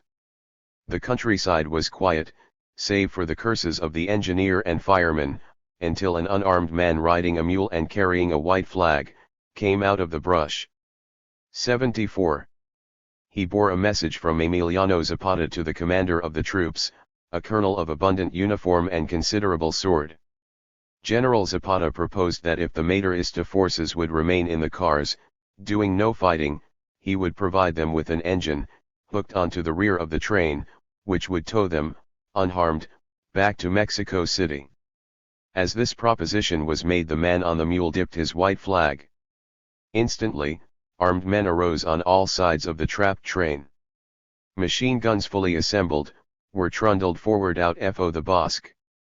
The colonel delivered an oration on the subject himself, but agreed to the terms. Thereupon a switch engine, picked up at the junction, backed into view and took on the troop train, which was unhooked from the trapped engine. The engineer and firemen were transferred from their cab to that of the new locomotive, and all rolled back down the line towards the national capital. The arrival of this expeditionary force in Mexico City, defeated without a shot, and alive only because of the clemency of Zapata, was a greater blow to the Madero government than the destruction of the troops and train would have been. Not only Morelos, but also Guerrero, Mexico State, Michoacan, Puebla, and even Oaxaca were all aflame. On January 17, Madero accepted Figueroa's resignation from the governorship of Morelos. And 2 days later, martial law was declared in Guerrero, Morelos, Puebla, Tlaxcala, and 13 districts of Mexico State. At the end of the month, over 3,000 Zapatistas, under the combined command of Salazar, Vázquez, and Delao, gathered around the state capital of Cuernavaca, from Tepoztlan to Temixco to Huitziloc. Their base was Delao's village of Santa Maria, on the edge of the old volcano just a few kilometers from Cuernavaca. By January 26, the Federals attempted to take Santa Maria, but after 48 hours fighting were unable to shift the Zapatistas. The struggle then moved back to Cuernavaca, where Genovevo de Lago's guerrilleros attacked the city almost continually for over a week. But the Federals held out. And after a short lull, the Federal commander made a desperate move against the Zapatistas. He again sent a force against Santa Maria. And this time he was successful. His troops set light not only to the pueblo but also the surrounding woods, and the Zapatista base. The Federals soaked all the village buildings with kerosene, fired them, and then retreated. Artillery shells, exploding 75 in the woods, set them alight. By evening, the village was in ashes, and most of the woods, including the Zapatista base, were charred timber. Delao's daughter was trapped in one house which was set on fire. She did not escape the flames. Nor did any other villagers. The Zapatista attacks against Cuernavaca and a number of Morelos towns continued, under various chiefs, for over a month before petering out. Zapata had not been in agreement with such tactics, as they had been unsuccessful in the past, but he did not appear to oppose the other chiefs, or he had, possibly, been overruled. However, the government of Madero had already begun a campaign of terror against the entire population of Morelos. Villages were systematically set alight, and their inhabitants, if found alive, were resettled in concentration camps elsewhere in Mexico. Hostages were taken. The government and the Federal Army were convinced that the whole population of Morelos, excluding the hacendados, a few hangers-on and a number of rich merchants, supported the Zapatistas or were Zapatistas at least in spirit.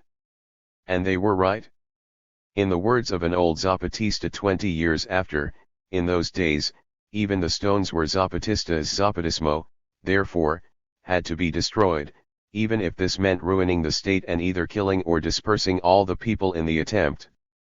Following Figueroa's resignation, the government appointed Brigadier General Juvencio Robles, a veteran of the Indian Wars and an expert in extermination, as the new military commander in Morelos and southern Mexico. Within days of his arrival in the state, he had Zapata's mother-in-law, sister-in-law and Emiliano's own sister, Luz, arrested, and taken to Cuernavaca as hostages. He then put his resettlement policy into operation. On February 15, federal troops swooped on the little village of Nexpa, along the Chinameca River, near the Guerrero state line. They found 136 people there, of whom most were women and children. They were all rounded up and taken, under guard, to Hajutla, where they were kept under police surveillance. That was only the beginning, however. Many other villages, including Zapata's own village of San Miguel Anankilco, were also destroyed. Some ranchos were also reduced to rubble. Many peons throughout Morelos were driven from their homes, while others were executed by firing squads or by the old custom of la fuga. Nevertheless, some of the local hacendados and planters were 76. Getting worried. Not only were the Zapatistas waging war on them, but the federal forces were not particularly careful whom they attacked, or where they went. The planters, moreover, had to think of the sugarcane harvest. By April, the Zapatistas were, yet again, on the offensive. But their ammunition soon ran out. There was something of a stalemate, and in May, a number of Zapatista chiefs were forced to suspend operations. Genovevo de Lagos guerrilleros moved up into Mexico State and, on one occasion, as far as Hidalgo. And after an indecisive junta, at which both Neri and Salazar announced their withdrawal from active participation, Zapata also decided to withdraw the main force of Zapatistas into eastern Guerrero. Zapatista bands made 2 or 3 forays into the suburbs of Mexico City. But that was all. Early in May, 1912, Madero recalled General Robles, and sent him to Puebla. There were also dissensions within the Zapatista ranks and in Morelos. During June and July the rains were very heavy indeed. Furthermore, a number of Zapatista spokesmen, including Gildero Magana and Luis Mendoza, had been arrested while visiting Mexico City. One of the Luis Magan brothers, Jesus, who had gone over to the Madero government, and had been appointed Minister of the Interior, felt that Zapata might be prepared to come to terms, or even surrender. So he sent a secret envoy to Zapata's headquarters, but Zapata told the envoy that he would not give in, or come to terms with the traitor Madero. Meanwhile, Zapata began to quietly gather supplies. Genovevo de Lago and his men returned to Morelos and immediately began to attack littoral troop and supply trains. General Lelipi Angeles replaced Robles as commander of the federal forces in Morelos and the south. Angeles was a military intellectual and a liberal. He did not bomb pueblos. He brought yet another olive branch. Government policy changed. The government now supported the more respectable reformist revolutionaries in Morelos.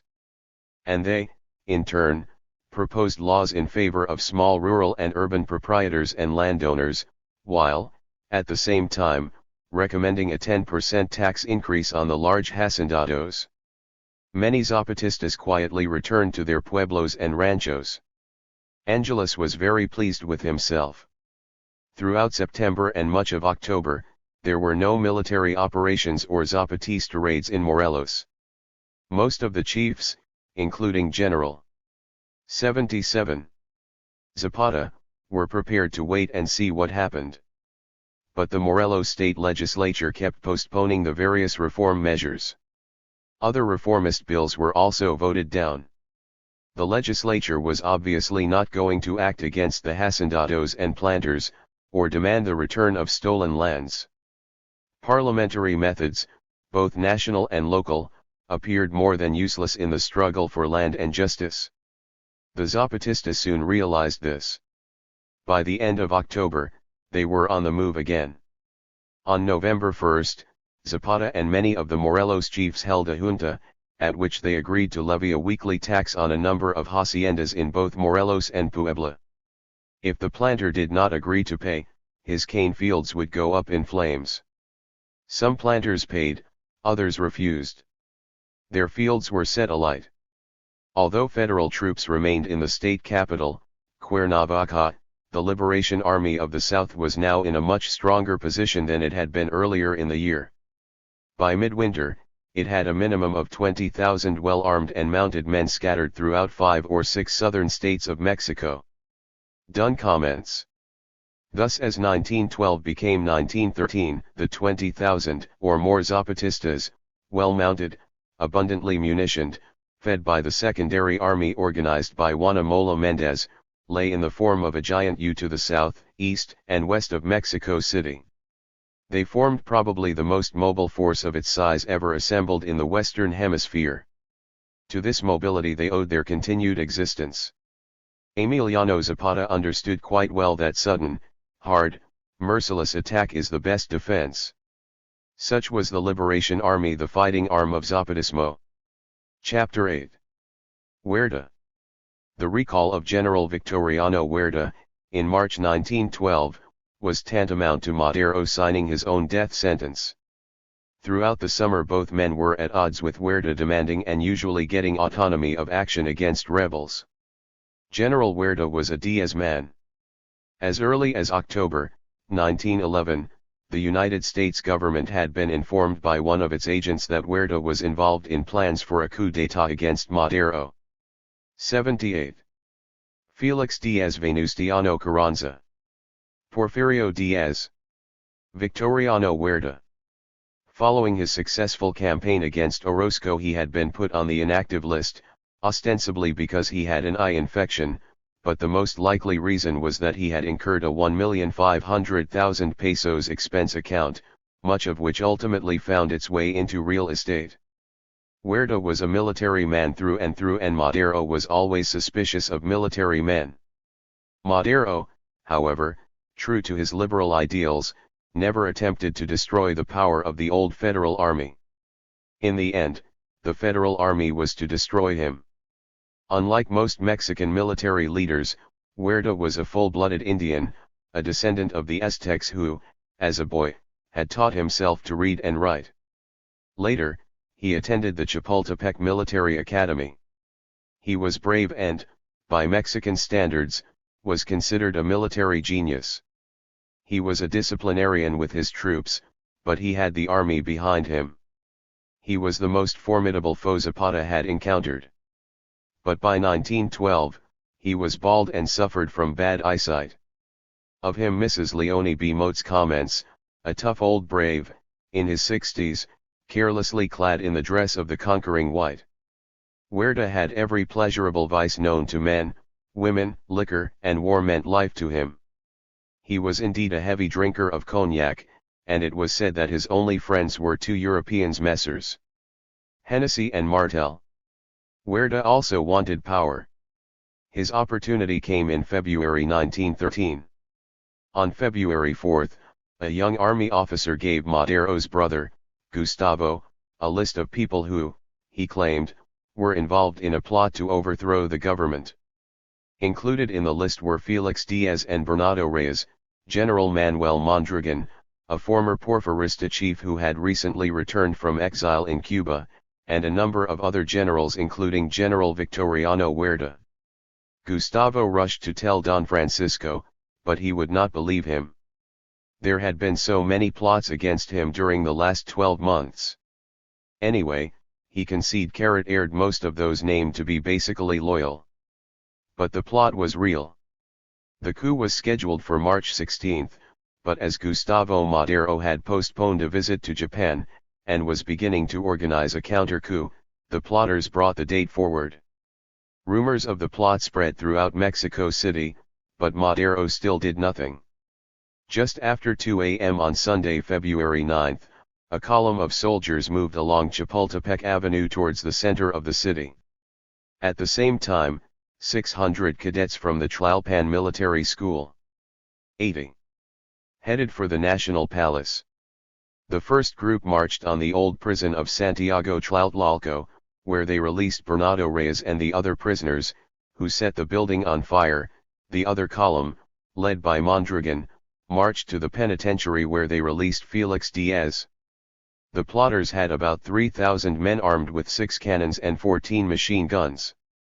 The column led by Diaz and Mondragon halted just before reaching the Zocalo, whilst the other column, led by Ruiz and Reyes, advanced directly on the National Palace. But Gustavo Madero had gained control of the palace with loyal troops. Reyes led the attack on the palace and was riddled with machine gun fire. The shooting lasted about 10 minutes, then the attackers retreated. Meanwhile, Francisco Madero, at Chapultepec Castle, decided to ride to the National Palace. There was some sporadic firing in the streets. Madero was persuaded to take cover in the Daguerre photographical studios, where Huerta, quite by coincidence of course, joined him. Madero thereupon appointed Huerta commander of the plaza. On his arrival at the palace, Huerta immediately executed his old military colleague, Gregorio Ruiz, for no apparent reason. And so Madero established himself, together with his brother and Huerta, in the National Palace. Francisco appointed, in his absence, General Angeles chief of staff of the Ministry of War, and he put Huerta in charge of 6,000 loyal troops. He telegraphed Angeles to break off all engagements with Zapata and the Liberation Army and to return, with 1,000 federal troops, to Mexico City forthwith. On February 11, the anti-Maderistas began firing their cannons towards the National Palace. Huerta replied from the palace. But except for one stray shell, neither side scored a hit. Machine gunners, again from both sides, sprayed the streets with their fire, and at the end of the day, over 500 people had been killed, all of them civilians not involved in the conflict. In fact, both sides hit almost everything in sight except their supposed targets. The so-called battle lasted 10 days, and has gone down in Mexican history as the Decena Tragica, the Tragic 10. At the end of the 10-day period, over 5,000 people, again, almost all of them civilians, had been killed in Mexico City. Corpses lay in the blazing sun for days on end. Garbage was piled everywhere. All city services ceased. The stink was appalling. But at the same time, negotiations were going on between General Huerta and the rebels. Huerta met Felix Diaz. Gustavo reported it to his brother. Madero, 81, did nothing. Yet Felix Diaz kept calling upon Madero to resign. On Monday, February 17, Madero's brother took matters into his own hands. A friend of his got Huerta drunk at the National Palace, then Gustavo stepped into the room and disarmed Huerta, and put him under arrest. Later, he brought him before Francisco, and accused him of disloyalty and of parleying with Felix Diaz. Huerta insisted that he was loyal to Madero. Had he not defeated Orozco? Madero was yet again taken in. And Huerta was released. Next morning, Huerta persuaded Gustavo Madero to have lunch with him in the Gambrinus restaurant, and talk things over. Surprisingly, Gustavo agreed. Huerta was in a jovial mood and, after drinking a while, he asked Gustavo to excuse him for a moment as he wanted to make a telephone call. Immediately he had left the room, a group of federal soldiers rushed in and took Gustavo prisoner, locking him in the gentleman's lavatory. At the same time, 1:30 p.m. to be precise, more troops entered the National Palace without resistance, where Francisco Madero was holding a cabinet meeting, and, after some heated arguments, 2 federal officers arrested Madero. One of Madero's ministers drew his revolver. The soldiers then shot and killed Madero's cousin, Marcos Hernandez, who was in the room at the time. Madero was confronted by General Blanquet, a Porfirista plotter, who said to him, "You are my prisoner." Madero replied, "TM the President, you are a traitor." Nevertheless, Madero and all his government ministers were overpowered. They were surrounded by disloyal troops. Huerta informed all foreign embassies that the army had overthrown the government. He appointed himself provisional president. A new cabinet was named. And in the next election, Felix Diaz would be the only presidential candidate and, as in the days of his uncle, Don Porfirio, would be elected president. Congress, almost to a man, accepted the situation. The Federal Army and its Porfirista allies had ousted Madero with very little effort. Meanwhile, Gustavo Madero was taken from the restaurant to the Ciudadela, where a mob of about 200 of Huerta's troops lynched him. He was hacked, bayoneted, and shot to pieces. Later, in the evening of February 22, Madero and Suarez, one of Madero's former ministers, were taken from the National Palace in 2 cars. Both were heavily guarded. Shortly after, a number of shots were heard. Madero and Suarez were found dead, riddled with 82 bullets. The officer in charge of the escort claimed that his convoy had been attacked by a group of men, whom they had, of course, not seen. He and his troop escaped, but, he said, Madero and Suarez had been killed in the crossfire. No one bothered to find out the truth. Huerta's complicity in the murders was assumed, though never proved. He was the provisional president anyway, and Madero, who a mere 2 years previously had been hailed as a Mexican Christ, was dead and gone, and that, as they said, was that. General Victoriano Huerta was now in the presidential saddle, but he too soon found that he was unable to ride the horse. During the Decena Tragica, most of the Zapatista chiefs continued or resumed their campaign. This was made easier because of Angeli's carrot withdrawal of between 1,000 and 2,000 federal troops. The Liberation Army of the South occupied a number of towns and haciendas. Following Huerta's assumption of power, however, there was some confusion within the Zapatista ranks. Emiliano Zapata and Genovevo de Lao knew full well what Huerta was like. They were not fooled. In a letter to a certain Dr. Francisco Vázquez Gómez, Zapata wrote, "I recommend to you that you please express to your brother, the lawyer Emilio Vázquez Gómez, that my soldiers and I long for peace, but we wish that this peace be in accord with the principles which we sustain, and that, if it is not in this form, we will continue fighting for our demands until we conquer or succumb, that if he is determined to enter into agreement with the present government, that in his conscience he will find the result of his work, but one will not depart the slightest from the precepts of the Plan de Ayala." Nevertheless, there were a number of defections from the Zapatista ranks. Otilio Montano welcomed the overthrow of Madero and the Huerta coup, but soon changed his mind. Jesus I Morales went to Mexico City, and announced that Zapata and all the chiefs would soon lay down their arms, and some of the chiefs, including Simon Beltran, Joaquin Miranda, and the independent chief, José Trinidad Ruiz, did in fact come to terms with Huerta for the time being. Between them, the Zapatistas now controlled almost all of Morelos. So, they decided to stay put and wait and see what happened, but Zapata and de Lao were soon proved right. Huerta reappointed General Robles as commander in Morelos and the south. There was not, however, any immediate large-scale lighting, though some 83 Zapatista units again occupied a number of Mexico City suburbs. But by the middle of April, federal troops had quietly driven the few Zapatistas out of the suburbs of Mexico City, and into the surrounding mountains. Then the federals, under the command of General Robles, seized, garrisoned and fortified the state capital, Cuernavaca. The railroad line between Cuernavaca and Mexico City was reopened.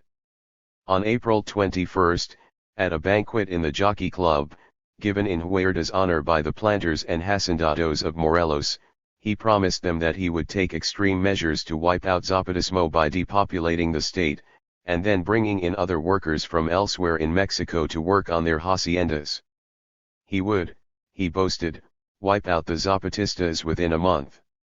He admitted that the ordinary country people of Morelos were all Zapatistas. Meanwhile, Zapata's position in relation to the other chiefs had become stronger.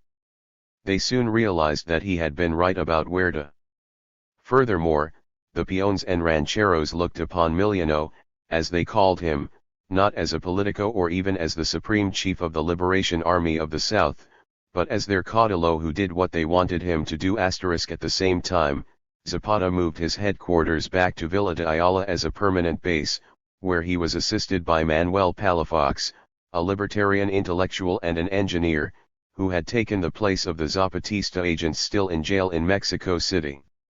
Palafox helped Zapata and the chiefs coordinate plans, and dispatch instructions to chiefs in outlying areas of the state and adjoining states.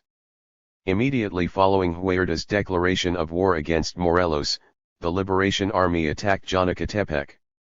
There were nearly 500 federal troops in the town, but within 36 hours they had surrendered.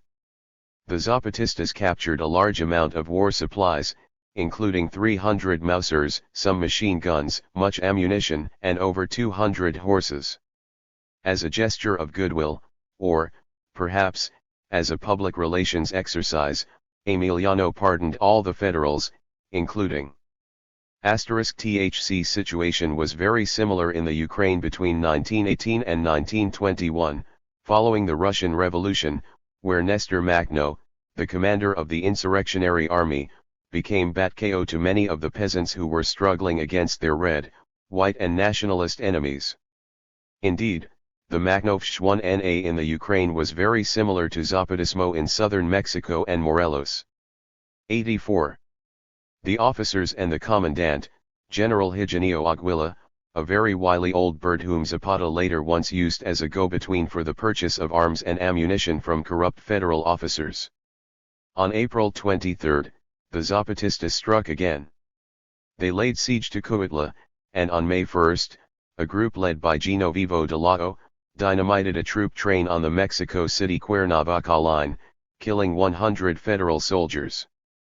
On May 5, Zapata began to attack Cuernavaca itself, but he was unable to take it quickly, so he called off the operation. Zapata never attacked in force unless he was sure that he was in a strong position. On the other hand, he always aimed if he knew that he was likely to be attacked to get in first if possible, and he was, at that time, well aware that Huerta intended to wipe him and the Liberation Army out. Indeed, Zapata fought Huerta with even more determination than he had Diaz and Madero. But he was unable to drive the Federal Army completely from Morelos.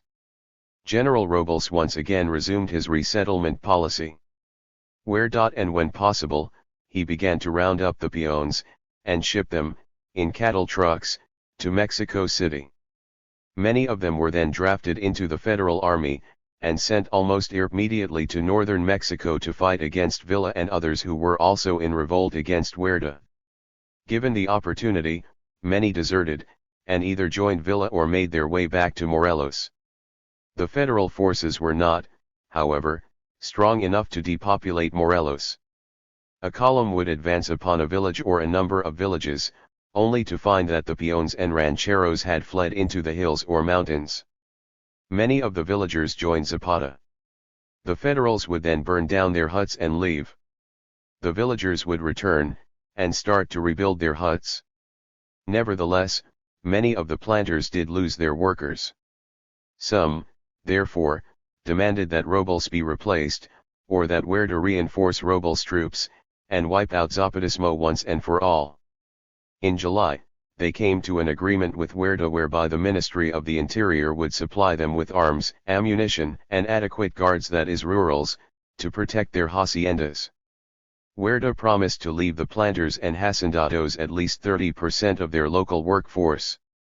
But none of his guarantees or promises were kept. Moreover, General Robles, on orders from Huerta, continued to round up villagers, where he could, often leaving their wives and children to fend for themselves in hastily constructed concentration camps. Robles also seized control of, and shut down, the markets of Cuautla, Cuernavaca, and Jojutla, thus aggravating. 85. The food problem. In many areas federal troops destroyed water supplies. Malaria swept the state. Also, gangs of starving women scavengers roamed the countryside. Merlen's society began to disintegrate and fall apart. General Robles told an indignant Rosa King, "I am trying to clean up your beautiful Morelos for you, what a nice place it will be once we get rid of the Morelenses. If they resist me, I shall hang them like earrings from the trees." By midsummer, 1913, he had deported about 1,200 villagers.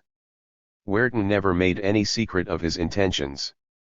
Unlike Madero, he did not consider himself a liberal or a democrat. In fact, Huerta's rule was a military dictatorship, which was both inefficient and severely repressive. Rather than allow the ordinary people to control their own destiny, and take back what was theirs, the ejidos and common lands, Huerta and the Federal Army were prepared to destroy Morelos and wipe out its people. But neither the Liberation Army or the Federal Army was strong enough to defeat the other. Chapter 9. Pancho Villa. In June, 1913, the Liberation Army High Command was reorganized. A revolutionary junta of the center and the south of the Republic was set up, which included Montano, Neri, Salazar and, for the first time, de la Zapata remained Supreme Chief of the Liberation Army of the South and Center, as well as ex officio President of the junta. The secretary of the junta was Palafox. The junta issued a new list of instructions to the revolutionaries, and amended the Plan de Ayala by declaring that Huerta had become the usurper. Taxes were to be levied on prosperous merchants and businessmen. Authority with regard to the restoration of ejido lands was to be decentralist, with officers in the field giving moral and material support only. Of course, things did not always work out as planned, particularly in Morelos, where General Robles was still raiding, looting, and burning pueblos.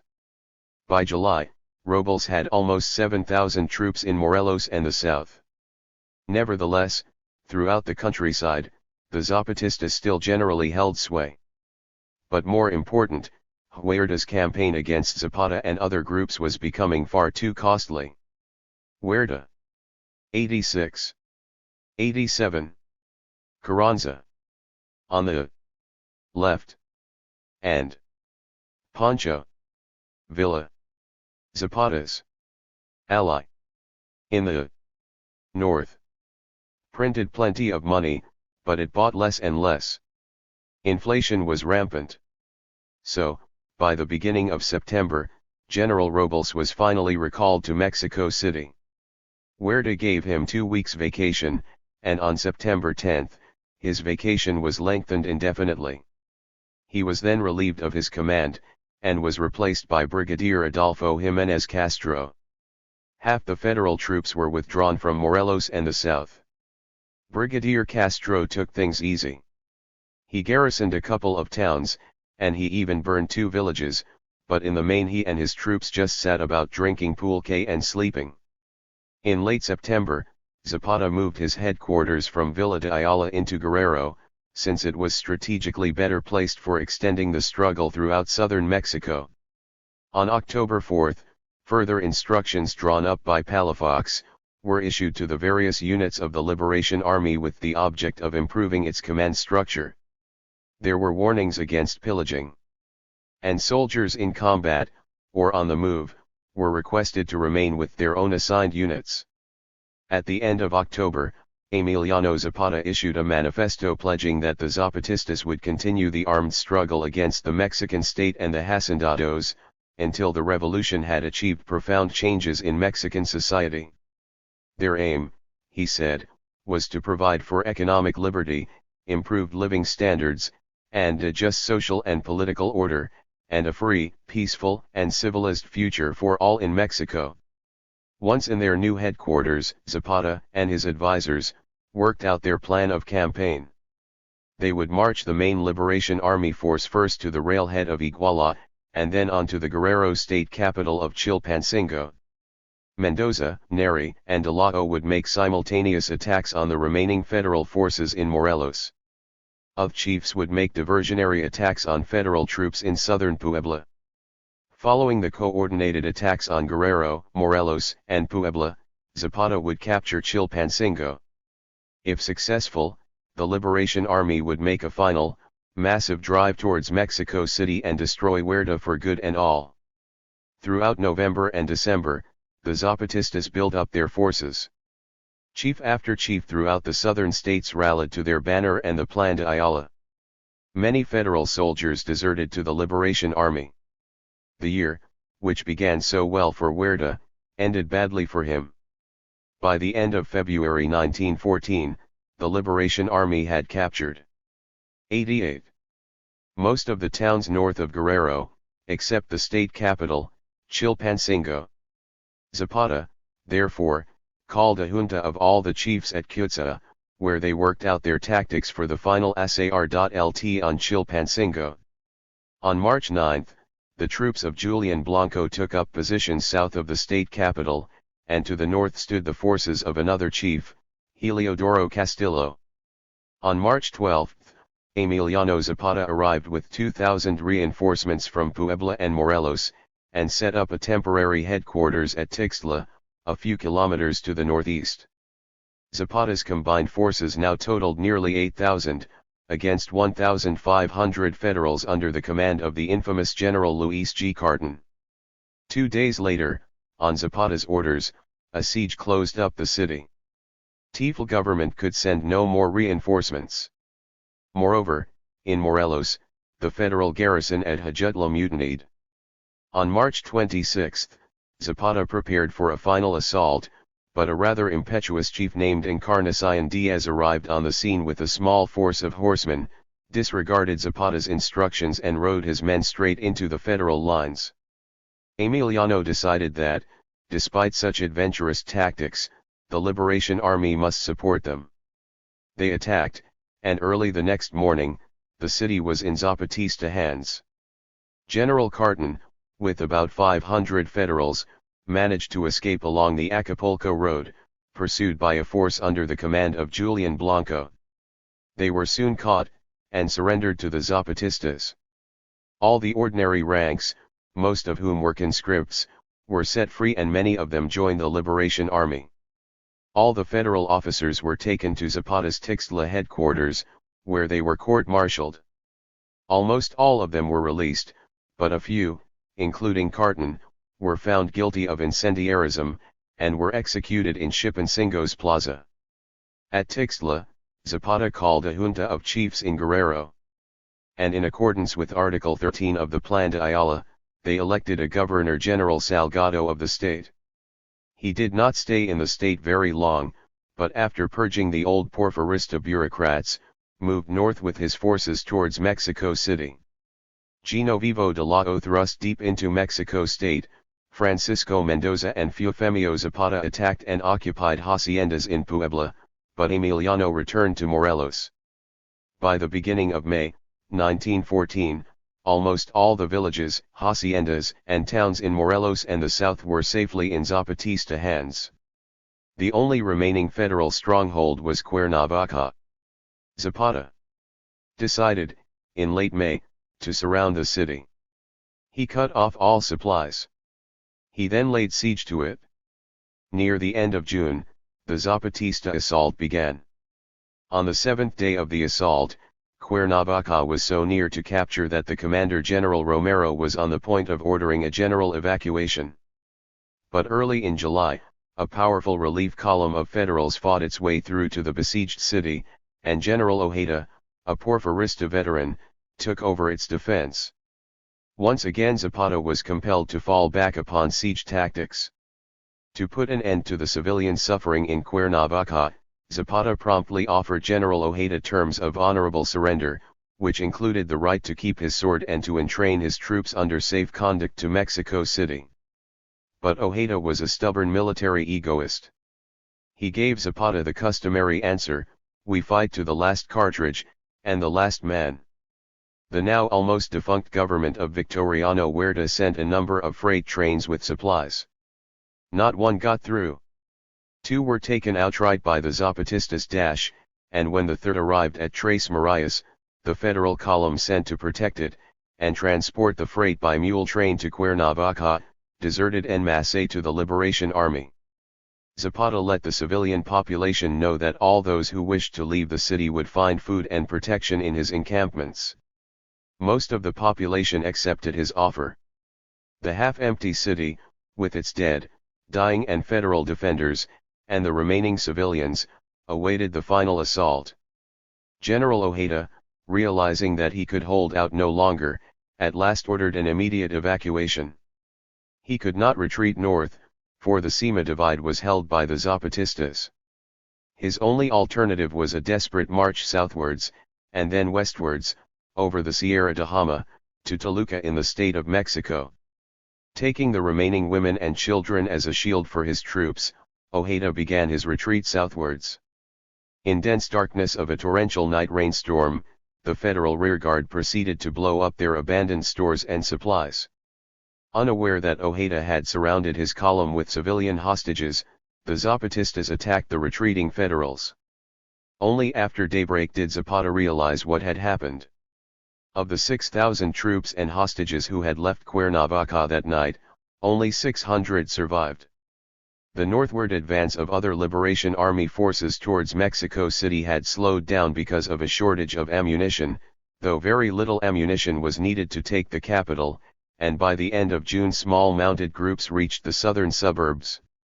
Meanwhile, in the city itself, Huerta's dictatorship was rapidly drawing. 90. To a close.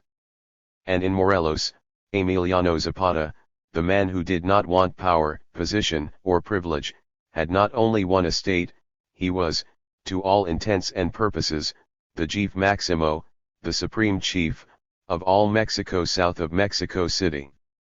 In assuming power, Huerta and his backers hoped to put the clock back. The Federal Army, most of the hacendados, all the Porfirista elements and the Catholic Church rallied to his support.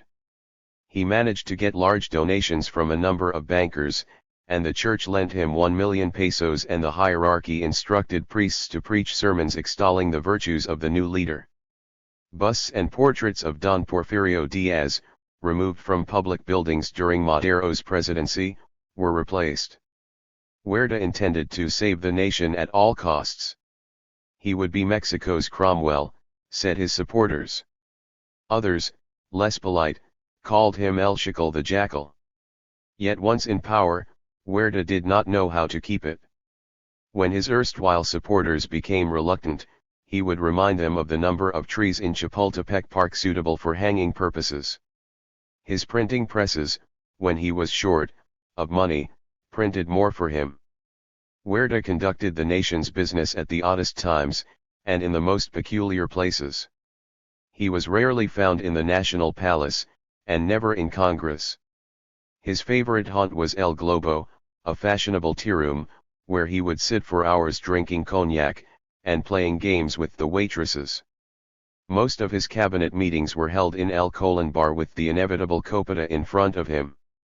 He smoked the cheapest cigarettes he could buy, and he was a regular user of marijuana. Yet Huerta was personally fearless. He was shaved daily by a barber whose brother he had condemned to death before a firing squad. Such was the man who, when he was reasonably sober, ruled Mexico. While Zapata was slowly but inexorably winning in Morelos and the south, Huerta's constitutionalist enemies were doing likewise in the north of the country. Huerta's main opponents in northern Mexico were Venustiano Carranza, Alvaro Obregón, and Doroteo Arango, universally known as Francisco Pancho Villa, a bandit who became a general asterisk. Perhaps of all professional bandits in the Western world, he was the one with the most distinguished revolutionary career. 91. Venustiano Carranza was tall and big-bellied, had a large white beard parted in the middle and wore blue-tinted glasses. He was unemotional, aloof, autocratic, patriarchal, and cruel. He came from a wealthy and very conservative landowning Creole family. He had served as a senator in the Diaz government for 12 years, but became a somewhat reluctant disciple of Madero in 1910. He had, however, never been an active revolutionist. Then, to everyone's surprise, he assumed the leadership of the anti-Huerta rebellion in the north. He published a vague and rambling document, Plan de Guadalupe, in which he proclaimed himself first chief of the Constitutionalist Army, not that there was anything particularly constitutional about the Constitutionalists. Carranza was convinced that he alone could save Mexico from Huerta. Alvaro Obregón was part Spanish and part Irish. He was, therefore, a Creole. His parents, though not peons, were quite poor for Creoles. But Obregón went to school until he was 13 and was also influenced by an older brother, who was a schoolteacher and a freethinker. He started work as an apprentice mechanic on a local hacienda. Life was not easy for young Alvaro. He was generally easygoing. But he had a phenomenal memory. And, after working hard for some years, he became a ranchero. Obregón took no part in the Maderista rebellion, though he considered himself something of a libertarian, and sympathized with Madero. He did not particularly want to fight anyone, yet when Orozco rebelled against Madero in 1912, Obregón raised a company of 300 men, and became their commander. And when Huerta demanded the allegiance of all the states, Obregón was one of the first to support the anti-Huertista governor of Sonora. In his very first battle, Obregón displayed both skill and daring. Pancho Villa was a mestizo, and was very slightly negroid. His family were campesinos from the state of Durango. They were very poor. Villa never went to school, and only learned to read and write late in life. At 16, he became an outlaw. It was said that a local hacendado, or his son, had raped young Villa's sister, a quite common practice in those days, and that the rebellious Pancho had killed him. Anyway, Villa escaped and joined an outlaw band of cattle rustlers. Villa soon became a skilled horseman, backwoods butcher, and gunslinger. He was a very big man. He was famed for his bravery, but better known for his short temper and outbursts of unspeakable cruelty. Yet, Villa was overwhelmed by the goodness of Francisco Madero. Farley in 1913, Villa, who had been living in El Paso in 92, Texas, crossed the border with 8 followers, and resolved to destroy Huerta, the man who he said had murdered his good friend Madero. Shortly after, agents of Carranza contacted him. Villa soon developed into a military commander instead of just a leader of outlaws and gunslingers.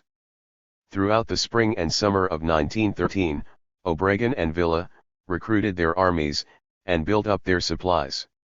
Huerta largely ignored their efforts, though he did attempt to fortify a number of towns, cities, and railroad junctions in the north of the country.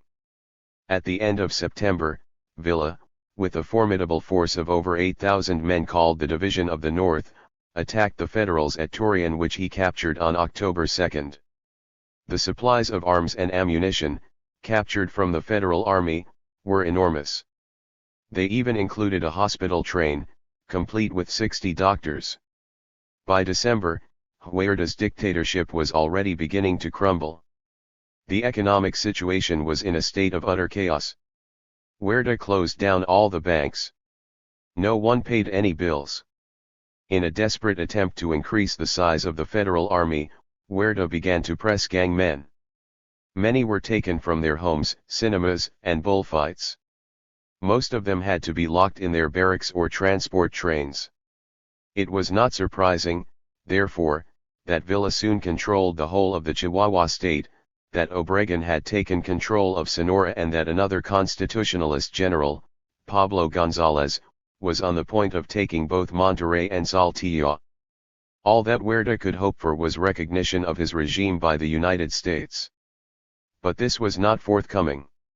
Indeed, the new American president, Woodrow Wilson, gave active support and sold arms to the Constitutionalists. Villa captured Ojinaga early in January, 1914, and was in Chihuahua City at the beginning of March. Obregon's forces were moving down the Pacific coast towards Mexico City, and González's forces threatened the Gulf Coast ports. But things did not go entirely smoothly for Carranza, the first chief of the Constitutionalist forces. Relations with Villa were already beginning to strain. Villa demanded 5 million pesos from Carranza to finance his offensive against Huerta. Carranza said that he had not got the money, so Villa printed his own. Of course, Villa's money had no value, except where people were obliged to accept it by force of arms. In spite of his alleged shortage of funds, Villa continued to build. 93. Up his army. Torreon had been recaptured by the Federals, and Huerta had garrisoned it with more than 10,000 troops. On March 16, Villa moved his forces south. Telephone and telegraph communications were cut, and trains and automobiles were forbidden to leave Chihuahua in case their occupants should give warning to the Federal Army in Torreon. The Division of the North left Chihuahua in 10 trains, including 2 construction trains, the hospital train, and 2 trains loaded with artillery and cannons. The cavalry also traveled by train. Pancho Villa's army, just 12 months after his entry into the country with only 8 men, was now the most powerful military machine in the entire history of Mexico. On April 3, after a number of bloody encounters, in which the Division of the North suffered over 1,000 killed and 2,000 wounded, Torreon fell to Villa. His army now controlled an area about the size of Spain. Thousands of Federal troops deserted, and many joined the Division of the North, which continued to move south, but at a somewhat slower pace. The road to Mexico City was now open. Over on the Pacific coast, Obregon's forces continued to make progress against less opposition. In the east, Gonzalez's constitutionalist forces bypassed Monterrey and Saltillo, and drove on south towards the oil port of Tampico. On April 24, Monterrey fell to the constitutionalists, and on May 10, Gonzalez captured Tampico. Huerta's position was now almost hopeless. At the same time, however, relations between Carranza and Villa became further strained. Villa was preparing to advance against the mining town of Zacatecas, when Carranza arrived at his headquarters. Villa welcomed him with parades and a banquet. But Carranza had no intention of letting Villa have his own way. He ordered him not to continue south towards Mexico City, but to capture isolated federal-held strongholds like Saltillo. Reluctantly, Villa agreed. Carranza was, of course, quite aware that if Villa and his army, now nearly 20,000 strong, arrived in the capital before Obregon, there would be little chance of him becoming president. Villa soon captured Saltillo without firing a shot. And, ignoring Carranza, he again began to move his massive army south. In the bloodiest episode in the whole history of the Mexican Revolution, Villa attacked Zacatecas with his entire division of the north. It soon fell. But Villa's forces were now short of coal and other supplies, and Carranza knew it. He, therefore, diverted supplies to Obregon. Carranza continued to wait for Obregon, who, on July 6, captured 94 Guadalajara to the west of Mexico City. On July 15, Huerta submitted his resignation to the Chamber of Deputies. 2 days later, he boarded the German cruiser, Dresden, at Puerto Mexico and, like Don Porfirio Diaz before him, went into exile. While Villa and the constitutionalist armies were winning battles, and capturing towns and cities with a great loss of life in the north of the country, Zapatista forces were right at the gates of Mexico City. Why did they not attack? Why did they merely assemble about 4,000 horsemen and then stay put? Why did they not take the city and chase Huerta out themselves? Carranza and the constitutionalists were asking these questions. The Zapatistas were, of course, short of ammunition. But Henry Bamford Parks probably comes near to the truth when he writes: Carranza and Villa were the only chieftains whose objective was that traditional prize of the conquerors, the national palace. Yet there was a third party in the field, a party whose aims were more genuinely revolutionary, and who would one day be recognized as having been the purest embodiment of the aspirations of the Mexican masses, the Liberation Army of the South, whose general and organizing genius was Emiliano Zapata. From his headquarters in the hills above Cuernavaca, Zapata gradually extended his operations towards the seacoast through the southern mountains, which had been the realm of Morelos and Vincent Guerrero and Juan Alvarez, and into Puebla and the state of Mexico, and the valley of the Federal District itself. And wherever the Zapatistas went, they burnt the haciendas and murdered the administrators and divided the lands among the peons. They were never an army, for they spent their time plowing and reaping their newly won lands and took up arms only to repel invasion. They were an insurgent people. As long as they held their lands, they scarcely cared who occupied the national palace or called himself president. The majority of Zapatistas had disbanded, and were, once again, working in the fields or rebuilding their recently destroyed huts. Many felt that they had achieved their objective, and had won their revolution, though Emiliano Zapata was still convinced that there was a long and bitter struggle ahead. He conceived the revolution in much broader terms. 95. Chapter X. The Convention. Carranza ordered Obregon to advance upon Mexico City as fast as possible. Meanwhile, Eduardo N. Iturbide, the governor of the Federal District, had been left in charge of law and order in the city. Carranza had, at least for the time being, successfully neutralized Villa and the Division of the North. But he was still worried needlessly, as it turned out, about Zapata and the Liberation Army of the South. He, therefore, accepted the Federals' offer to remain at their positions in Mexico City until Obregon's forces arrived. Zapata was infuriated by the decision. By August 9, Obregon reached the railroad station of Teoloyucan, just over 30 kilometers to the north of the capital. 2 days later, a delegation of Federals, headed by Iturbide, arrived at Obregon's camp to make arrangements for handing the city over to the Constitutionalists. Carranza also arrived at the station by train from Saltillo. On August 13, the Treaty of Teoloyucan was signed. And the next day the Federal Army officially gave up the city. On August 1, Obregon and his forces entered Mexico City. He immediately proclaimed martial law. He went to the National Palace, and took possession in Carranza's name. 3 days later, Venustiano Carranza made his triumphal entry. All the Constitutionalist generals except, of course, General Pancho Villa, arrived and occupied the city's finest mansions. Once in the capital, Carranza took the law into his own hands. He shut down the railway to Veracruz. He snubbed the foreign diplomats, dissolved the National Academy, refused to reconvene Congress, closed the courts, disarmed the city's police, jailed all the Catholic priests his largely anti-clerical troops could find, and kept all administrative authority in his own hands.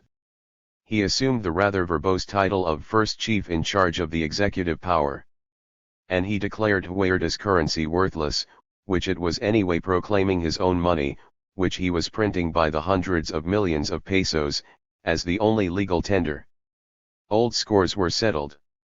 Constitutionalist troops went on the rampage, and many houses were looted. 96.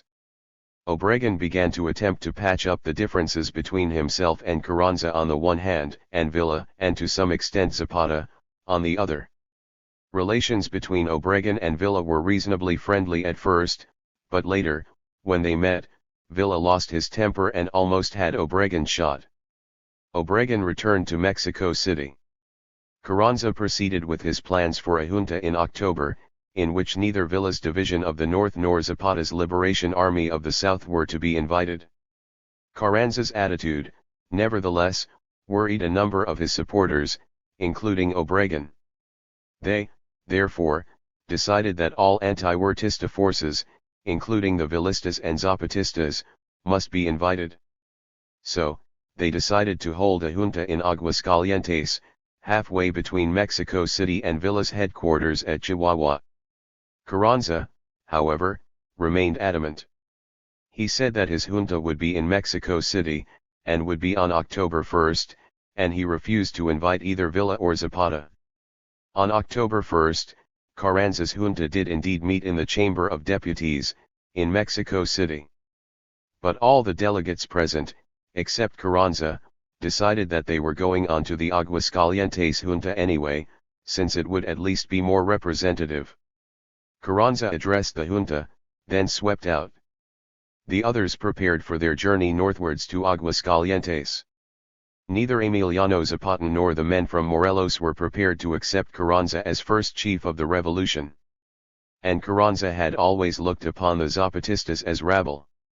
Carrancista agents had, on a number of occasions, however, visited Zapata, hoping that he would put his forces under Carranza's command. But constitutionalist feelers came to nothing. If Carranza would not accept the Plan de Ayala, then the Zapatistas would not recognize him. Moreover, Antonio Diaz Soto y Gama, a libertarian and a fiery orator who had become a Zapatista secretary, particularly warned Emiliano against the Spanish aristocrat. It was no secret that Zapata had made contact with the Villistas, and the division of the North. Indeed, one Zapatista, Gildardo Magana, had visited Villa previously when he was in jail in Mexico City, and had explained the Plan de Ayala to him. Between March and August, 1914, a number of Villista agents had attended Morelos juntas, and had had audiences with Zapata, but Emiliano did not officially commit himself to an alliance with General Villa. Following Obregon's entry into Mexico City, his agents also contacted the 97 Zapatistas, but nothing came of this either. Nevertheless, exchanges between the various constitutionalist factions and the Zapatistas continued throughout August and September.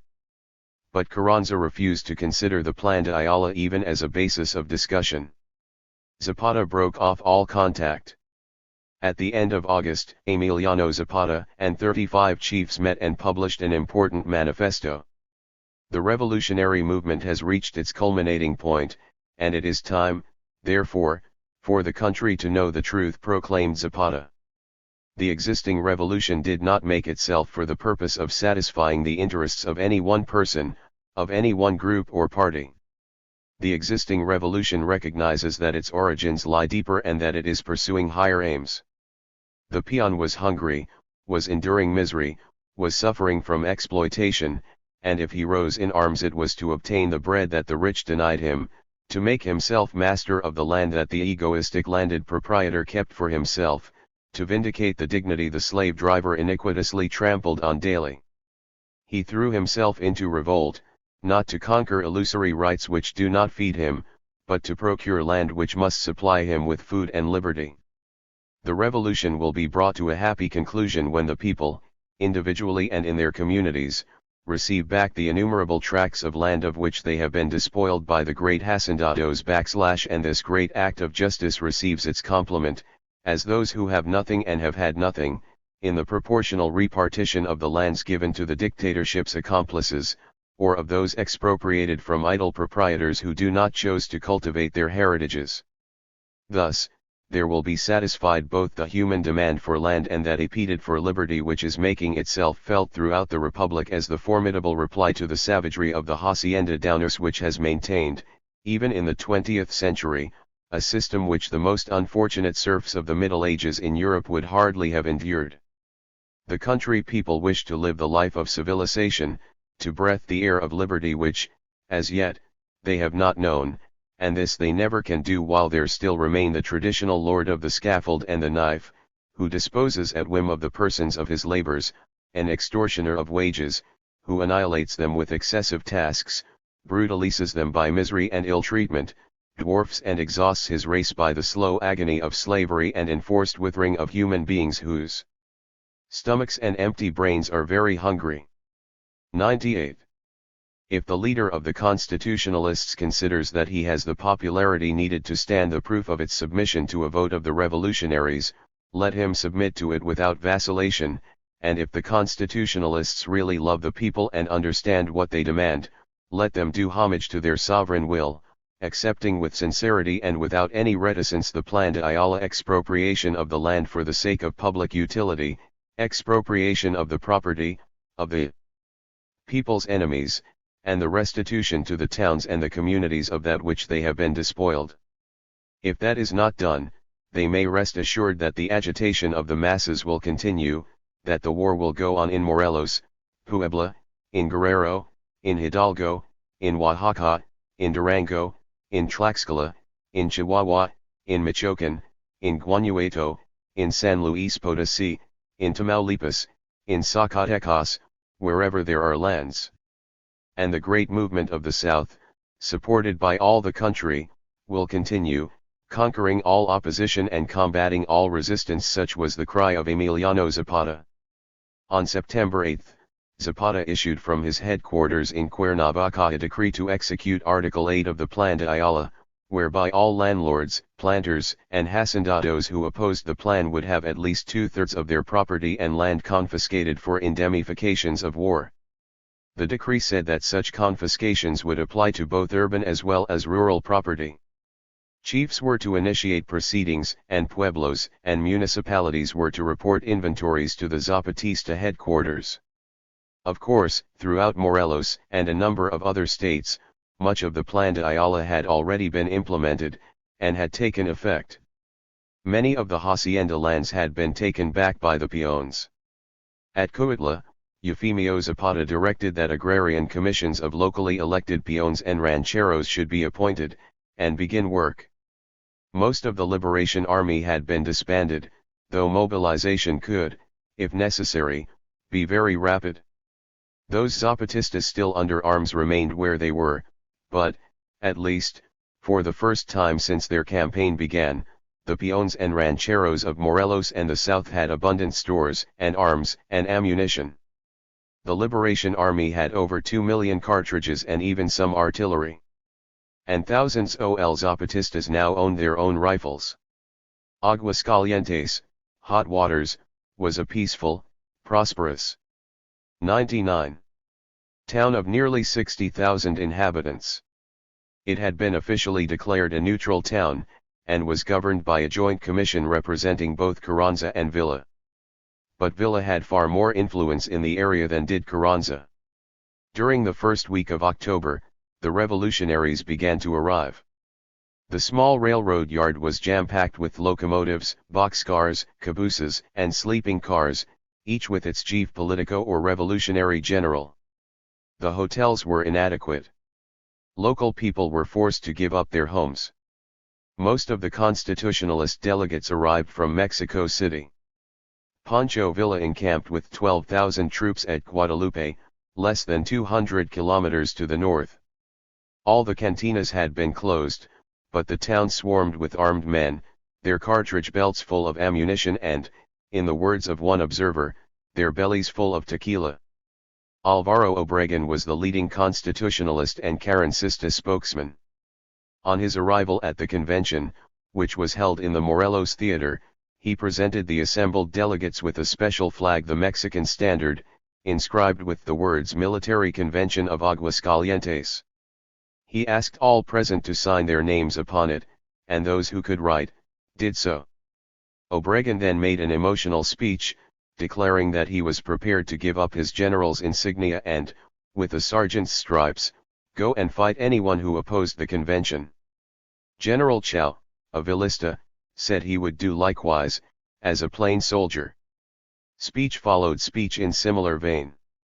Speeches were often punctuated by pistol shots, and applause was signified by the crashing of rifle butts on the floor.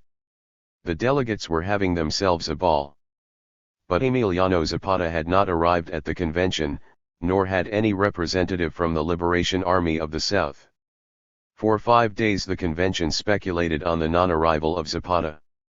On October 12, a Villista delegate proposed that they formally invite the Zapatistas, and 4 days later, General Felipe Angeles was sent to Zapata's headquarters with a verbal invitation for Zapata and the men from the South to attend the convention as soon as possible. On October 17, to the accompaniment of Viva Villa from his supporters, Pancho Villa arrived at the convention. He made a rather incoherent speech in which he told the audience that he was uncultured but sincere. Afterwards, he broke down and wept. Obregón stepped forward and gave his old antagonist an abrazo. So, Villa made another almost identical speech. He then returned to his 100 encampment at Guadalupe, more than pleased with himself. The same day Angeles arrived in Mexico City, and 2 days later, together with Alfredo Cerratos and 3 companions, he left for Cuernavaca. On arrival, he arranged with Manuel Palafox to meet Zapata. At noon they met. They had not met before. Zapata, never particularly demonstrative towards those whom he did not know, was surprisingly cordial towards Angeles, the former moderate Maderista commander in Morelos, who had now thrown in his lot with Villa and the convention. Nevertheless, Zapata emphasized that it was not for him to decide whether or not a delegation should be sent to Aguascalientes, it was for the chiefs, as representatives of the people, to make such a decision. Emiliano, therefore, sent word that a conference of chiefs should be held as soon as possible at the Liberation Army headquarters. Zapata told Angeles that he did not intend to attend the convention anyway. He would remain in Morelos. He also said that, personally, he would not like to see accredited Zapatista delegates at a meeting dominated by Carrancistas, even if many of them were independent Carrancistas. None of them had been elected, he added. Unless the convention accepted the Plan de Ayala, he would not recognize it. Zapata preferred that a commission first go to Aguascalientes and then, perhaps, a full properly elected delegation go later. The conference at Zapata's headquarters began on October 22. Very few chiefs attended. Most of them were busy in their villages. And many were not concerned with national affairs, or a revolutionary convention hundreds of kilometers to the north. Of those who agreed to go, the most prominent were quite naturally the few Zapatista intellectuals, who had become headquarters secretaries and advisors. The chiefs and secretaries agreed with Zapata, and decided that they would send a commission rather than a delegation with specific instructions. The commissioners were appointed. But they were not prepared to recognize Don Venustiano Carranza as first chief, nor would they recognize the convention unless it adopted the Plan de Ayala. They decided on 26 commissioners, including Paulino Martinez, Antonio Diaz Soto y Gama, Gildardo and Rodolfo Magana, Alfredo Serratos and Manuel Palafox. Otilio Montano was unwell and was unable to travel. On October 23, the commissioners, together with General Angeles and his group, left by a number of cars for Mexico City. The next day they all left the capital by train. But they passed right through 101 Aguascalientes without stopping. Instead they went straight to Villa's headquarters at Guadalupe, where they conferred with his advisors who assured them that Villa was sympathetic towards then cause. On October 26, the Zapatistas arrived in Aguascalientes. The following morning, the Zapatista commissioners entered the Morelos Theater to tumultuous applause from the delegates. They entered warily, looking, according to the recording secretary, Vito Alessio Robles, like a troop of soldiers crossing a dangerous defile. They were a picturesque group. Most of them wore skin-tight charro trousers, peasant blouses, and huge sombreros, which they did not remove. The others wore typical Indian attire. None wore military uniforms. With their arrival, however, the convention soon burst into life. And they soon threw off their wariness. Paulino Martinez, the group's main spokesman, first took the rostrum. After praising Zapata and Villa, he stated the Zapatista position. He said that they had come to the convention not as a delegation but as a commission, to learn whether the convention would accept the Plan de Ayala as its official policy with regard to the land question. Antonio Diaz Soto y Gama then took the floor. The convention flag stood at the left of the speaker's rostrum. Soto y Gama began to speak. "We have come here with honorable intentions," he said.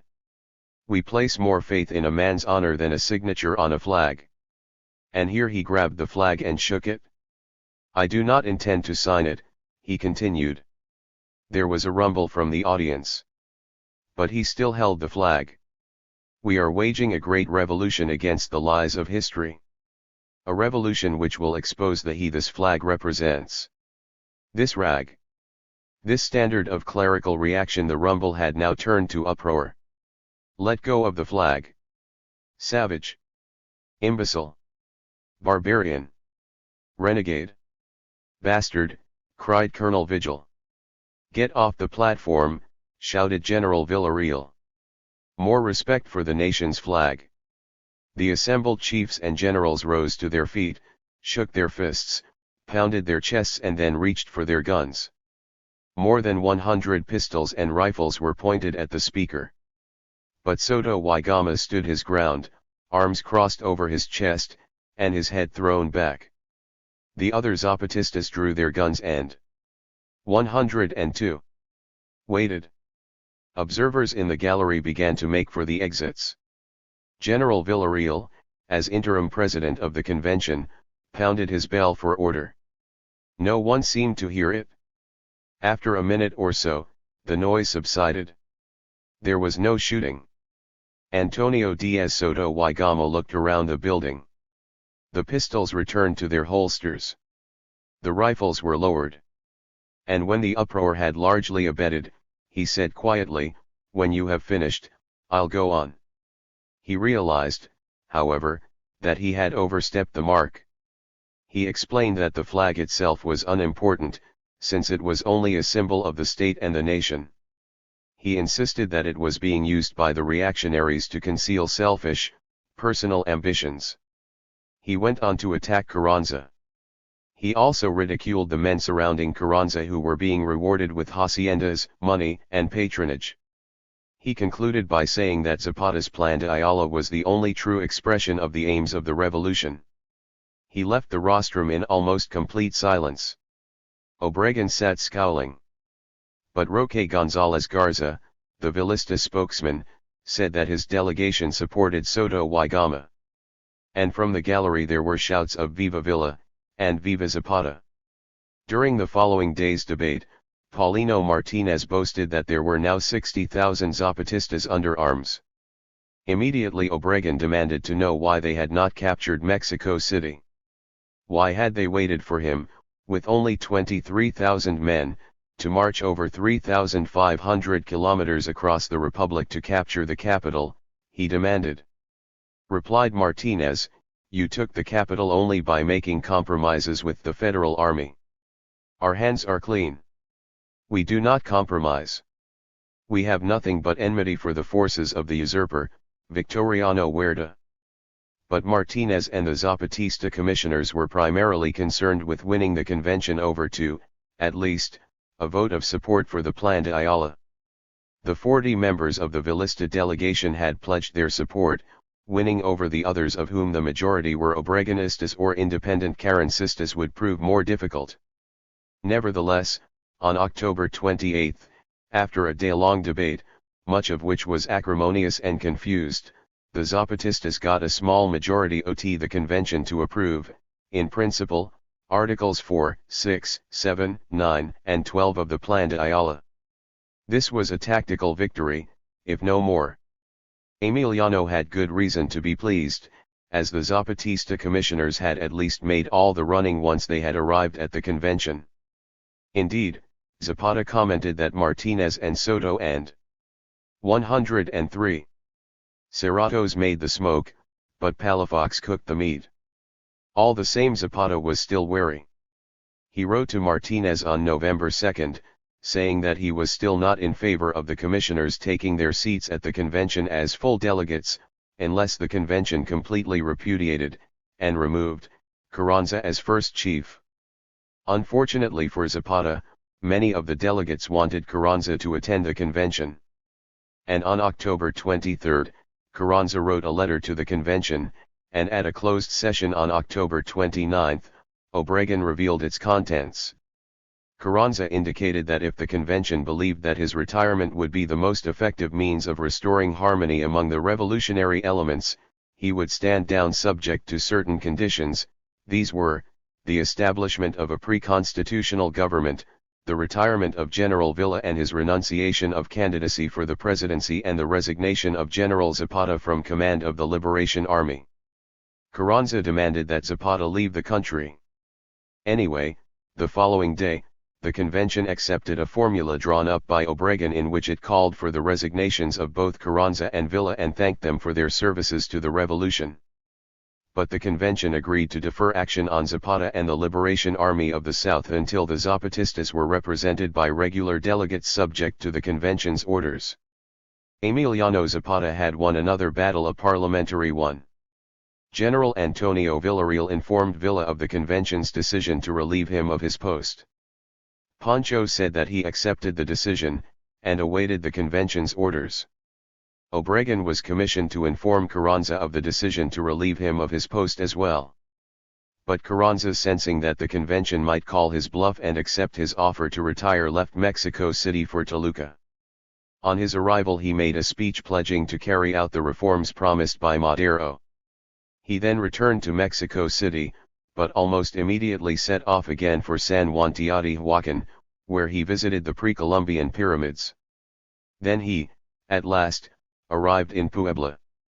Obregon went to Puebla to try and impress upon him that he must resign, informing him that Villa had already done so. But Carranza argued that Villa had not really given up his command, he had merely turned it over to General Robles. He was, said Carranza, still the real head of the Division of the North. Carranza refused to resign. 104.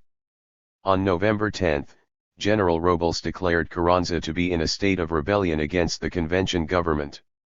He also sent a telegram to Zapata, appealing to him to attack Carranza, who now had a very tiny army in the state of Puebla. Villa, therefore, resumed control of the Division of the North, which was renamed the Army of the Convention, and began to move south towards Mexico City. Villa telegraphed Zapata, "The hour has come.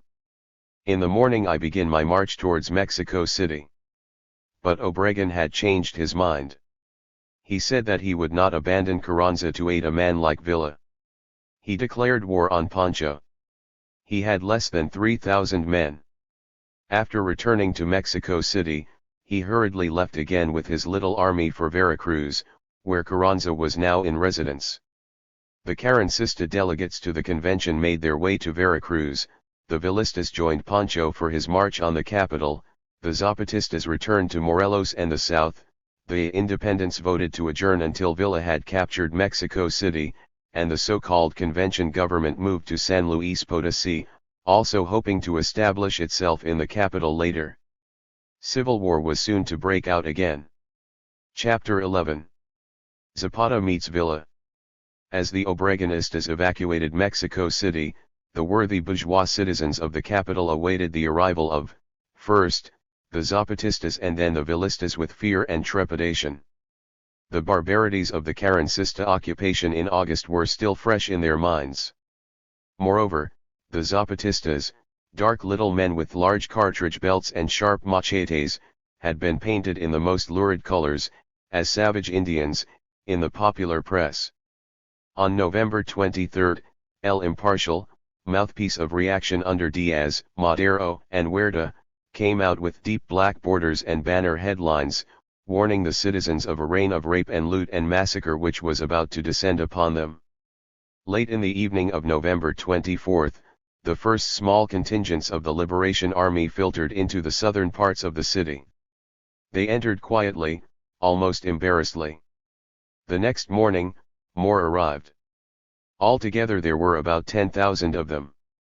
In their cotton, and often ragged, clothes, some wearing sandals and others barefooted, they shuffled along in most unmilitary columns, and 105 on horseback. There was none of the bravado of previous occupying armies. There was neither the blaring of bugles, nor the beating of drums. Only the occasional mournful sound of a bullhorn trumpet could be heard. And there was no firing of guns into the air. Unlike other victorious armies of the Mexican Revolution, the Zapatistas conserved their ammunition.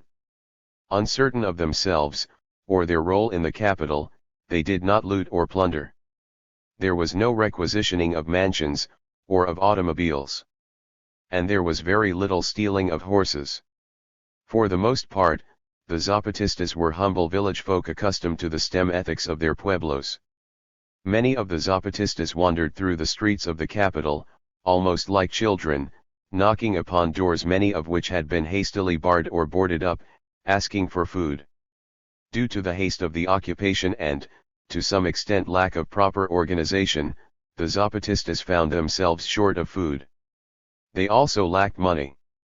What could they do? They would not steal. So they asked. Some begged for a peso to buy a cup of coffee, but would not accept more than one, saying one was enough. Others would shuffle awkwardly into the cafes and restaurants, awed by the smart waitresses as much as the waitresses were, at least at first, afraid of them. On leaving, a few of the Zapatistas would pay not in some useless paper money, but in silver pesos. Unlike the Carrancistas, the Zapatistas did not execute any priests, or close down the churches. Some even marched behind the banner of the Dark Virgin of Guadalupe. Others wore religious medals or love charms and amulets against the evil eye. The Liberation Army of the South took over the duties of policing the city, and the former chief of police later reported that there was not a single incident of disorder during the Zapatista occupation. Mexico City was calmer, quieter, and better controlled than since the days of Don Porfirio Diaz. Eufemio Zapata and his contingent, including their horses, went to the National Palace and occupied dingy quarters at the rear. In twos and threes, they explored the great halls, their sandal-clad feet moving uneasily over the soft carpets. They stared in wonderment at the paintings, statuary, and silk draperies. Eufemio, however, declared that he would burn the Silla presidential, thinking it was Carranza's saddle instead of the presidential chair *, but the chair was left undisturbed and undamaged by the Zapatistas, as was everything *. The word Silla signifies both saddle and chair. 106. Else in the National Palace. With obvious pleasure, the Zapatistas did take over one building, the one which housed the offices and plant of El Imparcial. They appointed Octavio Paz and Conrado Soto y Gama as editors, changed the name to El Nation, and printed it under Zapatista control for 5 consecutive days. On November 26, Emiliano Zapata arrived, quite unobtrusively, in Mexico City by train from Cuernavaca. He refused to occupy one of the great mansions along the Paseo de la Reforma, as had all successful and many not so successful generals before him. Nor did he go to the National Palace. Instead, he took a room in a cheap, small railway hotel in the Calle Moneda, just by the suburban station of San Lazaro. He made no proclamations, and he issued no decrees. Reluctantly, he answered journalists' questions. The Liberation Army of the South holds and controls Mexico City, said Zapata. But neither I nor the army intend to stay in the city. I plan to return to Morelos, and await the arrival of General Villa and the Convention Army. Yes. I am in general support of the Aguascalientes Convention, and its provisional president, General Eulalio Gutierrez. On November 28, 2 days after his arrival in Mexico City, Zapata returned to Cuernavaca in Morelos. By December 1, Villa and his convention army reached Tacuba, a suburb just northwest of the capital. Pancho intended to occupy Mexico City, but he would not make the same mistake of previous generals who attempted to defy or ignore Zapata. Villa wanted to meet Emiliano first.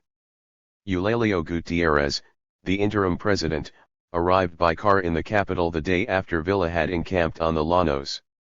Gutierrez first visited Eufemio Zapata in the National Palace. Villa dictated a letter to Zapata in Cuernavaca, in which he invited Emiliano to meet him in Mexico City, to give him an abrazo, and discuss matters of importance. He promised Zapata that he would be quite safe with him. But Emiliano Zapata, displaying his usual caution, insisted that their meeting be in the pueblo of Xochimilco to the southwest of Mexico City. Xochimilco was famous for its flowers, fruits, and Aztec floating gardens. But, more important, it was also in Zapatista territory. Villa agreed to meet Zapata there on December 4. Neither man had previously met. Early on Friday morning, December 4, Villa and a small escort of 107 Dorados set out on horseback for Xochimilco, 40 kilometers from his headquarters at Tacuba, carefully skirting the center of Mexico City, which lay between Tacuba and Xochimilco to the south. Zapata carefully planned his meeting with Villa. Xochimilco was decorated with flowers and colored streamers. There was the town band, and a choir of children. With Emiliano was Otilio Montano, the village schoolteacher who had helped Zapata with the drafting of the Plan de Ayala, and all the other Zapatista secretaries. Also present were Emiliano's brother, Eufemio, who had returned from Mexico City, his sister, Jesucita, his little son, Nicholas, and his cousin, Amador Salazar. Villa and his escort arrived on the outskirts of Xochimilco exactly at noon. A party of Zapatistas stood in parade formation on either side of the street. Large crowds from Mexico City had already arrived. As Villa appeared suddenly at the head of the street, accompanied by his Dorados, every gun went smartly to salute. They received a great, and noisy, welcome from the crowd. There were shouts of Viva Villa. Then the band struck up, and the children began to sing. So many were the bouquets, said Pancho afterwards, that our men could not carry them. Villa and his party dismounted. Serafin Robles, on behalf of the Liberation Army, stepped forward to greet Villa, and Otilio Montano delivered a brief and formal speech of welcome. Villa listened rather impatiently. Gracias, señores, muchísimas gracias. and then asked, "But where is my companero T?" Montano pointed down the narrow village street, and led Villa towards the schoolhouse, outside which Zapata was standing. As Villa walked down the street, the band played the famous revolutionary tune, La Cucaracha. Montano introduced Villa to Zapata. The two men exchanged abrazos. They walked arm in arm into the school, and upstairs into a large room on the first floor. In the room there was a very large oval table and a number of chairs. Villa and Zapata could not have looked more different. Villa, tall, robust and ruddy-faced, was dressed fairly presentably for once. He wore a large, loose, heavy brown sweater, a bright-colored scarf, khaki military trousers, puttees and riding boots, and an English tropical pith helmet. Zapata, dark, short and slim, was far better turned out. He wore a short black jacket, tight black charro trousers with silver buttons down the outside seam of each leg, a 108. Brilliant lavender-colored shirt with a light blue, silk handkerchief, short, black, sharp-toed, high-heeled, Spanish-style boots and a massive black, wide-brimmed sombrero completely shading his eyes. He alternately used a white silk handkerchief with a green border, and one with all the colors of the rainbow. He had 2 large gold rings on the fingers of his left hand. He was the smartest man in all Mexico. Zapata's sister was less impressive, though altogether, she had about 12 rings mostly of cheap silver on the fingers of both hands. Zapata's son, Nicholas, wore a pair of typical Indian, loose-fitting white cotton trousers, and a colorful shirt also of the same material. Villa sat down at the table, and Zapata sat on his left. At Villa's right was Paulino Martinez, then Leon Canova, and then Zapata's sister, Aracle on her right young Nicholas. Eufemio Zapata sat on Emiliano's left. Other Zapatistas and Villistas sat around the big table. The room soon filled up with people. The band stayed in the corridor, but made it difficult for anyone to hear what was being said. Fortunately, after a short while the band gave up, and left the building. For almost half an hour the two generals sat in embarrassed silence, exchanging occasional rambling, almost incoherent, insignificant remarks and comments, and leaving most of the discussion to others. Zapata seemed expressionless, except for his eyes which were almost hidden by his sombrero anyway. But he was watching Villa all the time. At last Villa began to attack Carranza. Immediately the mood changed. Said Villa, "I was always worried. Being forgotten. I had an obligation to the revolution. Carranza is a man so shameless. He was taking over the revolution while I waited. I have said to all of you. I always said that Carranza is a son of a bitch," interjected Zapata. Villa then damned men who slept on soft beds, were always going to banquets and knew nothing of the people and their suffering. Such men were the people's scourge, added Emiliano. Now and then, Palafox, Cerratos and Garza joined in. Zapata asked Villa about battles in the north of the country, appearing to know more about Villa's campaigns than Villa did about those of the Zapatistas. There then followed an informal discussion about the Ajiclos and the land problem. The people, observed Emiliano, loved the land. They still don't. 109. Believe it when you tell them that it is now their land. They think it is a dream. But when they see others growing things on the land, they say that they will demand land, and plant on it. And, replied Villa, now they will see that it is the people who rule, and they will see who their friends are.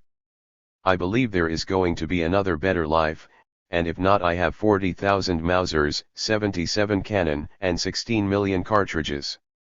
Emiliano Zapata called for a bottle of cognac, and poured out 2 large tumblers full. Pancho, a lifelong teetotaler, eyed them suspiciously and asked for a glass of water. Zapata raised his glass. Villa changed his mind, and rejected the water. He, too, raised his glass, saying, "Companero, I accept this drink solely for the pleasure of joining you, for the truth is I never drink liquor." He drank it all straight down. Then his face reddened, and he began to splutter. Tears rolled down his cheeks. He asked for water again. "Well, here I am," he gasped. "I came to meet the true men of the people. I congratulate myself for meeting a man who truly knows how to fight," responded Zapata. "I've been at it for 22 years, said Villa. "And I since the age of 18, replied Zapata. A glass of water was placed before Villa. But turning towards Zapata, he said, "Wouldn't you like the water?" "No, go ahead and drink it," said Zapata. The band had now returned to the corridor, and conversation was, once again, almost impossible. The discussion broke up. Villa and Zapata wanted to talk about more immediate matters.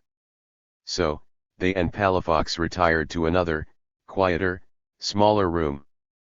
First, they got down to the business of planning the campaign against Carranza in Veracruz.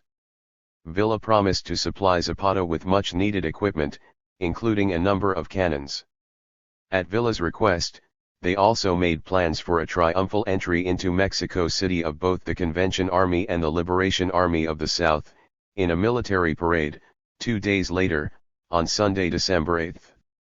Pancho Villa then brought up the delicate subject of 2 men whom he and Emiliano wanted executed. Zapata asked Villa to deliver to him Guillermo Garcia Aragon, a renegade Zapatista, and Villa demanded of Zapata that he hand over one of his secretaries, Paulino Martinez, who was in fact in the building. Villa wanted Martinez shot because he had criticized Madero, whom Villa considered had been a saint. In the Cuernavaca Zapatista newspaper. 110. El Ivaz de Juarez. Zapata, however, refused to hand Martinez over. But both Aragon and Martinez were soon to die. After about half an hour, Villa and Zapata adjourned. A luncheon had been prepared with corn, beans, chilies, roast pork, and kid, and, of course, plenty of pulque and beer. The feast was hearty with comradeship and bawdy humor, largely at the expense of the old cockroach, Carranza, and his henchmen. Once again, the local band provided the music.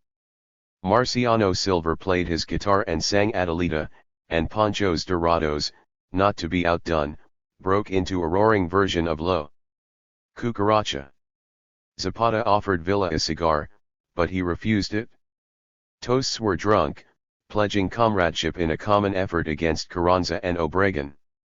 Villa made his usual speech about being uncultured and uneducated, and affirmed his concern for the poor. Martinez, not knowing that Villa wanted him executed, also spoke, praising Zapata and Villa. Zapata said nothing. He just watched and listened. After the meal, Villa and his party returned to their headquarters. Zapata and his aides began to prepare for the parade in Mexico City. Chapter 12. Conquered Capital. Early on Sunday morning, over 30,000 Zapatistas, with Emiliano at their head, left Xochimilco for Mexico City. They were armed with rifles and machetes, and many had heavy cartridge belts crossing their chests. A few wore swords. None wore military uniforms. They were a people in arms. They had come from Morelos, Guerrero, Puebla, Oaxaca, and Hidalgo. At San Angel and Mixco, on the way into the city, they were joined by others, many wearing charro suits and enormous cartwheel sombreros. Once again, Zapata was spectacular. He wore a deerskin jacket, elaborately embroidered with silk and gold thread, the emblem of the Mexican eagle emblazoned on the back. He wore black charro trousers with silver buttons, and a splendid, 20-ounce white sombrero, also worked in gold. And he carried a sword. He was riding his stallion, Relampago. Somewhat later, Villa rode out at the head of the convention army of about 40,000 men, from his base at Tacuba. Unlike the Zapatistas, Villa's troops mainly wore uniforms, old Federal Army ones, and 111 marched or rode in military order. Villa wore a dark blue uniform and high leather leggings. The two armies met in the Calzada de la Veronica, and formed into an enormous column. At the head Villa, with Zapata on his left, rode with a small cavalry escort of Villistas and Zapatistas. They moved down the Paseo de la Reforma towards the city center and the National Palace. The Zapatista foot soldiers came after Villa and Zapata and their escort, shuffling along. Then came the Zapatista horsemen on their small, but fast, horses. The Villistas, marching and riding in order, followed them. The ordinary people of Mexico City welcomed them with flowers and bouquets. Vast crowds massed along the Paseo de la Reforma all the way from Chapultepec to Alameda, sending up roaring cheers: Viva Villa! Viva Zapata! Mexico's peon army, shouting Tierra y Libertad V, marched victoriously through the capital. To the ceaseless thunder of drums, blaring brass bands and the braying of bullhorns, Mexico City was on parade. The huge column moved through the city, across the north side of the Zocalo to the front of the National Palace. Villa and Zapata dismounted, and then took positions beside the interim president, Eulalio Gutierrez, on the balcony to review the parade, which continued until 5 in the afternoon. After the parade, Villa and Zapata went into the National Palace, and, together with their aides and secretaries, they entered the presidential suite. The photographers prepared their cameras. Standing before the highly ornate gilt presidential chair, Villa invited Zapata to sit in it. But Zapata replied, "It would be better to bum it, for I have seen that everybody who has sat in this chair has become an enemy of the people." Villa had no objection to sitting in it. The photographers were now ready. Villa sat in the presidential chair, his military cap resting on his knee. He posed for the photographers. Then, another, much smaller chair, was placed on his left side. Zapata reluctantly agreed to sit in it, crossed his legs, and placed his enormous sombrero on his knee. Villa smiled at the camera. Zapata looked bored and uneasy. Other Villistas and Zapatistas crowded round. Their picture was taken for posterity. Later that evening, Gutierrez held a banquet for Villa, Zapata, the other revolutionary generals, ministers of the newly formed convention government, foreign diplomats, and those businessmen who were still in the capital. It was a grand affair. Mrs. Leonie B. Moats, the American woman who was living in 112. The historical meeting in the National Palace, December 1914. Seated: L.R. Tomash, Urbina, Pancho, Villa, Emiliano, Zapata, unknown, Zapatista, Rodolfo, Fierro, in a hat, is standing. On the right. 113. Mexico City at the time, and who attended the banquet, remembers an incident concerning Emiliano Zapata and his wife, who was also present. Says Mrs. Moats. General Zapata had placed his wife next to him. Never having eaten at a table before, she proceeded quite naturally to push back her chair, put her plate on her lap and eat with her fingers. The Spanish minister was sitting next to her. It took quick action on his part to get his coattails well tucked under before they became a mass of grease spots. Someone asked Zapata why he had placed his wife, instead of one of the other ladies, beside him. He answered in surprise. "But I know my wife, and what do you think I could talk about to the wife of a diplomat?" Throughout the banquet, both Villa and Zapata were ill at ease. They did not enjoy the formal atmosphere. Gutierrez was uneasy too. He did not trust Villa. But, more important, he did not know what to make of Zapata. Yet he was completely dependent upon them both. The next morning, Villa and Zapata visited Gutierrez in the National Palace. They informed him of their plans for crushing Carranza and Obregon. Villa and the convention army would drive northeast from Mexico City, and then southeast towards Veracruz. Zapata and the Liberation Army would push towards the coast through the state of Puebla. This was Villa's plan, which Zapata appeared to accept. And of Zapata, Mrs. Motes observes, Zapata was afraid of the city, a countryman by instinct, with a hillman's sagacity, he betook to his private train, and did not rest until it was sidetracked well out of town. This was largely true. On the other hand, he intended to direct operations against the Carrancistas and Obregonistas in Puebla. Nevertheless, had Emiliano Zapata been anyone else, he could and probably would have stayed on in Mexico City, and become president and virtual dictator of Mexico. It would not have been too difficult for him to have installed himself in the National Palace, and, moreover, unlike Huerta, Carranza, or possibly, even Villa, he would have had mass popular support at least in the south of the country and the capital. But, unlike the others, Zapata considered himself to be not a ruler of the people but their servant. By December 9, a large force of Zapatistas had arrived outside Puebla City. But they did not attack, as the supplies promised by Villa had not yet arrived.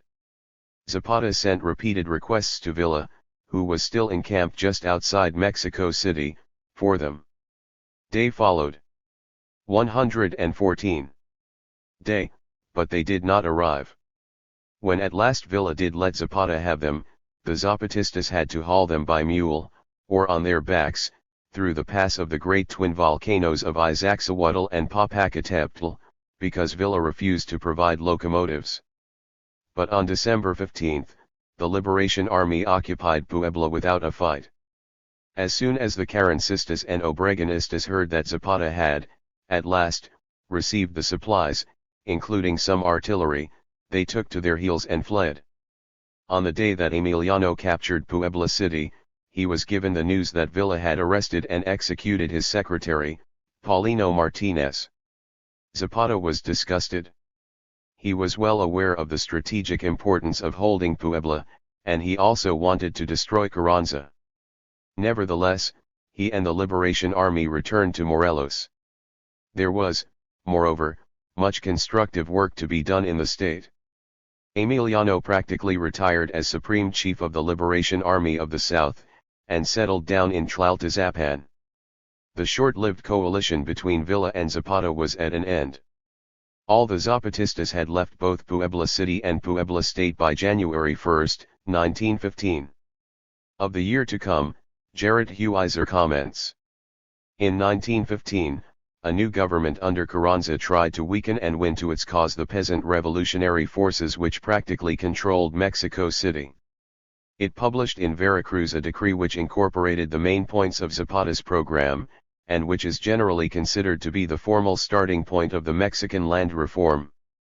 This measure, together with the creation of battalions of urban workers which helped to combat the peasant armies, weakened peasant resistance. However, since no real effort was given to the new reform decree, the movement led by Zapata only withdrew from the capital, but retained military control in a large part of the states of Morelos, Guerrero, and Puebla. In those areas a land distribution program was carried out according to the rules of the Plan de Ayala, with the help of a group of students of the National School of Agriculture. It was not a particularly happy Christmas for the inhabitants of Mexico City. There was a shortage of fuel. Food was scarce. Typhoid threatened to grow into an epidemic. And the paper money, now being printed in huge quantities by Villa, was worthless. Furthermore, Villa and his troops were administering typical Villista justice. Within 2 weeks of his occupation, over 150 people had been executed by firing squads in the capital. 115. Gutierrez called upon the Villistas to stop taking the law into their own hands. Before the beginning of the year, however, Gutierrez had had enough. Finally, on January 16, he fled the capital and made his way home to San Luis Potosí. He had been interim president in name at least for just 2 months. Villa moved into a splendid mansion at 76 Calle Liverpool. The convention government had not entirely disintegrated. It reassembled in Mexico City on New Year's Day, 1915. And on January 16, it elected the 29-year-old Roque González Garza its presiding officer. By then, the convention was largely Zapatista. but it was also largely a talking shop. Soto y Gama digressed over such people as Danton, Marat, Marx, Bakunin, and Kropotkin. Nevertheless, Garza managed to bring some realism into the proceedings. A number of decisions were taken but only by unanimous agreement. The convention government managed, to some extent, to police the city. It also attempted to tackle the problem of the chaotic, and useless, currency in circulation. On January 23, it declared all Carranza money invalid. A day or two previously, Villa's forces moved north. Villa also lost interest in the capital and, presumably, in the presidency as well. He left. Obregon, with a small but disciplined force of around 5,000 encamped at the archaeological site of San Juan Teotihuacan, just 50 kilometers from Mexico City, on January 25. The following day, most of the remaining Zapatistas evacuated the capital, and returned to Morelos, partly destroying the pumping station at Xochimilco, which was the city's principal source of water. The convention rump transferred its headquarters to Cuernavaca, in Morelos. On January 28, Obregon entered Mexico City, by then a dead city. Except for a few stray rifle shots from the cathedral bell tower in the Zocalo, there was no resistance.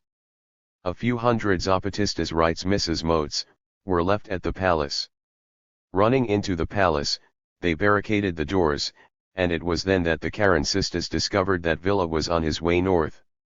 Unlike after his previous entry into the capital, Obregon did not celebrate his victory. He went straight to bed with laryngitis. By December 12, 1914, Carranza had published his land reform decree. And on January 6, 1915, his government in Veracruz made it into a law. Despite its radical and reformist veneer, it was, in effect, entirely different from Zapata's Plan de Ayala. Its implementation was put in the hands of the state governors. Indeed, Carranza 116 expressly noted that his reform was not to revive the old communities, nor to create others like them. He further stipulated that the property of the lands will not belong to the pueblos in common, but will be divided in pleno domino fee simple. Such was the Carrancista land reform law. While Carranza tried to woo the peons, Obregon was doing likewise with the urban workers. At the turn of the century, Ricardo Flores Magón, together with a number of his followers, established the Casa del Obrero Mundial in Mexico City. It was mainly a propagandist center. But under the dictatorship of Don Porfirio Diaz it was soon closed down. It had, however, been reopened under Madero. In the main, the views propagated by the Casa were those of Kropotkin, Eliseo Reclus, and Malatesta. Antonio Diaz Soto y Gama had attended meetings organized by the Casa, but he had also been influenced by Leo Tolstoy. Despite the Casa's precarious position, its influence was wider than was generally imagined. It also had links with the American industrial workers of the world, or Wobblies as they were usually called. In August 1914, Obregon contacted members of the Casa del Obrero Mundial. And in February 1915, he negotiated with a number of prominent members of the Casa. The Casa then moved into a well-known colonial mansion known as the House of Tiles. Branches of the Casa del Obrero Mundial were established throughout areas controlled by Carranza and Obregon. In return, the Casa raised 6 red battalions of workers to fight for Carranza against Villa. David Sequeiros, the young painter who later became a fanatical communist and would-be NKVD assassin of Leon Trotsky, was a staff officer at Carranza's headquarters and also served as an advisor with the red battalions. Over the years, a few Casa members, such as Antonio Diaz Soto y Gama, had joined the Zapatistas, but most had not, and neither had many of the ordinary workers of Mexico City either. Now, the more progressive workers of the Casa del Obrero Mundial were rallying to Carranza and Obregon.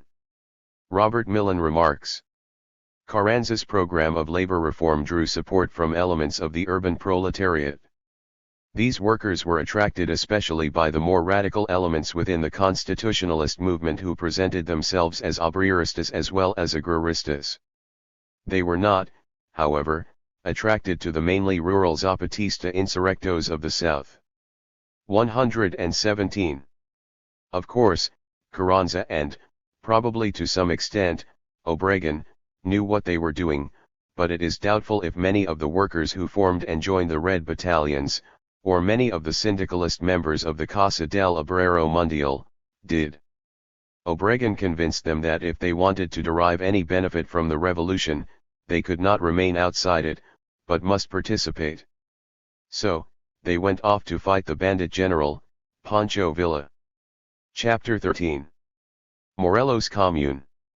By the beginning of 1915, Morelos and much of the south of the country was peaceful. Almost immediately, the people began to elect their village chiefs and municipal representatives. A few of the chiefs had become tainted with the evils of militarism, but very few.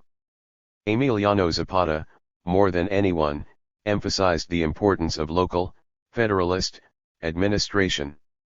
Indeed, Zapata rebuked those chiefs who attempted to interfere in village affairs. Moreover, he never tried to organize or impose a centralist state police force in Morelos. Law enforcement, such as it was, remained the prerogative of the village councils. The result was local grassroots democracy of a rough and ready kind. It also resulted, for the first time, in an administration whose objective was the restoration and development of the ejidos. At least the land question was being tackled in an orderly manner. To quite a considerable degree, the people of Morelos had to thank the meticulous, intense, 29-year-old Manuel Palafox for that. He was a ball of fire. Within days of the convention government being set up in Mexico City, Palafox had been appointed Secretary of Agriculture. Early in January, he organized his department. He first founded a national bank of rural loans. He also founded regional schools of agriculture, and a national factory of agricultural implements. And on January 14, he set up within the Department of Agriculture a special Bureau of Land Division.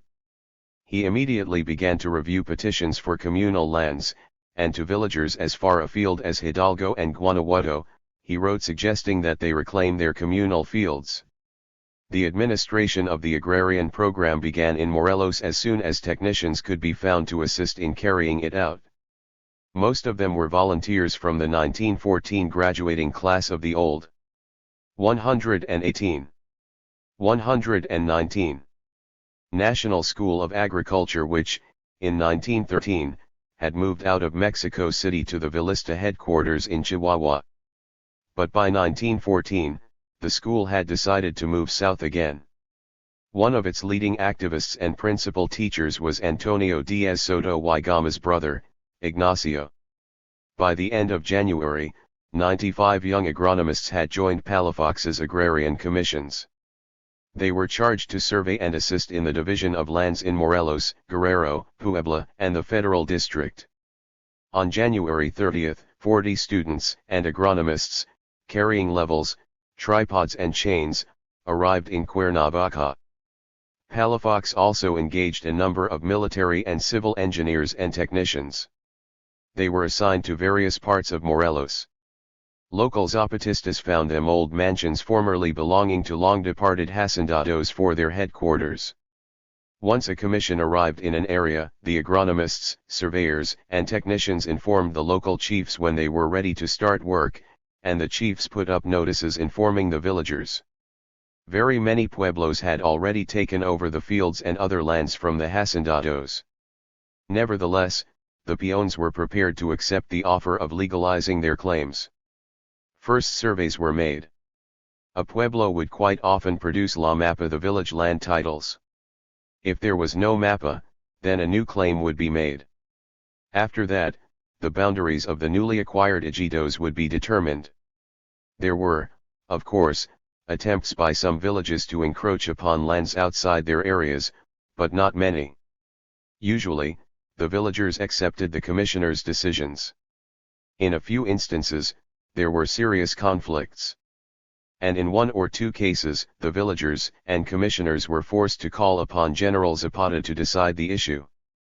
But the land surveys went ahead throughout Morelos and the neighboring states.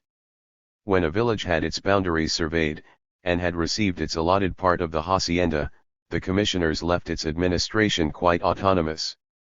According to Article 6 of the Land Decree of September 8, 1914, a pueblo could keep its land under a common title, or it could distribute the titles among individual rancheros, peones, or campesinos.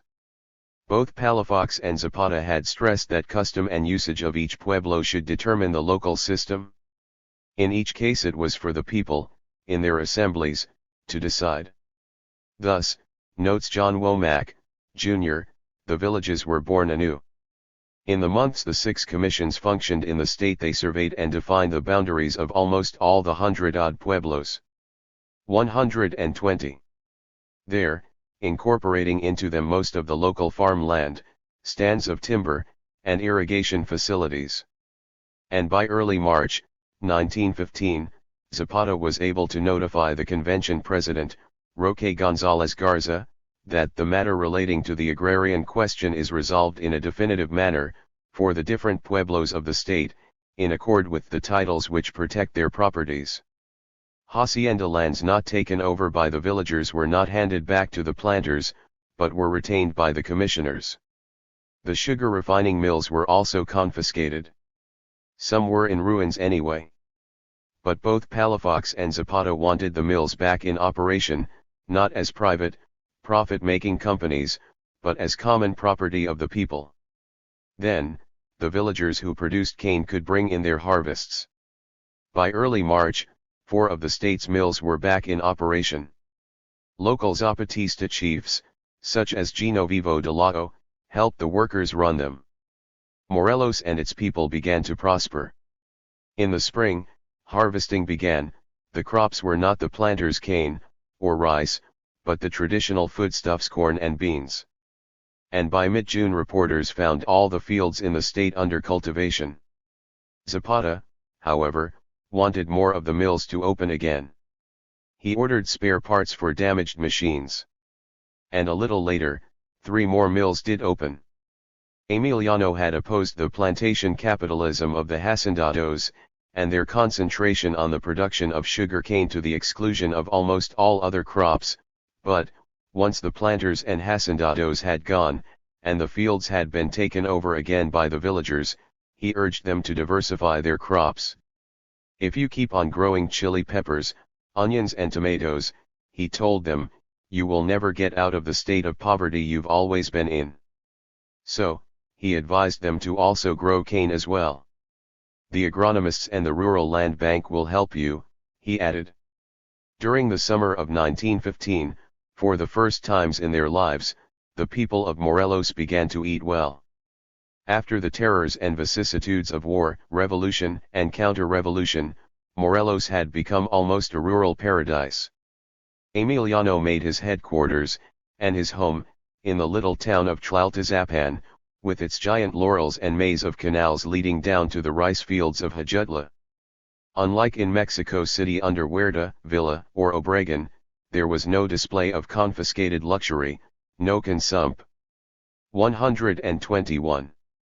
Shin of captured treasure, no swarm of bureaucrats jumping from telephone to limo sign. Emiliano Zapata spent most of his days in an office, in an old rice mill, dealing with land claims, and corresponding with Palafox. In the evenings, he and his companions relaxed in the plaza, drinking, smoking cigars, and discussing horses and the like. And at night, Emiliano slept with one or other of his 2 or 3 regular women friends. He fathered at least 2 children during his stay in Tlaltizapan. On his birthday in August, the people held a fiesta with a parade, songs, poetry reading, children's games and, later, a bullfight. But war clouds were, yet again, beginning to drift towards Morelos. Obregon occupied Mexico City for 6 weeks. He did not intend to stay long anyway. Nevertheless, he more than made his presence felt while there. Many houses and churches were sacked by his troops. Factory equipment was dismantled and sent to Veracruz. Furniture was removed from government offices. Cars and horses were confiscated. Schools were closed down. Many of the people were starving. On February 3, all Villista currency was declared worthless, and it was, for the second time, replaced by Carrancista money. The banks were then shut down. Merchants were forced at gunpoint to open their safes. Those suspected of hoarding money or food were made to sweep the streets. Obregon reminded the church that it had donated 40 million pesos to Huerta, and ordered the clergy to raise 500 million pesos for relief of the city poor. When the priests refused to pay up, he had 108 of them drafted into the Carrancista army, of whom over 50 were found to be suffering from VD. On March 10, Obregon left the capital in preparation for his showdown with Villa. With Obregon in occupation of Mexico City, the Zapatistas had successfully stopped all food and other supplies from getting through. But as he moved out, units of the Liberation Army of the South moved in. The population was relieved, and even a few church bells began to ring. And with the return of the Zapatistas, the water supply, which they had cut off, was restored. The convention government, by then almost entirely Zapatista in outlook, also decided to return to the capital. Villa wired Zapata, warning him that the convention would find itself forced to flee again.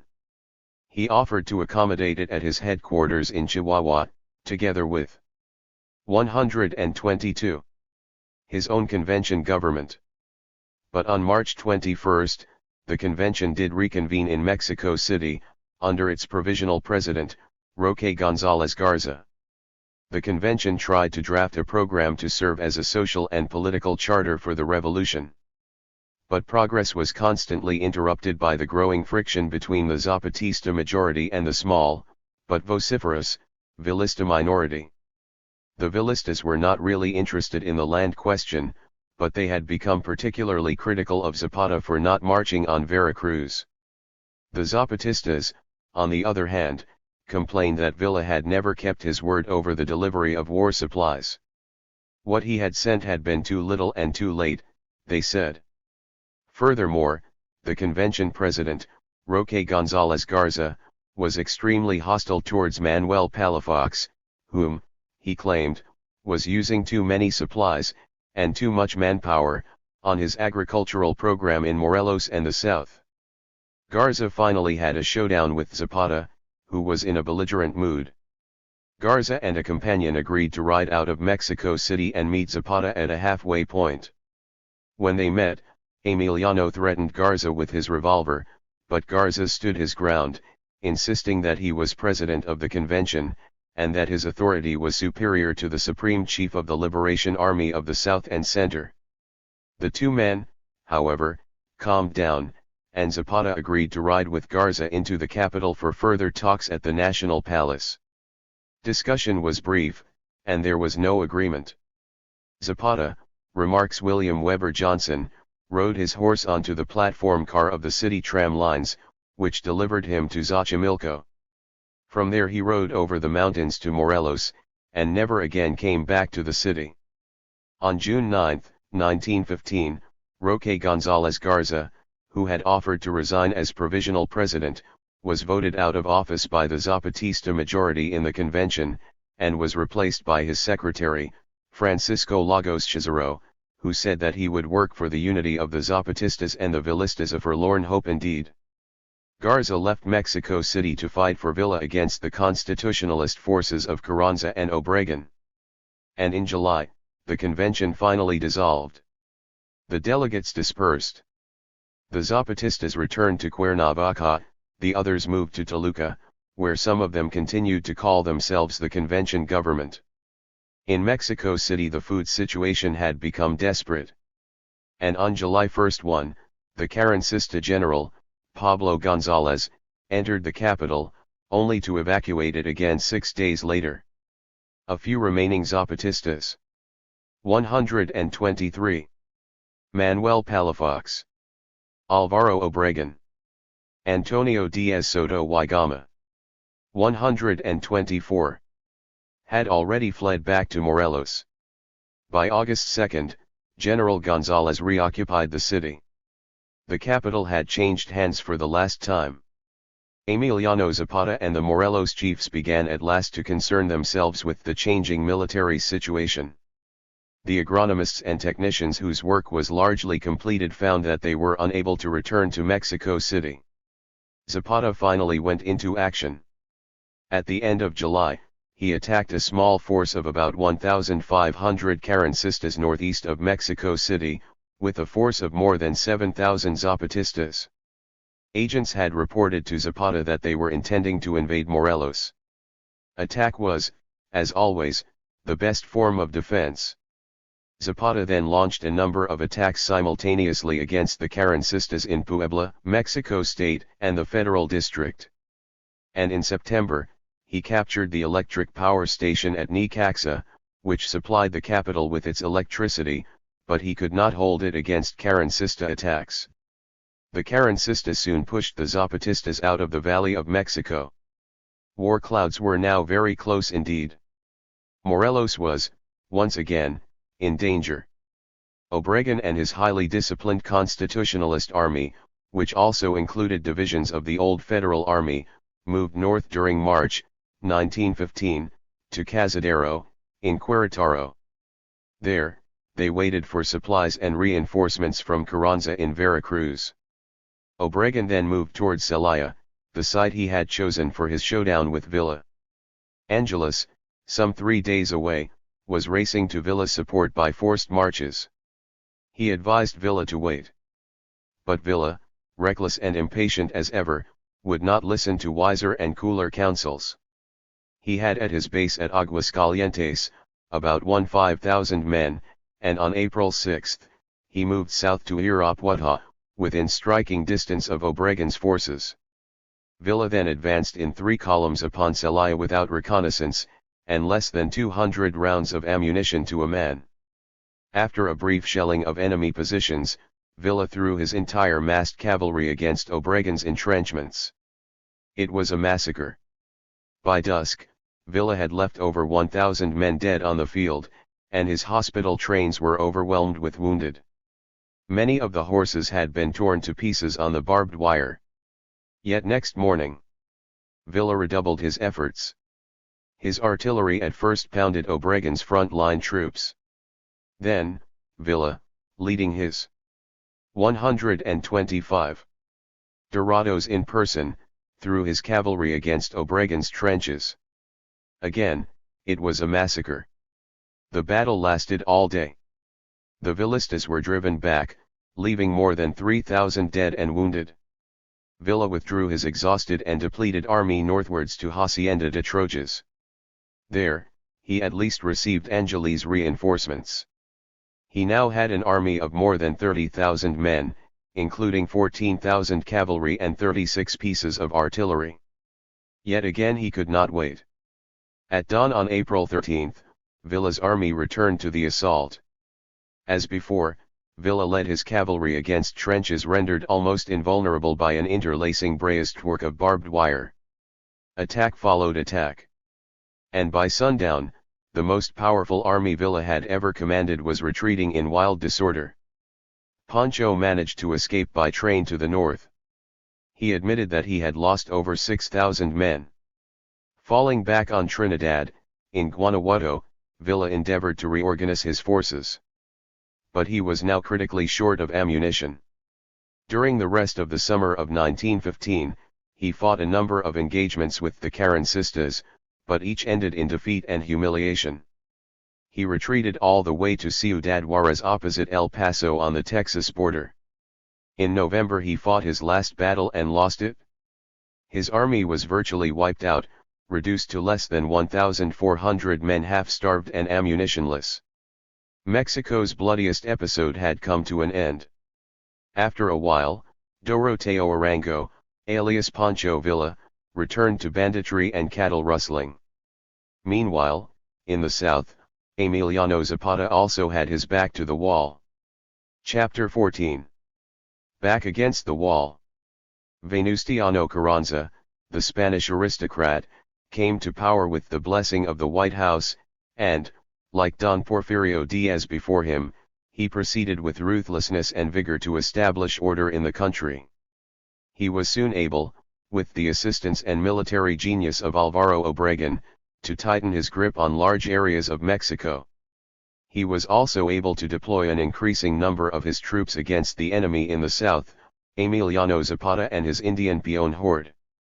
Before he could boast that he was master of Mexico, Carranza would have to wipe out not only the Liberation Army of the South, but Zapatismo itself.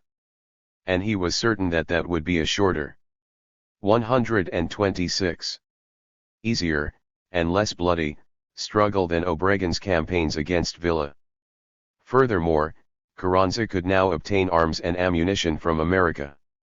On the other hand, he knew that the Zapatistas were not all that well off for ammunition and other supplies.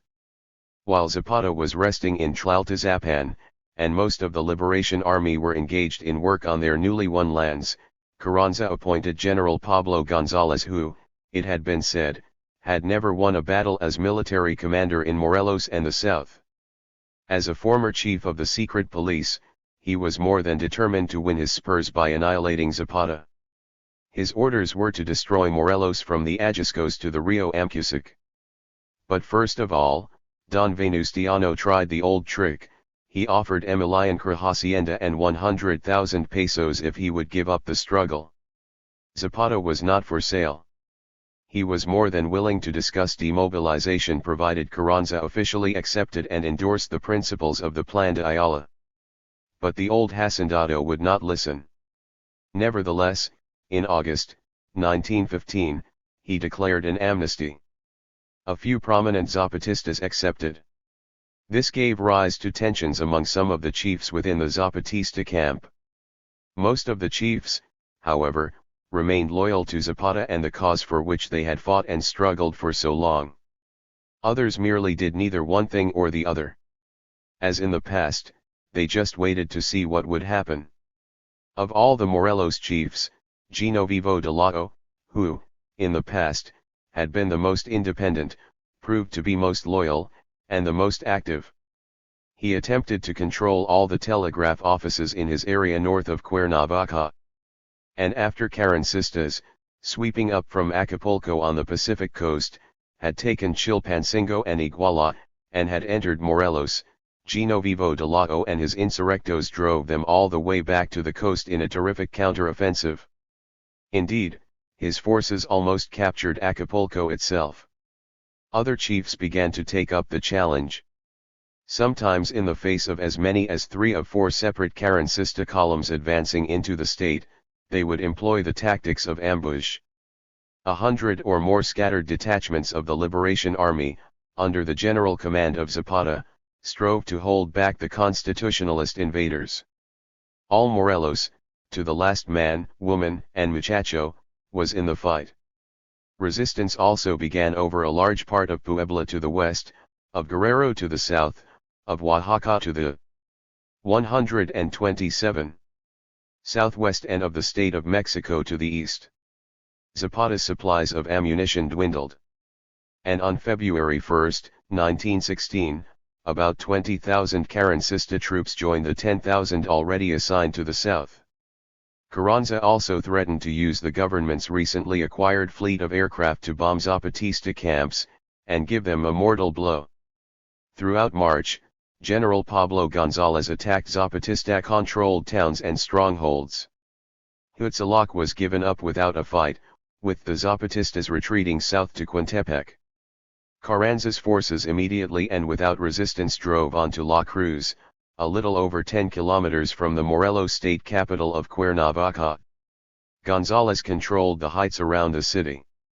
De Lao harassed, and held up, the Carrancistas for a while. Emiliano Zapata had to continually withdraw, and concentrate his forces closer to the Rio Amcusic. Volunteer Tarahumara Indians from Durango and Tarascan warriors from Michoacán arrived in Morelos, but González was able to ring the entire state with his 30,000 men. Once again, Zapata and the Liberation Army of the South were in conflict with the Mexican state and government. Once again, Zapata was, in the words of Harry Dunn, the greatest outlaw in the Western world. On May 2, Gonzalez began his attack on Cuernavaca. Emiliano arrived soon after with a small detachment of his Death Legion. But he was too late. And his forces were too small. After using one of their new aircraft to bomb Zapatista entrenchments, the Constitutionalists swept into Cuernavaca. Zapata and his small force of horsemen escaped just in time. They rode as fast as they could back to their base at Tlaltizapan. A few days later, both Cuautla and Yautepec fell to General Gonzalez. Then Villa de Ayala was overrun. Zapata remarked to a comrade, "More than 30,000 Federals are going towards Tlaltizapan. This is our last stronghold. We will defend it," replied his comrade. But Emiliano found himself increasingly isolated in his mountain redoubt. And worse was to come. Zapata's mountain redoubt was finally overrun. At Tlaltizapan, Pablo Gonzalez captured a considerable amount of booty. He also executed almost 300 people, of whom over half were women and children, relatives and friends of the Zapatistas' headquarters staff. Gonzalez began a wave of terror in Morelos. By mid-May, 1916, about 1,500 Zapatista prisoners of war had been sent to the dreaded 128th concentration camps of Yucatan, just as had thousands of unfortunate peons and workers during Don Porfirio's dictatorship. But Gonzalez was only following Carranza's orders. Ed Cum Pinchon comments, he prosecutes against Zapata a brutal campaign of extermination, laying waste whole sections of the country with as little mercy upon non-combatants, women and children, as Diaz ever had shown. Carranza's policy of scorched earth was working with ferocious efficiency, with the countryside swarming with refugees. Zapata and his staff had to organize some kind of rescue and refuge for the victims of Carranza's terror. It was no easy task. Already much of the northern third of Morelos had been laid waste. Emiliano and the chiefs decided that, where possible, all the older men and women, and young children, would have to move to the safety of the mountains encircling the valley of Morelos. Pichon vividly describes what happened. So began a tragic hegira. Desperately loading their goods and remaining stores of food into carts yoked to their cows, or upon burros burdened till they crumpled to the earth, or swinging upon their shoulders such packs as made the mountain trails appear crawling with huge snails, the folk of 100 villages, shepherded by posses of heavily armed charros, bid adios to their tierra chica, and set their faces toward they knew not what. Zapata's plan was to move the folk to the mountains nearest them, not only because they would have more chance to survive in a country well known to them, but because he knew they would refuse to go where, if they should die, they might not be carried at midnight down to the ancestral graveyard. And so, to the far north the ancient, undefeated pueblo of Deep Tepoztlan became an empty place. The folk had tied to the vast clefts and ravines in the crest of the Sierra Ajusco. The villagers of the west retreated to the apocalyptic gorges of the Sierra Clialma, the villagers of the east to the tossed-up chaos of the Sierra Puebla. While the valleys remained the main theater of war, the mountains became the haunt of a gypsy army, living in the 1,000 merciful caves that pocketed the frequent limestone formations. The mountains offered a plentiful supply of wood and water. These were everywhere. But food was another matter. Game was scarce. And what there was quickly was driven away by the presence of this moving horde. And, with every able-bodied marksman needed on the 129 fighting line, the only available hunters were men too old and slow for war. Quickly realizing that he had saved these folk from massacre only to deliver them over to slow starvation, Zapata struggled to organize a line of food supplies. Picked forces, usually held in reserve for critical military action, were organized into raiding parties. The largest of these he led himself. In modern parlance they would be dubbed suicide squads. Their business was to worm through the enemy's lines, capture his pack mule commissary trains and lead them off into the mountains. Few of the raiding parties long survived, but while they lived they raided, and while they raided, thousands of old women and stricken, starving children were fed. At the same time behind the lines, Zapata insisted that every inch of earth be tilled. The moment fighting relaxed, the rifle was dropped for the hoe. Zapata himself, setting the example, full of courage and encouragement, stripped to the waist and worked with his men. No sooner had one detachment been organized for the tasks of production than he was off to another point on the line and plunging in, himself always the first with plow or hoe. Zapata was not, however, alone, though he was the moving and organizing spirit of the struggle against Carranza. In 1914, Mrs. Rosa E. King, the English woman who had owned a tea shop and, later, the Bella Vista Hotel in Cuernavaca, abandoned her properties during a Zapatista attack on the city and, with the remnants of the federal garrison, fled. Later, she heard that, during the fighting, the hotel had been destroyed or, at least, partially damaged. In 1916, she decided, against the advice of the British consul in Veracruz, to return to Cuernavaca. Rosa King describes her experiences and what she found there. Late in the afternoon the train reached Cuernavaca. What a sight to greet us! Black, battered, bullet-pierced walls where there had been comfortable, happy homes, bridges destroyed, approaches to the town cut off, everywhere signs of the dreaded conflict that had taken place. My head had known that it would be like this, but my heart was not prepared. We drove down the silent streets past abandoned, deserted houses, not a soul in sight. A dog, nosing in a heap of rubbish, slunk away at our approach, and the clatter of the wheels awoke strange echoes of emptiness. In the heart of the town a handful of people were living, and I saw the soldiers, their uniforms marking them as strangers.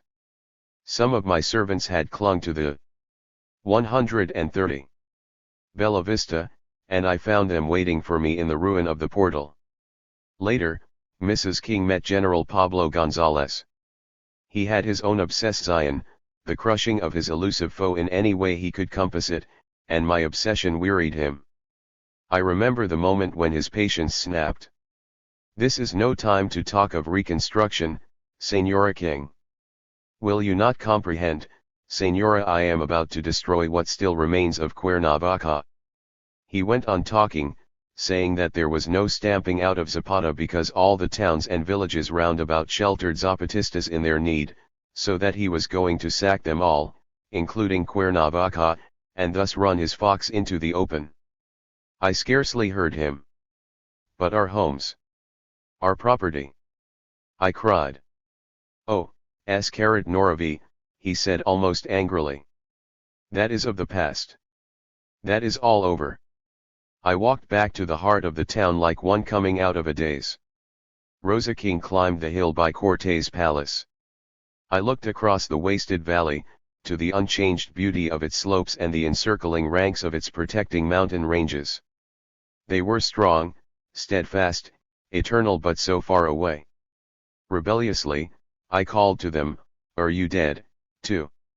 Then voices across the valley, voices of Toltecs and Xiximecans from their homes of centuries ago at the feet of the white volcanoes, voices of Tlahuicas from their ancient citadel, Cuauhnahuac, where they battled to hold their freedom and their country, voices saying, "The very ruins all about you are telling you we live. Freeborn men, like the mountains, will always survive." And the motionless foothills seemed to surge with the shadows of the men I knew lay hiding there, with their rifles and their leader, finding cover and nourishing herbs among the stony ledges. Mrs. King, the tea shop lady from England, understood the Zapatistas far better than had Don Porfirio or Don Francisco Madero, or General Huerta, or Don Venustiano Carranza, or even the tempestuous bandit rebel, Pancho Villa. And General Gonzalez, who was systematically ravaging the beautiful valley of Morelos, did not fully understand either, though he did at least realize that, in their hearts, all the ordinary men and women of Morelos were Zapatistas, and that by only wiping out every town and pueblo could he hope to destroy Zapatismo. 131. Freeborn men, like the mountains, will always survive. And they did. They just went on fighting, they were a people in arms. General Pablo González ruled, or, at least, tried to rule Morelos and the South just like a military dictator. He also looted on a grand scale. He shipped out furniture and other movables by carloads after destroying the haciendas by fire, writes Mrs. Motes.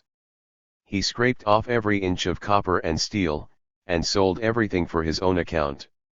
Almost all the iron in Morelos was removed and sold as scrap to the Europeans who required it for their own war.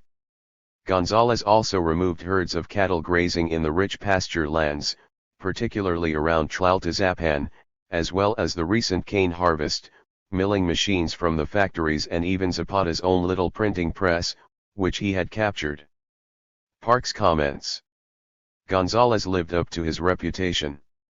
What he lacked in generalship was compensated in plunder and destruction. He alleged that Zapata was to be starved into submission, and his army, which deserved better than that of Zapata to be called an army of bandits, completed the ruin of Morelos. Under such conditions and circumstances, Zapata and the chiefs were forced to disband the Liberation Army as a large united force. It had never really been a fully centralist, positional army in the generally accepted sense of the word anyway. And now the Zapatistas had neither enough ammunition or food supplies for a regular positional army. They, therefore, reverted, as they had always done in times of trouble, to being a loose federation of guerrilleros, comprising scores of scattered groups of 20 to 100 men and women.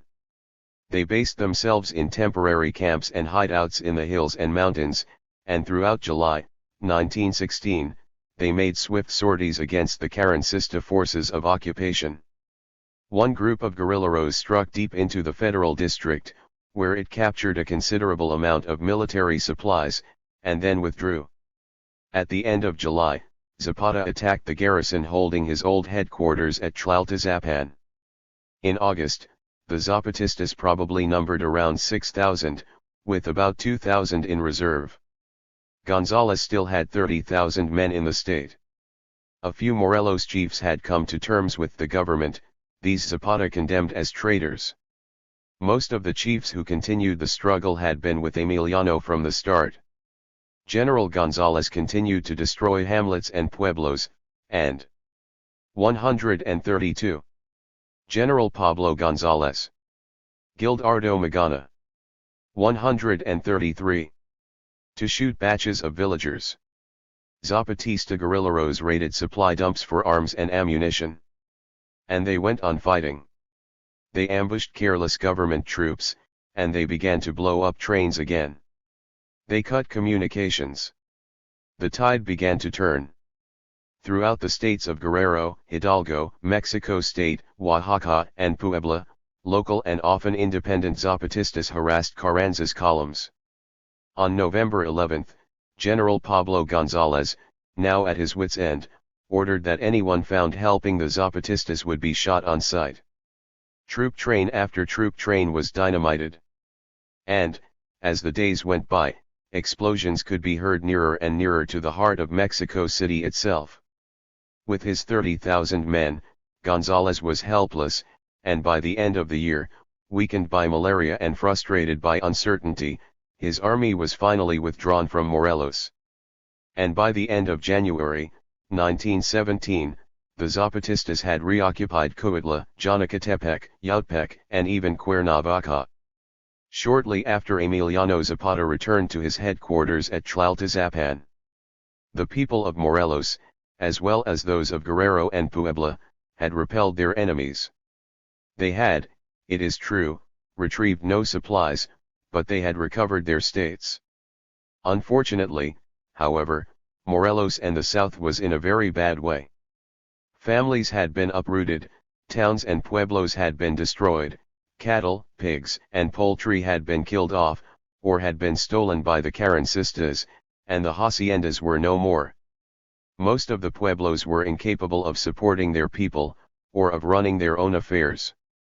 Emiliano Zapata was particularly concerned over the disintegration and disorganization of the pueblos, and of town and city administration generally. He was also beginning to concern himself with the effectiveness of the reconstituted Liberation Army of the South and Center. On the other hand, the Zapatistas had been successfully intensifying their propaganda war against Carranza and the government over the last 12 months or so and were to continue to do so for some time. Chapter 15. War of Words. In November, 1916, Zapata urged Antonio Diaz Soto y Gama and other Zapatista secretaries to visit the pueblos and explain that 134. Zapatismo rose up in arms, not to protect the bandits or banditry, or self-seeking chiefs, but to guarantee the rights of the pueblos, and take back the ejidos and common lands which the hacendados had stolen from them. On November 28, Soto y Gama, Palafox, Montano, the Magana brothers, and about 10 others organized, at Zapata's office in Tlaltizapan, the Consultation Center for Revolutionary Propaganda and Unification. The aim of the center was to assist the pueblos by giving talks on such topics as mutual obligations of the armed Zapatistas, explanations of manifestos, decrees and circulars, which were being issued from the headquarters, and members of the center were also asked to mediate in feuds between individual chiefs, pueblos and, even more important, help organize juntas in all villages as associations for the defense of revolutionary principles. They did not, however, attempt or even wish to organize a political party ** at the end of 1916 and the beginning of 1917, therefore, many associations were formed in Morelos, Puebla, and elsewhere. In many cases, they were the first ever popular organizations of a non-military, civilian nature to have existed in some villages. They had no official authority, but they soon dominated local society. All association representatives had to be elected by direct vote every 4 months by all the members of their respective pueblos. Each representative had to reside in the pueblo re-election for a year after leaving office was strictly forbidden. And serving members of the Liberation Army were not allowed to stand for election. The representatives' functions were varied. They helped to organize local municipal elections, ensured civil control over the Liberation Army, mediated in occasional disputes between municipal officials, as well as between village chiefs and Liberation Army commanders. They also mediated in conflicts relating to local resources: water, crops, pastures, draft animals. And they furthered Zapatista propaganda and decrees. By early 1917, a rudimentary Zapatista administration began to take shape in Morelos and elsewhere in the south. Emiliano, particularly, realized that pueblos isolated from each other often fell into decay and rivalry, so, he and the secretaries instituted a new office to serve as a bond between municipo, that of a district president. Tentative arrangements were made to hold elections for a new state governor, but hostilities began late in the summer of 1917, and the arrangements came to nothing. During 1916 and 1917, Zapata was concerned over the effectiveness of the Liberation Army of the South. He attempted to organize the various groups efficiently. His aim was to reorganize the army on the basis of infantry, cavalry, and artillery units, with supporting engineering, sanitation and other administrative services. But, in spite of Zapata's efforts, the Liberation Army never attained the discipline and organization of a regular army. Nevertheless, Robert P. Millen is forced to admit that, in spite of their shortcomings in organization, Zapata's men were quite effective fighters. They laid traps and ambushes, cut supply lines, took small towns by storm, destroyed the smaller enemy units and harassed his larger ones. They were expert at capturing the elements of war from the enemy and, in addition, fabricated explosives and cartridges on their own. True to the tenets of guerrilla warfare, they avoided formal battles with major enemy forces until they were fairly certain of victory, thereby denying the enemy the opportunity to destroy them as an effective military force at one blow. Octavio Paz has also given a vivid account of the effectiveness of Zapatista tactics against Pablo González's Carrancista forces in 1916 and the beginning of 1917, when they were forced to withdraw from Morelos and the south. According to Paz, Zapata maintained only a small force at his headquarters which, in an emergency, could be speedily sent into action at almost any place, and at almost any time. Moreover, the various individual guerrilla units were constantly on the move, attacking the Carrancistas in not only Morelos, but the states of Mexico, Hidalgo, Oaxaca, Puebla, and Tlaxcala as well. These tactics, says Paz, completely disconcerted the enemy, who could never put his firepower into effective use. If the enemy advanced with a large force, he never found anyone to fight. If he divided his forces, he exposed them to destruction in ambushes and assaults.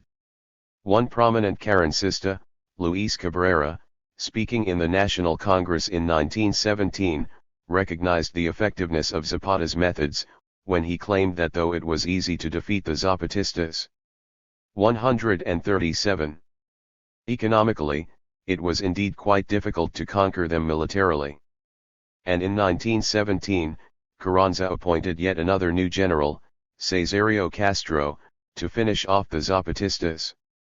By the end of the year, Zapata was quite hard-pressed.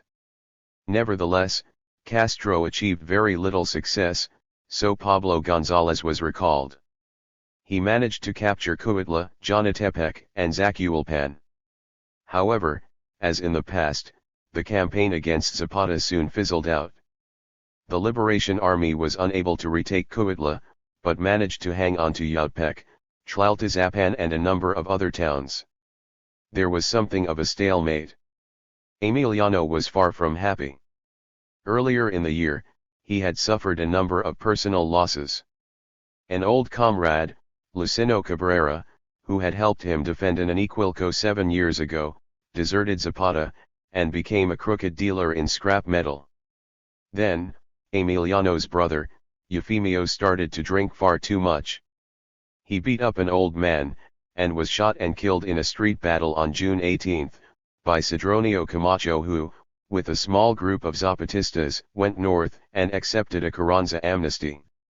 Emiliano Zapata's old school teacher friend and collaborator of the Plan de Ayala, Otilio Montano, had a number of disagreements with some of Zapata's headquarters staff at Tlaltizapan, and retired to the town of Buenavista de Cuellar, on the Guerrero border.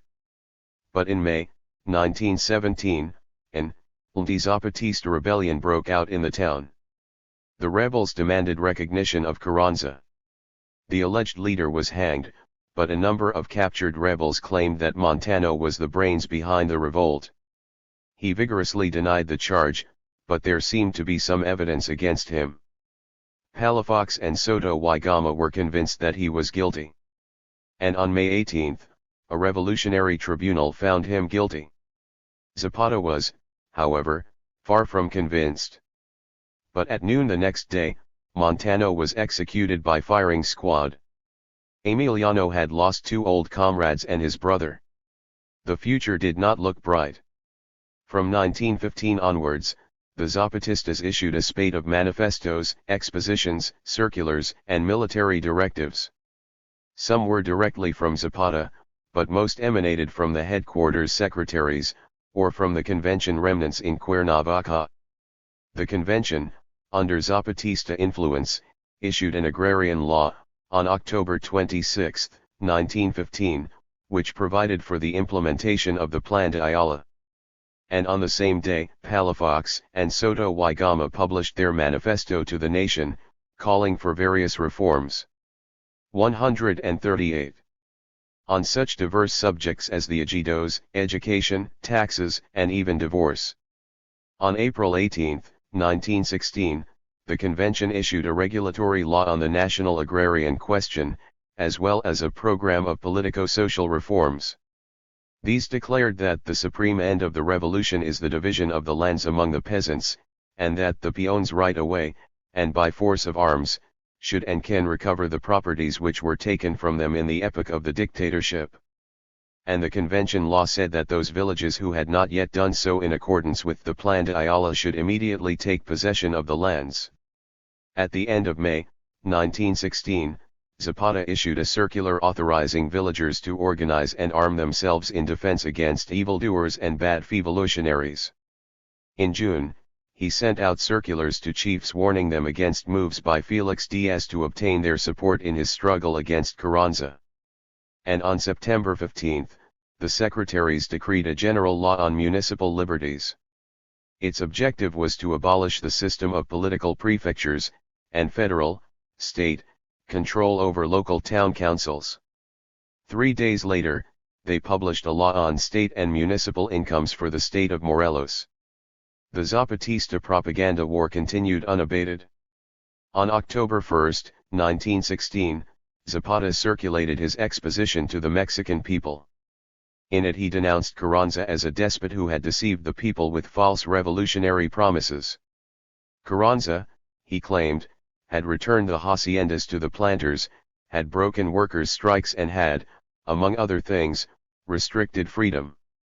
Zapata, unlike Carranza and Obregon, expressed his belief in freedom of religious conscience, arguing that the Carrancista attacks on churches and their crude anti-religious propaganda was, in fact, demagogic and counter-revolutionary. It was, he said, diversionary, and done to conceal the Carrancistas' lack of revolutionary content in their economic and social programs. Emiliano Zapata, who was not himself religious, declared that these attacks upon religious cults and popular conscience are counterproductive and prejudicial because they persuade no one, convince no one, they only exacerbate passions, create martyrs, awaken more vividly the superstitions which they wish to dominate, and give strength to the enemy whom they pretend to fight. Zapata ended by stressing that the revolution was the taking back of the land by the peons from those who had stolen it, and liberty and justice for all the people. After 7 years of struggle, Zapata's cry was still Tierra y Libertad v. 139. The phrase originally popularized by Ricardo Flores Magón in his paper, Regeneration.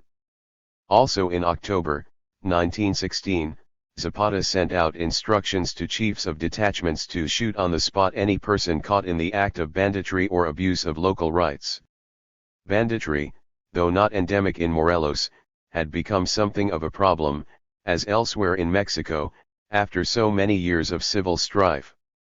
On January 20, 1917, Zapata issued another manifesto to the Mexican people, in which he again stated the objectives of the Zapatistas in similar broad terms to that of the previous manifesto of October 1, 1917. He referred to the nightmare of Carrancismo, running over with horror and blood. And again he said that the revolution sought to distribute the land free to the peons. Carranza, on the other hand, merely offered destruction, despoliation, autocracy, and the continued domination of Mexico by the hacendados, and the caciques. On April 20, Zapata published yet another manifesto to the people, in much the same vein as the two previous ones. But the latter was a very personal attack upon the first chief, Carranza. Circulars, decrees and manifestos continued to pour forth from the Zapatista headquarters during 1917. In a circular published on April 17, it was noted that many villagers had established primary schools, as well as a few night schools, in Morelos and a number of other states, and that a manual arts school was soon to open in Tacamizalco. On May 1, Zapata issued a protest before the Mexican people, in which he criticized Carranza for attempting to curry favor with the government of the United States. And in August, Zapata again set out his views on education.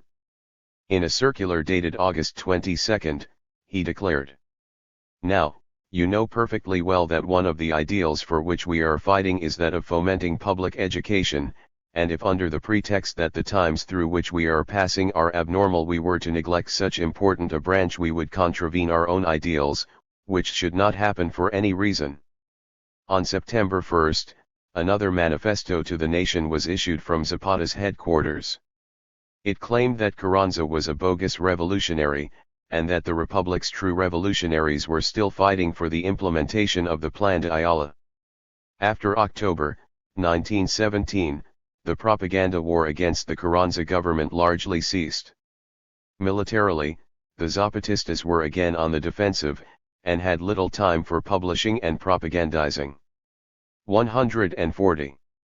Furthermore, diplomatic overtures were being made by the government to the Zapatistas, as well as similar ones, by some Zapatistas, to various factions in the capital and the north, including the Villista remnants. At the same time, Emiliano Zapata was becoming increasingly depressed and taciturn. Often, he would sit alone, reading history books. Chapter 16. Carranza consolidates. During 1915, the Carrancistas, partly under the left influence of Álvaro Obregón and partly for tactical reasons, attempted to placate the peasants and the workers. Obregón formed his alliance with the Casa del Obrero Mundial in Mexico City and, in return, received considerable assistance in his campaign against Villa from units of the workers' Red Battalions, whilst Carranza wooed the peons with his agricultural and land proposals. In the state of Yucatan, the pro-Carrancista general and state governor, Salvador Alvarado, actually took Carranza's proposal seriously.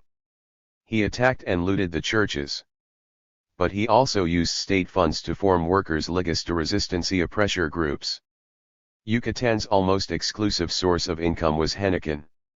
Alvarado, therefore, created a Comisión Reguladora del Mercado de Henequen, a body for planning and commercializing its cultivation.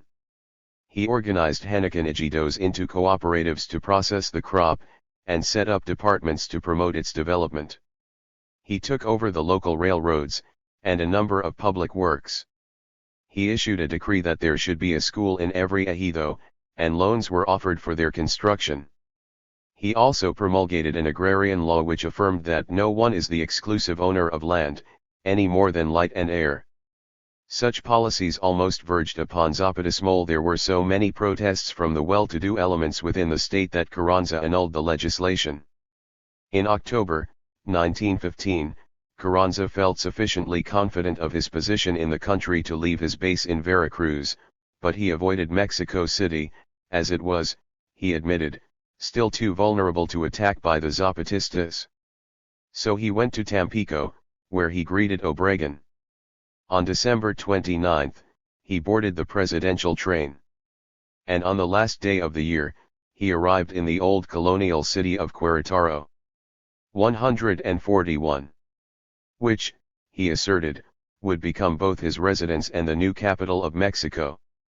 By the end of 1915, Carranza had established control over much of Mexico. Only Zapata continued to resist him. On April 14, 1916, Carranza suddenly returned to Mexico City. He had changed his mind. It was now to be his capital. Mexico, however, was far from being a happy and tranquil country. Parks describes the situation thus. One ruling class had been overthrown by another. In the place of the Diaz governors and the jefes politicos, who might be tyrannical and grafting but who at least had been under the control of the dictatorship, there had arisen a new caste of revolutionary leaders who were often little better than bandits. The Revolutionary Army, with its 500 generals and its 100,000 soldiers, was the master of the country, and though it had professed to be fighting to abolish Pretorianism, its officers had rapidly acquired all the vices which, since the days of Iturbide and Santa Anna, had distinguished Mexican militarists. Most of the country had virtually disintegrated into a series of independent sovereign principalities, governed by chieftains who had once been stirred by a genuine hatred of tyranny and had ended by wanting only power and plunder for themselves and their henchmen. In Mexico City the masses were both miserable and angry. The workers were being paid in Carrancista money, which was being printed in ever-increasing quantities. Food was very scarce, and prices were marked up not in Carrancista currency, but in gold pesos. The workers of Mexico City and a number of other cities, such as the oil port of Tampico, began at last to stir themselves. The organized workers of the capital, and particularly the Casa del Obrero Mundial, had been friendly towards, first, Obregón, and then, to some extent, towards Carranza. Now they were disenchanted. Late in May, 1916, the capital's electrical and tram workers went on strike, and demanded a living wage. They received a slight increase, but as the value of the currency continued to rapidly decline, they were soon worse off than before. At the end of June, the Federation of Labor Syndicates of the Federal District and Mexico City called a general strike. The capital and its environs were paralyzed. Carranza ordered the strike leaders to be jailed, and declared that they would be tried on the basis of the much-hated law of 1862. Realizing that this law, which was intended by Juarez to punish people aiding an enemy during war, was not applicable to a strike, Carranza 142. On August 1, dictated an even harsher decree, imposing the death penalty for inciting strikes in factories, industrial plants, and public services. The decree even included merely discussing strike action. Luis Morones, one-time friend of Obregón who had organized the Red Battalions, together with another trade union leader, Escobedo Velasco, were sentenced to death for their part in the strike, though after remaining in jail without trial for over 18 months, they were released. Another well-known trade union organizer in Tampico, José Baranon Hernández, was arrested and executed by Carrancistas in that city. Troops occupied the Electrical Workers Union headquarters. And Don Venustiano, like Don Porfirio before him, also closed down the Casa del Obrero Mundial as it had now served its purpose. But the Zapatistas were still resisting Carranza's onslaught only a few kilometers to the south of the capital. In September 1916, Carranza called for an election of deputies to the Constituent Congress, which was to meet on December 1, in Querétaro. He had made up his mind to stand for the presidency, though as an interim president he was ineligible for election anyway. Such trifles did not worry the constitutionalist, Carranza.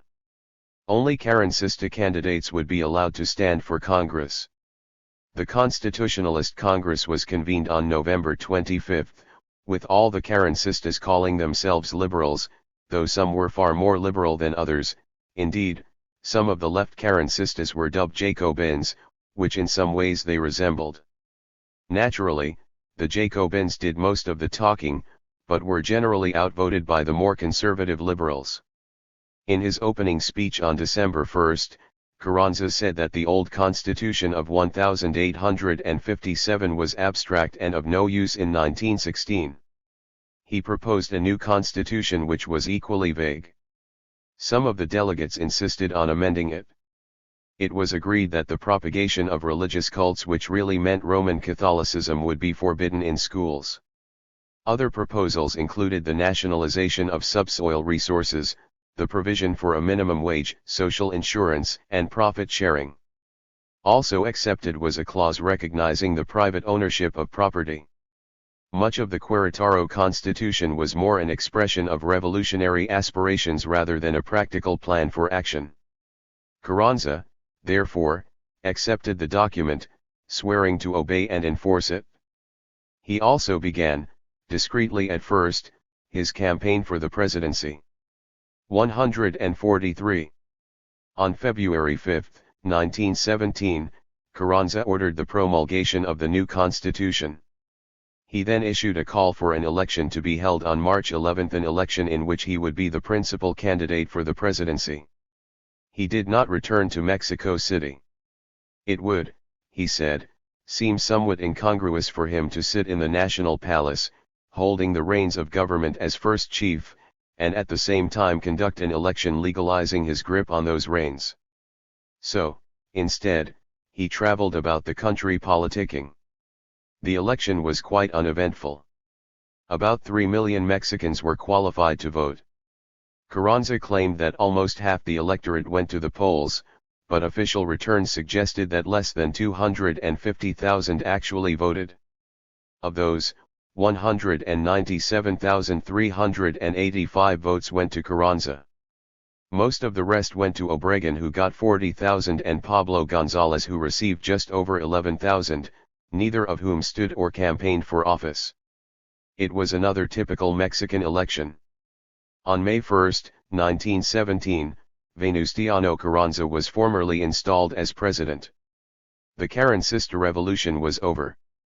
Villa was little more than a nuisance, Felix Diaz was hovering in the wings, but was of no account, and Obregón, weary and disillusioned, had retired. That only left Emiliano Zapata. During 1917 and 1918, Gildardo Magana came into his own as Zapata's main advisor and diplomatic fixer. Magana was not from Morelos. Originally, he came from Zamora in the state of Michoacán on the Pacific coast, but his family had moved from that very conservative and fanatically Catholic state to Mexico City. The Maganas were of bourgeois origin, and were liberal Catholics. Gildardo first became a Maderista and then, some time later, a Zapatista. He was, however, a moderate man who yearned for unity among all revolutionary and, in some instances, not so revolutionary factions. At 26, Gildardo Magana soon eclipsed both Manuel Palafox and Antonio Diaz Soto y Gama within the Zapatista camp. This was largely due to the changed circumstances, and adverse conditions, in Morelos and the south. Carranza, like those before him, had not been able to defeat the men and women of Morelos, and he had not destroyed Zapatismo either, but Morelos and its people were in a very bad way indeed, and the active Zapatistas who now numbered, at the most, around 10,000 were very hard pressed. Hence, Zapata's need of a political fixer of ability. So, he encouraged Magana, though he was far from 144 happy about the arrangement or the situation generally. In July 1917, the Zapatista headquarters authorized the publication of a toast to Alvaro Obregón in honor of his recent stand against Carranza. In mid-August, Magana sent greetings to Pancho Villa. He also began corresponding with the Carrancista military commander in Puebla, General Castro. Later in July they met. The meeting resulted in a furious exchange of shots, and Magana retired to Tlaltizapan to report the episode to Emiliano. Once again, government forces began an offensive against the Liberation Army, and by November most of the Merlense towns were in government hands. But, as in the past, the anti-Zapatista campaign soon got bogged down. Magana continued his diplomacy. A number of very minor anti-Carrancista revolts broke out in Veracruz, Coahuila, Hidalgo and elsewhere. Magana wrote to various groups, urging them to unite with all the healthy elements of the revolution. The Zapatista headquarters issued 2 more manifestos to the revolutionaries and to the people, both calling for unity in the struggle against Carranza. But the other rebellions all failed or soon fizzled out before the end of January, 1918. Again, Morelos was on its own. About the same time, Magana even approached Carranza. He said that the Zapatistas wanted a ceasefire, and a promise of civil guarantees to the towns and pueblos of the south. Zapata, said Magana, was prepared to negotiate. Carranza, however, ignored Magana's overtures.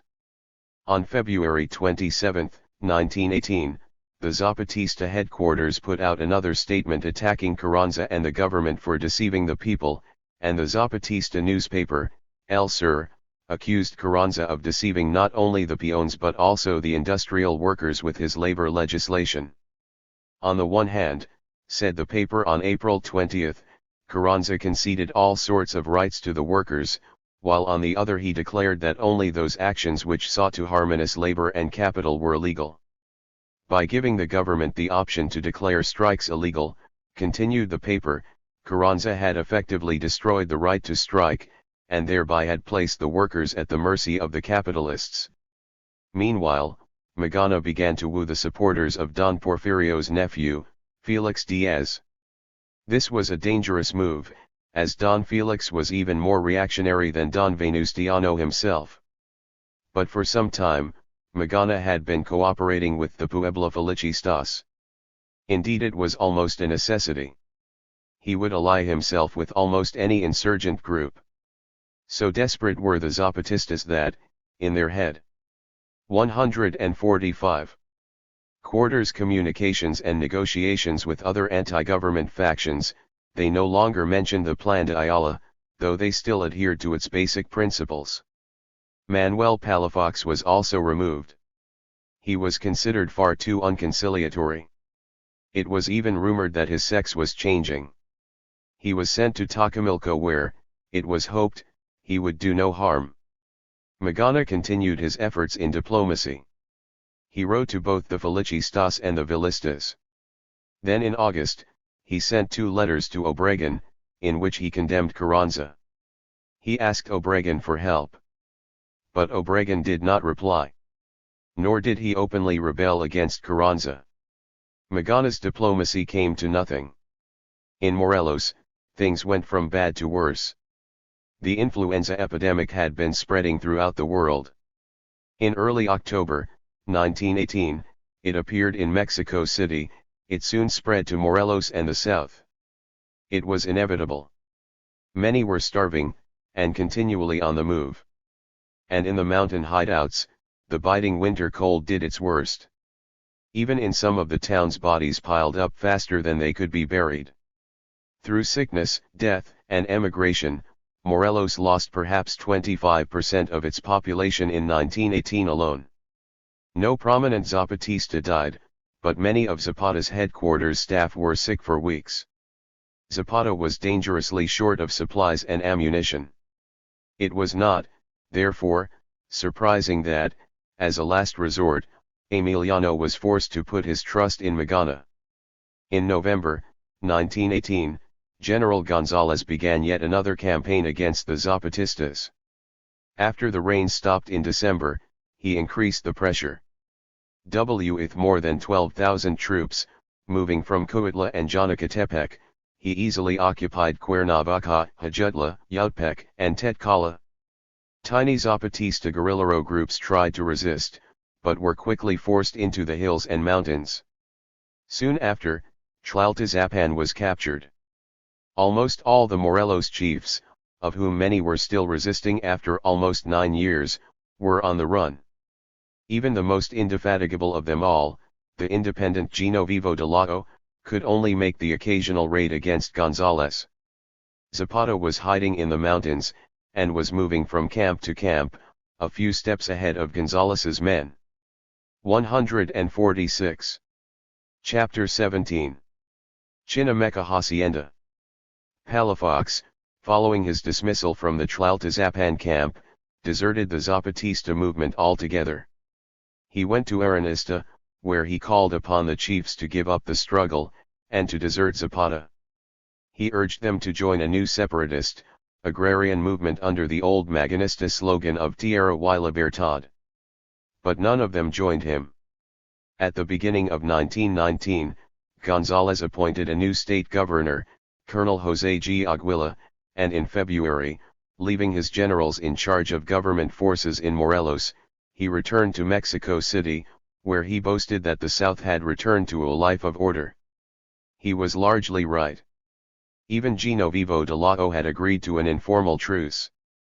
And the trains between Cuautla and Mexico City were no longer being blown up. Nevertheless, neither Emiliano Zapata nor any of the other Zapatista chiefs had been killed or captured. Zapata continued to move from one base to another. None of the people betrayed him. And Magana remained. It was a strange army, these Zapatistas, says Bertram D. Wolfe on the situation in 1918 and the beginning of 1919. It increased and diminished with the planting of the harvest.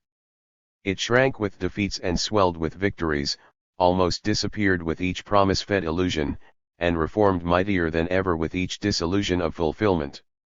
When federal troops surrounded one of its peasant-clad detachments, it simply disappeared, buried its rifles and blended into the surrounding peasantry as it tilled the soil. The danger past, the Zapatistas dug up their rifles, counted their cartridges and reassembled.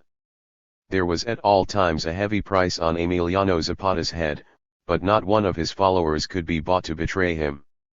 But, at last, someone could be found who would. That man was Colonel Jesus Maria Guajardo, commander of the 50th Regiment of the Mexican Army in Morelos, under General Pablo González. He was a half-breed Yao.Ui, and a native of Coahuilan, who had, at one time, been a Villista. He has been described as a dashing young colonel with upswept mustaches, with a reputation for ruthlessness, and a hatred of Tepecans, rancheros and, particularly, Zapatista trash, which he had demonstrated against the peasants of the state of Michoacán. Guajardo relished the opportunity of 147. Crushing the Zapatista trash. And he wanted Zapata's head, and the 100,000 pesos reward. The scene was set. About the middle of March, 1919, Gonzales ordered Colonel Guajardo to attack Zapata in the mountains around Huautla. Zapata escaped. Shortly after, Gonzales caught Guajardo in bed, in a cantina, with a 16-year-old señorita of pedigree. Guajardo escaped out of a back door, but was later arrested. He was held at Gonzales's headquarters prison in Cuautla. He was to be court-martialed for behaving with drunken insolence in the presence of his superior officer. He was also to be indicted in the civil courts for abducting the girl. His position appeared perilous. At the same time, a Zapatista officer, Eusebio Lloregi, had been recently captured. He was also imprisoned at Gonzales's headquarters. He expected to be shot. But instead of being executed, as was usual, he was allowed enough freedom to overhear Guajardo complaining of his treatment by Gonzales. He also heard him criticize Carranza, and make vague threats about changing sides. A little later, Guajardo was able to speak to Lloregi. He explained that he was in a bad way, and that he was going to be court-martialed, and indicted in a civil court. He said that, although he was an army officer, his sympathies were secretly with the poor and oppressed. In fact, mi capitan, to be quite frank, I propose to desert to Zapata if, or when, I get out of jail. My men are with me. Have been with me for years. They are entirely devoted to me. They always follow their chief. If you will help me to arrange matters with General Zapata, I will see that your sentence is postponed. Lloregi believed Guajardo. And within hours, Lloregi managed or was allowed to smuggle the information out to be relayed to Zapata. And within a few days, his letter was delivered to Zapata. Somewhat surprisingly, Emiliano took the bait as had obviously been planned, though it was true that he was badly in need of allies. Any allies and Guajardo's 800 men could quite well alter the balance of forces in his favor. Zapata also trusted Eusebio Lloregi. Moreover, many former Maderistas, Villistas, and even Carrancistas had, at various times, deserted their chiefs or had changed sides. Zapata wrote a letter to Guajardo on March 21, and arranged for a courier to deliver it to him. He said, "Although I do not know the reasons, I understand that you have had some difficulties with Pablo 148 Gonzales, and that you have been treated unjustly. This, and the firm and serene conviction that the arms of the revolution will soon triumph, leads me to write this letter, making a formal and frank invitation to you to join our troops. Among us you will be received with the consideration which you merit." The letter, when it arrived, was immediately placed before General Gonzales, who told Guajardo that he was to play along with Zapata. And when caught, he added, Zapata would be publicly executed, and if he resisted, he would be shot on the spot. Anyhow, the actual details could be left to Colonel Guajardo. Gonzales then released Guajardo from military detention, but let it be known that he was to report regularly at the Cuautla Army headquarters. Instructions were given to prepare a reply to Zapata. The Carrancista governor of Morelos, José G. Aguila, composed it for Guajardo. He wrote, "I inform you that, due to the great difficulties I have had with Pablo Gonzales, I am disposed to collaborate with you if I am given sufficient guarantees for myself and my men, improving my circumstances as a revolutionist. I have sufficient elements of war, munitions, weapons, and cavalry under my orders, as well as other elements ready to follow me, awaiting my decision. I await your letter. Please keep this delicate matter secret." The letter was then sent to Zapata.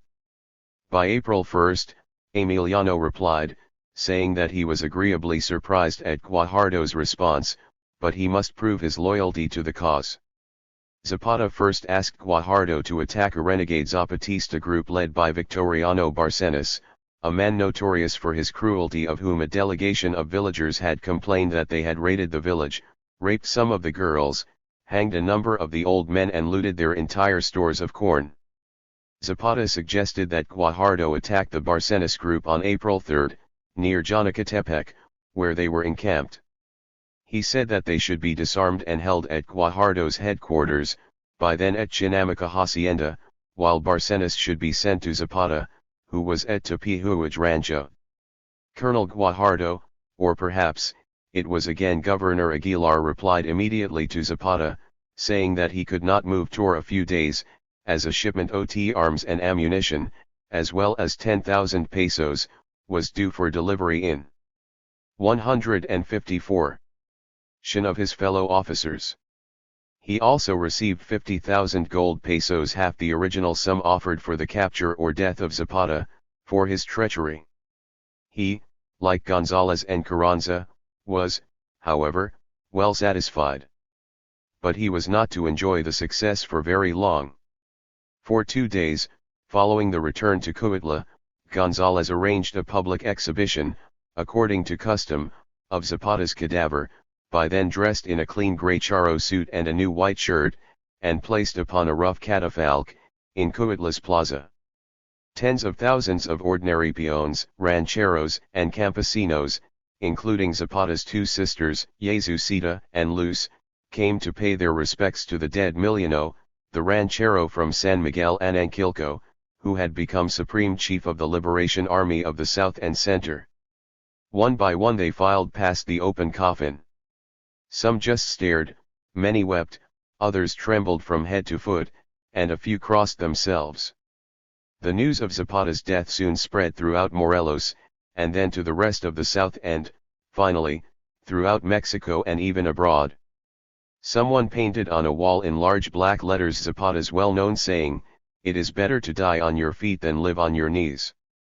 And Marcianito Silva, the folk singer and guitarist who had been with Zapata, composed a corrido.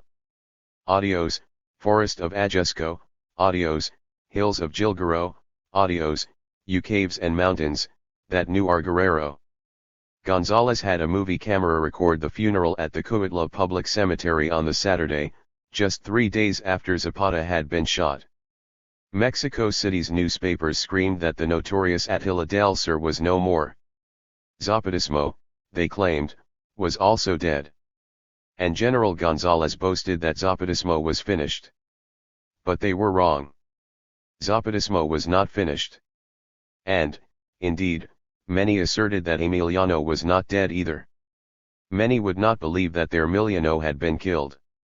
For decades, they declared that, on dark nights, Emiliano Zapata could be seen in the hills and mountains of Morelos, clad in white and riding a fine white horse. For them, he still lived. And within a year, the Liberation Army of the South was on the move again, stronger than it had been for years. 155. Chapter 18. Aftermath. Throughout 1918 and 1919, Venustiano Carranza managed to stay in the presidential saddle without actually doing anything much. The enormous floods of paper money finally became completely worthless, and gold and silver re-emerged as the only legal tender. But very little of it reached the workers, and even less the peons. In May, 1918, the Carrancista governor of Coahuila organized a convention of labor leaders. And the government paid the delegates traveling expenses to Saltillo, where the convention was held. Carranza hoped that they would support him. But things did not go the way the government or the good governor had planned. Luis Morones, Alvaro Obregon's old friend, soon dominated the proceedings. Previously, he had formed a Grupo Acción, which later emerged as the nucleus of a labor party. The convention itself formed the Confederación Regional Obrera Mexicana, which abandoned the old, and rather ineffective, syndicalism. CROM soon became a federation of largely craft unions on the American Federation of Labor model, and its policies were tightly controlled by the Grupo Acción. Within a year, CROM and the new Labor Party nominated Obregón as their presidential candidate. Don Venustiano's term of office was to officially end in 1920. He knew that he could not be re-elected. But he did not want to see Obregon become president. So, he decided to back a certain Mr. Ignacio Bonilis, the Mexican ambassador to the United States, of whom no one in Mexico had ever heard. Carranza spent 2 million gold pesos of government money in promoting the Bonilis candidacy. Obregon accepted the CROM's nomination, and criticized Carranza for not pacifying the country. He began an energetic campaign. But he was increasingly harassed by Carranza's officials. His supporters were also victimized. As this did not discourage the Obregonistas, Carranza staged a plot against Obregon. He accused him of supporting an anti-government conspiracy. Obregon was called upon to testify in a Mexico City court. His friends advised him not to go, but he decided to obey the court. On the first day of the trial of a Felicista conspirator, Obregon denied any knowledge of the matter, but he was ordered to remain in the capital for a further appearance. He was 156. Kept under constant police surveillance. And as the number of police trailing him increased, he decided that he must get away before he was arrested or murdered. Disguised as a railroad worker and accompanied by an old friend, General Benjamin Hill, Obregon managed to escape to the state of Guerrero. By February 1920, anti-Carranza feeling was building up in many parts of the country. Plutarco Elias Calles, the Minister of Industry, Commerce, and Labor, resigned from the government, and went to Sonora where he declared war upon Carranza. Benjamin Hill made his way to Morelos, where he joined the Zapatistas. By the end of April, rebellions against Carranza had broken out in Chiapas, Chihuahua, Hidalgo, the Federal District, Michoacán, Nuevo León, Oaxaca, San Luis Potosí, Tabasco, Veracruz, Zacatecas and, of course, Morelos. By the end of May, even the notorious Carrancista general, Pablo González, declared himself to be in revolt. Carranza's days were numbered. He decided, as he had done previously, to go to Veracruz. But he did not go alone. Altogether, about 10,000 people started out in 18 trains. They included the wives, mistresses, and children of Carranza's remaining supporters. And they took with them all the gold and silver in the treasury, furniture from the National Palace, government printing presses, a number of aircraft which they had disassembled, and even horses from the palace stables. But they were doomed to failure. Most of the carriages lacked air brakes, and some of the engines were short of coal or water, or both. There were insufficient railway men to run the trains, as most train crews were Obregonistas or Magonistas. Trouble began almost immediately, when at Villa de Guadalupe a group of Zapatistas sent a locomotive from the opposite direction on the same line, charged with dynamite, head-on into the first train carrying Carrancista troops. Over 200 were killed. The track was cleared and repaired. They then proceeded. The somewhat depleted convoy of trains continued on its way to Veracruz, only to be attacked at various places along the line. But when the Carrancistas arrived at Aljabis, they found that the track ahead was completely destroyed. For them, it was the end of the line. Carranza decided to lead the remnants of his party on foot through northern Puebla, and on to San Luis Potosí, where, he hoped, he could reorganize. Carranza and his party, still carrying millions of gold and silver pesos, plodded on for 5 days over some of the roughest terrain in all. 157. Mexico, often in torrential rain. At last they encamped in the tiny Indian village of Tlaxcalantongo. There was no food in the village. During the night of May 19, Carranza and his party were suddenly attacked by a group of bandits shouting "Viva Obregon!" Carranza was shot in the hip, and died shortly afterwards. Those Carrancistas who had not been killed or captured, fled. Most of the loot was never recovered. The leader of the bandits, Rodolfo Herrero, is reported to have died a very rich man. Zapatismo did not die with the death of Emiliano Zapata. Within 5 days of his assassination, about 30 Zapatista chiefs and headquarters secretaries, including Jesus Capistran, Gildardo Magana, Francisco Mendoza, and Genovevo de Lago, signed and issued a new manifesto to the people of Mexico, in which they recalled that, after the deaths of Hidalgo and Morelos, the struggle for independence and against oppression had still continued, and that they, and the people, must continue their struggle until they too triumphed. Within a few weeks, many of the chiefs, and the peons, began a new campaign against local Carrancista officials, and the occupying forces. Army officers particularly were hunted down and shot. Nevertheless, the Zapatistas were far from being united. They had yet to decide who would take Zapata's place as Supreme Chief of the Liberation Army of the South and Center. The two main contenders were Magana and Mendoza. Magana was the fixer, but Mendoza had been active since the end of 1910. Magana acted quickly by sending out invitations to all the chiefs to assemble in a junta, and elect a new Supreme Chief as soon as possible. But Mendoza refused to cooperate. He said that he was prepared to attend, but he kept putting off the journey. By the end of May, many of the chiefs had proposed Gildardo Magana, and he even proposed himself, saying Emiliano had always considered disputes within the movement to be treason. But Magana did not press the issue. He decided to wait. Mendoza, therefore, assumed the position of Supreme Chief of the Liberation Army. But he received little support from outside his own area. Meanwhile, Genovevo de Lago began to correspond with a number of Obregonistas, and the former Zapatista Manuel Palafox exchanged notes with leading Felicistas. Everyone who was opposed to Don Venustiano seemed to be looking for allies. Eventually, on September 4, 1919, at Capistran's camp in the hills near Huautla, the Zapatista junta assembled. It was well attended. 158. With over 30 chiefs present. Its sole object was to elect a new Supreme Chief. Various names were proposed and seconded. They included Magana, Mendoza, Capistran, Soto y Gama and de Lago. Each was voted upon. After a number of ballots, Magana received a clear majority of 18 over Capistran. All chiefs then swore to respect the majority decision. And so Gildardo Magana became Supreme Chief of the Liberation Army of the South and Center, but in name only. He immediately went to Mexico City where he had secret talks with Carranza. Don Venustiano asked him what he wanted, and he replied, "Only guarantees."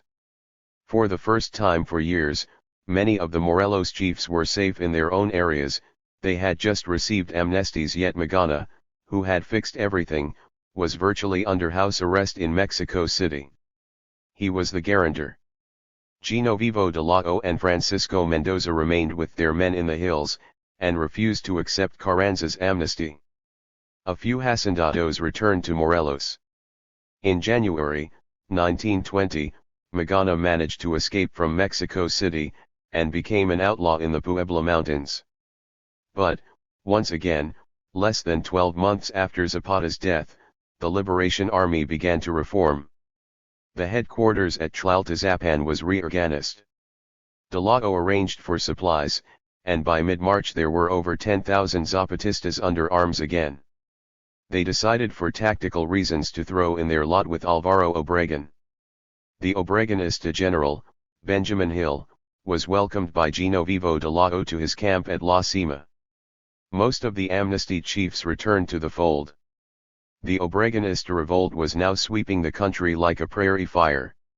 Of course, many veteran Zapatistas were quite naturally suspicious of Obregón's intentions, but, with Magana, they decided to give him conditional support. Obregón made a brief visit to Morelos where, together with the rather taciturn de Lago, he addressed a large meeting from the balcony of Mrs. King's Bella Vista Hotel in Cuernavaca. The Carrancistas fought a few rearguard actions, but at the beginning of May, 1920, the Liberation Army of the South, led jointly by Genovevo de Lago and Benjamin Hill, moved in an enormous column towards Mexico City. And on May 9, Alvaro Obregón, riding next to Genovevo de Lago, entered the capital in triumph. 4 days later, Magana and Soto y Gama arrived in the city, in the words of John Womack Jr., in dark suits and hats now like proper dignitaries, to be photographed showered in their friends' confetti, dumbly gripping ceremonial bouquets. On June 2, over 30,000 people, made up largely of Zapatistas. 159. Paraded through Zocalo and past the National Palace. Watching from the balcony, were, among others, Magana, Soto y Gama and Genovevo de Lao. But like Zapata before him, de Lao looked glum and suspicious. He alone was not happy. He had seen it all before. He allowed his photograph to be taken, but, again like Zapata, he frowned at the camera. He refused to attend any functions or banquets. But he did agree to accept the title of Divisional General of the Army of the South, which was to be officially incorporated into the newly constituted National Army of the Republic of Mexico. He probably realized that, on that day, the Liberation Army of the South and Center ceased to be. On the afternoon of June 1, de la Huerta went to the Chamber of Deputies, where he was sworn in as interim president. In July, he announced the official retirement of Pancho Villa, who was given a large hacienda for his services to the revolution.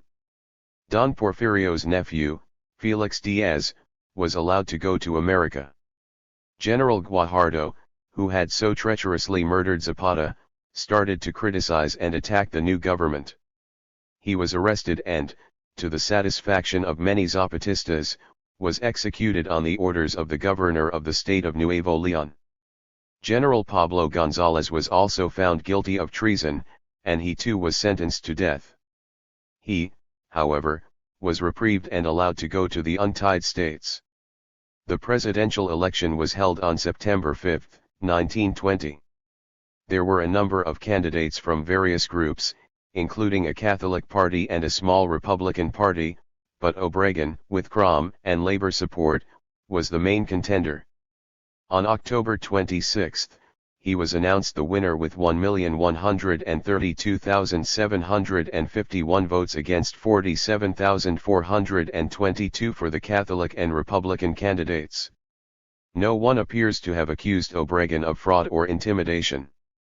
Precisely at midnight between November 30 and December 1, in the Chamber of Deputies, Álvaro Obregón raised his one arm and was sworn into office, writes an observer.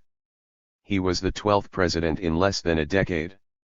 After 10 years of revolution and civil war, Mexico was in a very poor way indeed. The power of the hacendados and científicos had been largely broken, but the people were both physically and mentally exhausted. Even the men and women of Morelos had had more than enough. 160. Appendix. The Ejidos and the land question. People have lived in Mexico a long time. Their roots are planted deep in the soil. They are part of the great migration that crossed the Bering Strait from Siberia, fought the bitter cold of the fourth glaciation which covered much of Asia and North America, and then moved south. No one knows exactly when what is now called Mexico began to be populated, but the anthropologist, W. William Howells, reports the finding of a human skeleton, together with the skeletons of two mammoths at Tepexpan, northeast of Mexico City, in a glacial layer at least 12,000 years old. One handmade artifacts have been found at Valsequillo in central Mexico dated from 20,000 years ago. Two settled farming communities existed in Mexico from about 7,000 BC. By 6,000 BC beans were being raised, and 1,000 years later, squash. Cultivated since at least 5,500 BC, became Mexico's major crop around 1,500 BC. The first Mexicans of whom there are records, lived in the Valley of Mexico and surrounding areas, including what is now called Morelos. They settled there about 1 century BC. They occupied permanent villages, and subsisted chiefly on the products of their common fields. They produced sufficient for their needs. They appear to have been peaceful. Their irrigated lands and artificial island gardens were enormously productive, and crops were planted several times a year. For about AD 400, a new people spread into the Valley of Mexico from Puebla and beyond Morelos.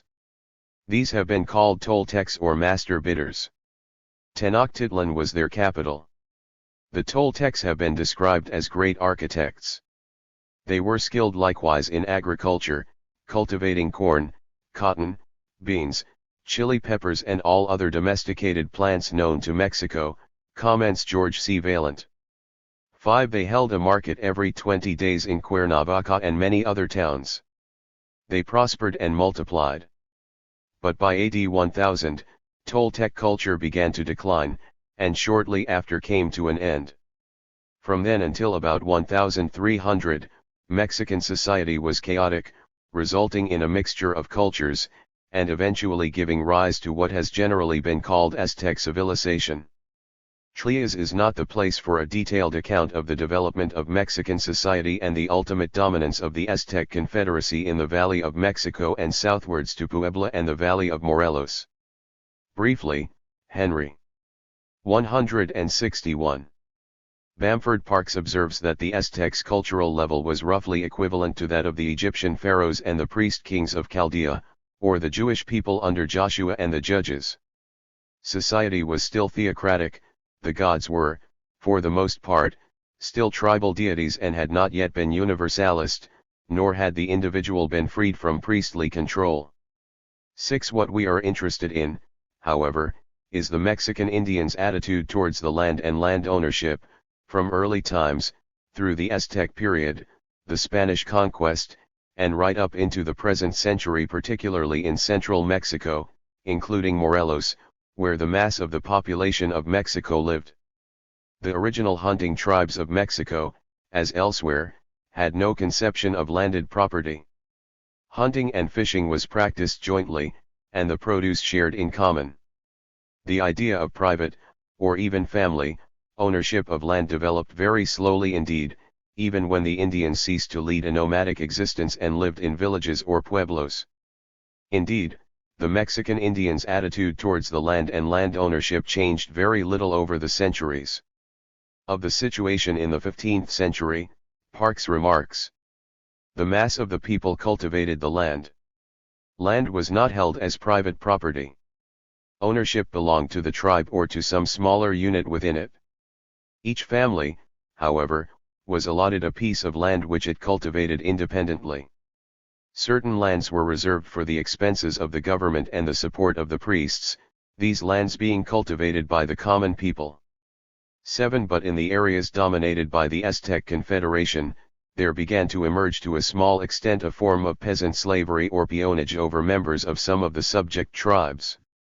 Nevertheless, of the Aztecs, Lewis Henry Morgan writes, the Aztec and their confederate tribes still held their lands in common, lived in large households composed of a number of related families.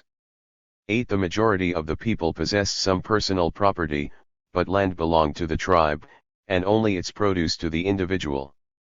9. Indeed, agriculture was the basis of Aztec life, and corn, maize, was the chief food plant.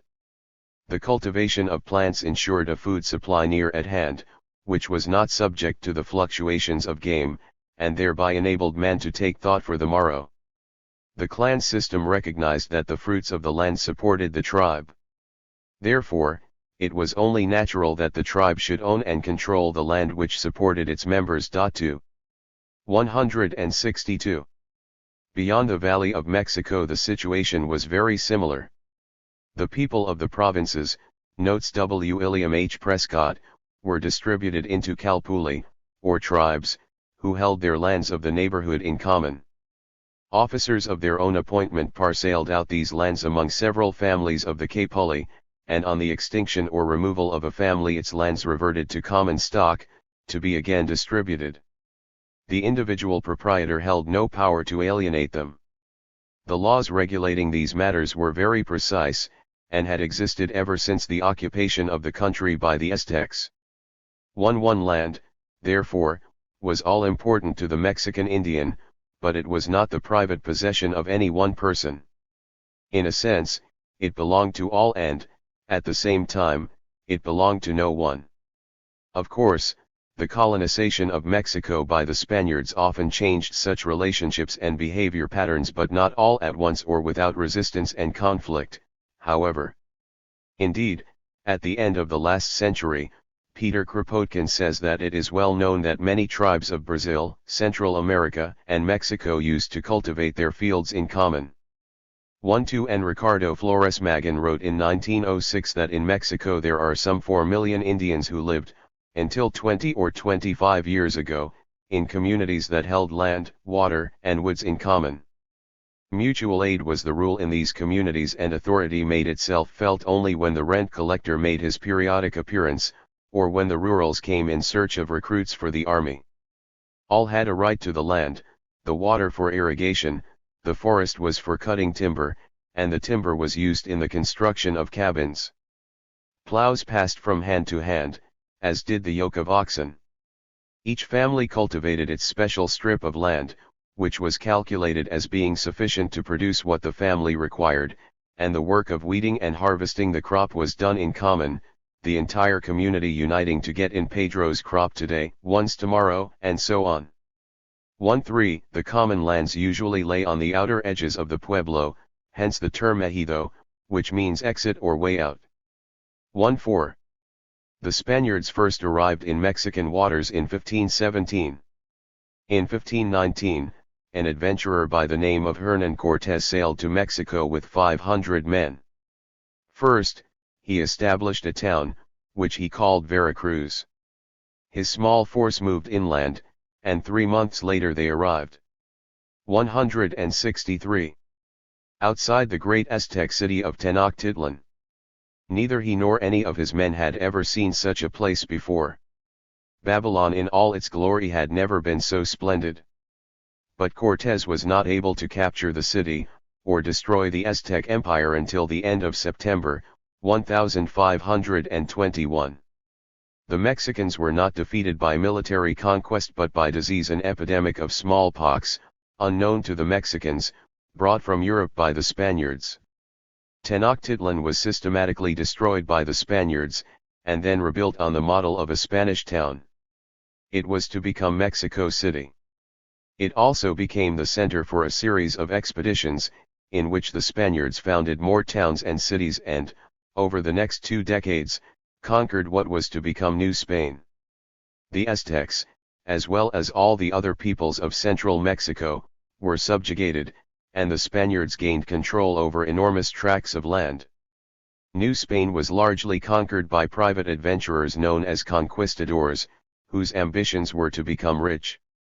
The conquistadors, however, were firmly controlled by a small group of agents of the Spanish crown, called gachapines, wearers of spurs. New Spain was despotically ruled by a viceroy. The leaders of the Catholic Church, who were all gachapines, worked closely with the viceroy, and were part of the colonial bureaucracy. Their aim was to make Christians of the Mexicans and, thereby, increase the power and wealth of the Church and themselves. Victor Alba describes the system which Spain imposed upon the people of Mexico. First, there was the encomienda, by which a conquistador received a certain amount of land and the Indians who lived on it, in exchange for protecting and Christianizing them. The arrangement was in essence a transplant of the feudal system which had long since become moribund in Europe.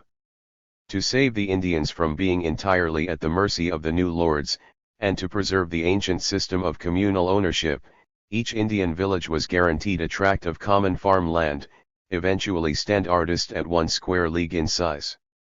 These ejidos could not be sold. With these lands, waters, pastures, and woodlands, the Indians were able to subsist. The new lords, however, found ways to make Tife encomienda and the ejido profitable for themselves. The former gave them de facto domination over the Indians, the latter enabled them to put the Indians to work on the conquistadors' lands without pay, since the natives could presumably live on the produce of their ejidos. 215. 164.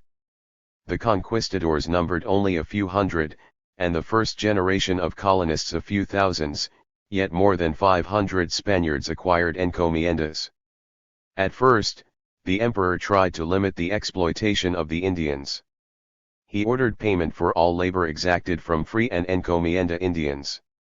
Indeed, under the rule of the early viceroys, the conditions of the tribes of central Mexico was not all that worse than it had been under the Aztecs.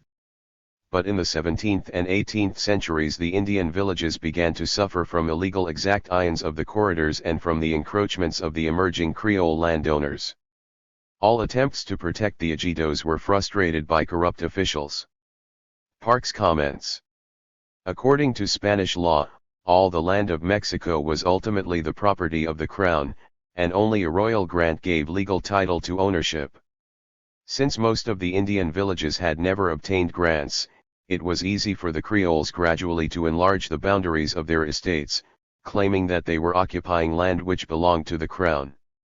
After such a usurpation had been tolerated for a considerable period, it was regularized by the government through a composition. By a slow process of attrition extending through generations, the relatively small holdings of the original conquistadors were gradually enlarged into enormous haciendadollar which covered most of the fertile lands of central Mexico. 16 Nevertheless, while Mexico remained part of the Spanish Empire, many pueblos preserved a precarious independence. But a considerable proportion of the population, probably almost 40%, were compelled to become laborers on the haciendas. They were transformed into peons, debt slaves, and their debts were inherited from generation to generation. The hacendados were not interested in improving their methods of production. The Indians were deprived of farm implements and domesticated animals like oxen. Agriculture, therefore, stagnated. Only the comparatively small number of independent small-scale farmers rancheros like the Zapata family for example could be relied upon to use the land reasonably efficiently. Bit early in the 19th century, a form of plantation capitalism slowly began to emerge. Haciendas developed whose aims were purely commercial. By 1810, shortly before Mexico gained her independence, there were 5,000 such estates, of which about 1/4 raised livestock. Many of these were, however, in the arid north of the country, and employed very few peons or wage workers. The sugar-producing haciendas were generally located in Morelos and the central heartland where the 165 Indian population was most numerous. Yet, in 1810, there were still 4,500 autonomous Indian communities with their ejidos. Thus, says Eric R. Wolf, Mexico emerged into its period of independence with its rural landscape polarized between large estates on the one hand and Indian communities on the other units, moreover, which might be linked economically, but which remained set off against each other socially and politically. 17. After a long and bitter struggle, Mexico achieved her independence in 1821. Independent Mexico stripped the church of much of its power, and forced it to sell off considerable amounts of land as well. But the hacendados improved their position. A law passed in 1856, the Ley Lerdo, despite the intentions of some of its supporters, made the situation worse for the peons. The purposes of the law were to increase government revenues, and to stimulate economic progress. The church was forbidden to own land, but was to receive payment for its estates. No provision, however, was made for the division of large clerical haciendas. Only the already wealthy landowners, therefore, were able to pay the purchase price of the church lands and the heavy government sales tax. Furthermore, the Ley Lerdo ordered the sale of Indian ejidos attached to the new Spanish towns, as well as the traditional pueblos. When many of the land-hungry mestizos realized that they would not be able to buy the church lands, they rebelled. The immediate result was a series of minor mestizo and Indian revolts throughout central Mexico. Nevertheless, the number of small rancheros did increase, but the most conspicuous result of the Ley Lerdo was to increase the concentration of land ownership on a scale hitherto unknown. By 1889, 29 companies obtained 27.5 million hectares, or 14% of the total land area of Mexico. And between 1889 and 1894, another 6% was alienated. At the same time, comments Wolf, cultivators who could not show a clear title to their lands were treated as illegal squatters and dispossessed. 18 by 1900, there were about 50 haciendas of over 100,000 hectares. One hacendado, Luis Terrazas, owned 15 haciendas, comprising 2 million hectares, 500,000 head of cattle and 250,000 sheep. Of the situation under Diaz's dictatorship, Gerrit Huizer observes: the Mexican Revolution, which began in 1910 and in which the armed peasantry played a crucial role, should be seen against the background of the usurpation of communal lands by large haciendas. 166. Which took place in the second half of the 19th century. Many indigenous communities tried in vain to retain or recover the communal lands of which they had been deprived under legislation which favored private property. Particularly in the densely populated state of Morelos, the sugar estates expanded at the cost of the communities. The peasants' homes and crops were destroyed to obtain land for sugar cultivation. The peasants affected were forced to work on the estates. 19. Between 1910 and 1920, Mexican society was turned upside down. In a number of states like Morelos and Puebla, the peons were able to take much of the land back from the hacendados. Nevertheless, in many instances, by 1920, some of the hacendados had been able to repossess it again. During his term as president, Carranza did little more than make promises to the peons. Between 1917 and 1920, only 48,000 peons received any land. And even these usually possessed neither water, seeds, nor tools, and were forced to work for the local hacienda. But Obregón, once elected, made plans for the rural areas. Naturally, they were of a paternalistic nature. In 1923, he had a law passed which gave a parcel of land to each member of an ejido as his persona one private property, though the recipient could not sell it. 20 agrarians like Soto y Gama supported the law enthusiastically. And the landowners received compensation in the form of government bonds. During Obregón's presidency, about 1.2 million hectares were distributed. 21 in 1924, General Calles was elected president. His regime was more authoritarian than that of Obregón, but he continued to distribute land to the peons. He even proclaimed himself the heir of Zapata. What Calles actually did, in an attempt to destroy the power of the local chiefs politicos and the village caciques, was to divide the ejidos into individual plots. He also established agricultural banks, but 4/5 of their loans went to the hacendados, and not to the ordinary peons. Altogether, Calles distributed just under 3.3 million hectares to 1,500 villages. Calles left office in November, 1928. And he was followed by Portesgil, whose policies were largely dictated by the ex-president. He lasted less than a year. Nevertheless, during that period, Gil distributed more than 1 million hectares. In 1930, Ortiz Rubio became president. He lasted 2 years, during which time he distributed less than 200,000 hectares. He was followed by Alberland Rodriguez, who showed little interest in the land question or 167. Anything else for that matter. Up to the end of 1933, perhaps less than 8 million hectares of arable land had been given back to the peons. Parks observes that there were still nearly 2.5 million families with no land at all. In other words, at the end of 20 years of allegedly revolutionary administration, Mexican rural society was still basically feudal. 2-3 But between 1934 and 1940, during the presidency of Lázaro Cárdenas, the rural feudalism, to which Parks refers, was largely broken. Cárdenas was an idealist, but he was also a very practical man and a modernizing reformer. In 6 years, he parceled out and distributed over 12 million hectares. 2-4 And he organized an ejidal bank, to give credit to the new rancheros and farmers. Nevertheless, even by 1940, there were still many large haciendas in Mexico. the big owners still held more than 3 times as much land as the ejidatarios.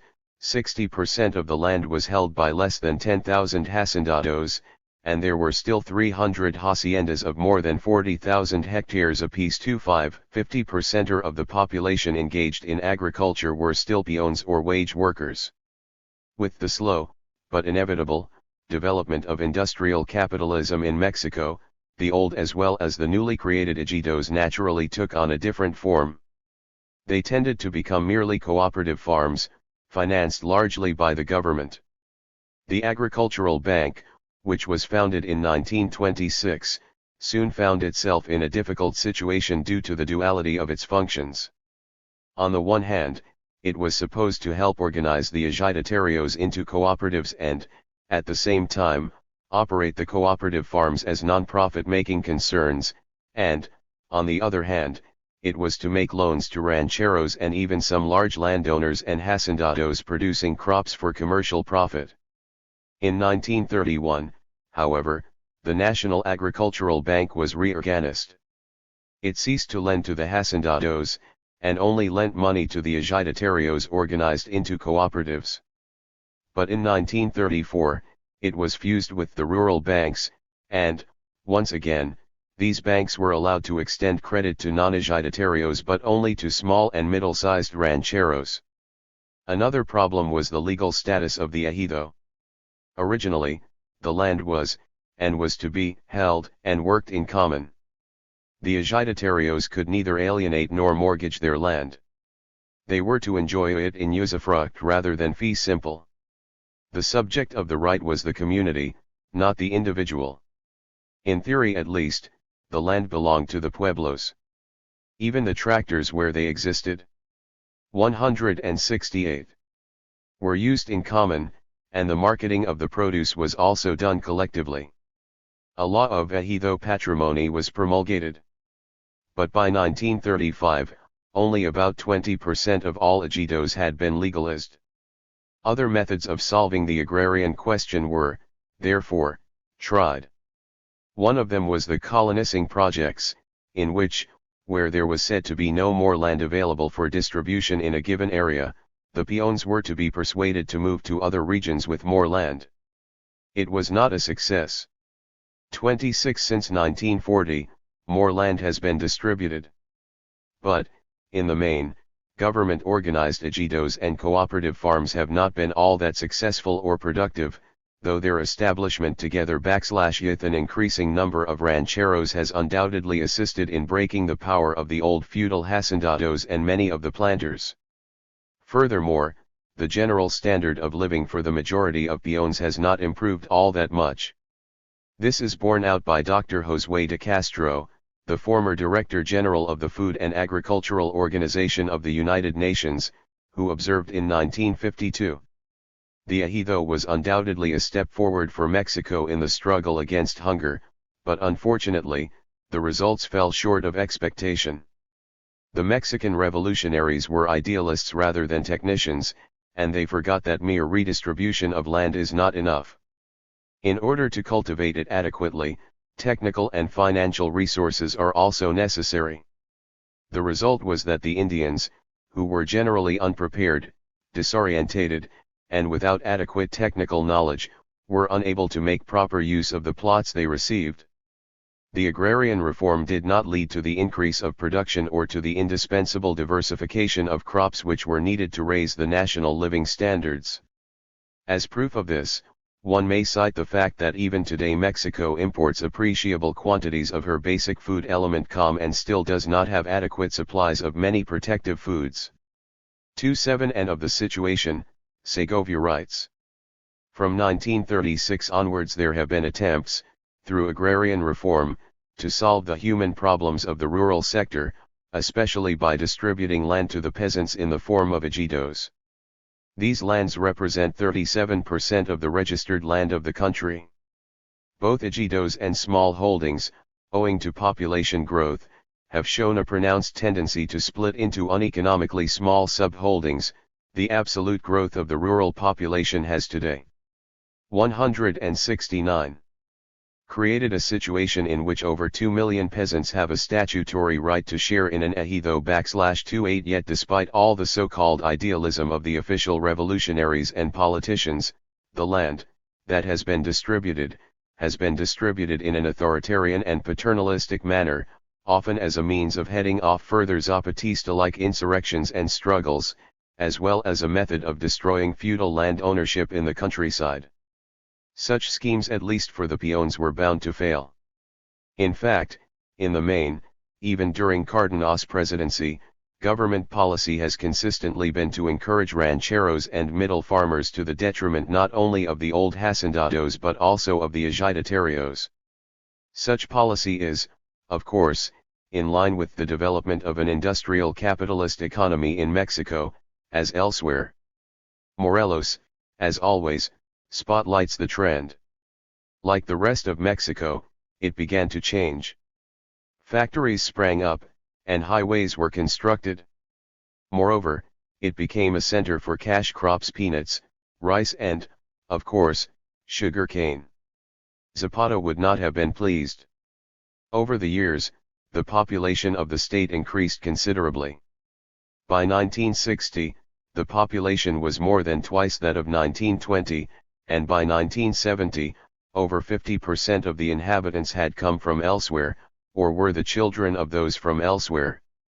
In 1966, there were 32,000 ejidatarios in just over 200 ejidos, comprising almost 300,000 hectares of fields, pasture, and timber forests. But there were also 10,000 private proprietors and rancheros, often with tiny plots of uneconomical land. Between 1927 and 1967, the number of ejidos and ejidatarios doubled, and the number of hectares of land that they worked also more than doubled, but the pressure of population and, perhaps even more important, the lure of high wages in the factories during the post-war boom, ineluctably drove the peons from the land. Feudalism in Mexico has gone. A new bourgeois, middle class, has emerged, as well as its opposite, a propertyless, wage-earning proletariat. But there are still large numbers of peons, often living in appalling poverty. Indeed, in absolute numbers, due to the increase in population, there are more landless peasants in Mexico today than there were in 1910. In October 1972, Hugh O'Shaughnessy reported that the poor are getting relatively poorer, and the rich, richer in what is for the moment a businessman's paradise. 30 He quoted Robert McNamara, president of the World Bank, as saying that in Mexico during the last 120 years, the richest 10% of the population had increased its share of the national wealth to just over half, while the poorest 40% had seen their slice of the national cake shrink to 11%. And Luis Echeverría, in his inaugural presidential address, admitted that, after 150 years of independence, very many Mexicans lived in lacerating poverty, with not enough food, clothes, or even drinking water. Let us produce more food, and get it to the poor man's table, he added. 3-1 According to Drive Bartolomé Perez Ortiz, a nutrition expert at the Mexico City Children's Hospital, over 70% of Mexican children suffered from malnutrition in 1974. Possibly, the situation has worsened since then. For many years, however, neither the peasants nor the industrial workers attempted to do much about the situation. They had become apathetic, demoralized, even frightened. Mexican governments had become increasingly repressive. But by 1968, the year of student and worker unrest throughout much of the world, Mexico began to stir. In 1968, writes Victor Alba, more than halfway through Díaz Ordaz's term, which had been characterized by the widening of the economic gap between rich and poor, there was an outbreak of fury, and during it the president was attacked, cursed, and booed. The Mexicans could hardly believe what occurred themselves. 3-2 In October, on the eve of the Olympic Games which were being held in Mexico City, there was a student demonstration in the Plaza de Tlatelolco. Units of the army were called in to disperse it, over 200 people were killed by the army, and many hundreds were jailed, some for more than 3 years without trial. Accusations were also made to the effect that the trouble was stirred up by Russian-trained KGB agents. True or not, subsequent unrest in Mexico, particularly in the countryside, has been rooted in socio-economic conditions. After May 1969, numerous Zapatista-type groups were formed, and have been active in different parts of the country. Early in 1973, for instance, a group of guerrilleros ambushed government troops in the Acapulco area on a number of occasions, killing a score or so. During the same year, there was considerable unrest in both the state of Puebla and in Puebla City itself. Following a series of land occupations and expropriations, the whole state was in turmoil. 171. There were numerous assassinations. Among those murdered, were 3 university professors who had supported the peasants. A number of peons, who had been occupying privately owned land holdings, were also murdered by fanatical rightist vigilante groups, encouraged, according to the peons, by the local archbishop of the Catholic Church. In the state of Guerrero, a guerrilla party of the poor, which was not, in fact, a political party, but a Zapatista-type organization, had considerable grassroots support among the peasants. The Party of the Poor operated in the vast, and almost impenetrable, mountain areas between Acapulco on the Pacific coast and eastern Morelos. Its armed wing was called the Brigade of Peasant Executioners. The Party of the Poor helped local peons to establish ejido-type cooperative farms. Its leader, the highly talented former school teacher, Lucio Cabanas, was finally shot by the army in December, 1974. During 1975, large numbers of poor peasants developed a broad movement of illegal occupations of lands throughout Guerrero, Hidalgo, Michoacán, Sonora, and Tlaxcala. They were, in many instances, attacked by regular army units. Scores of them were killed and injured.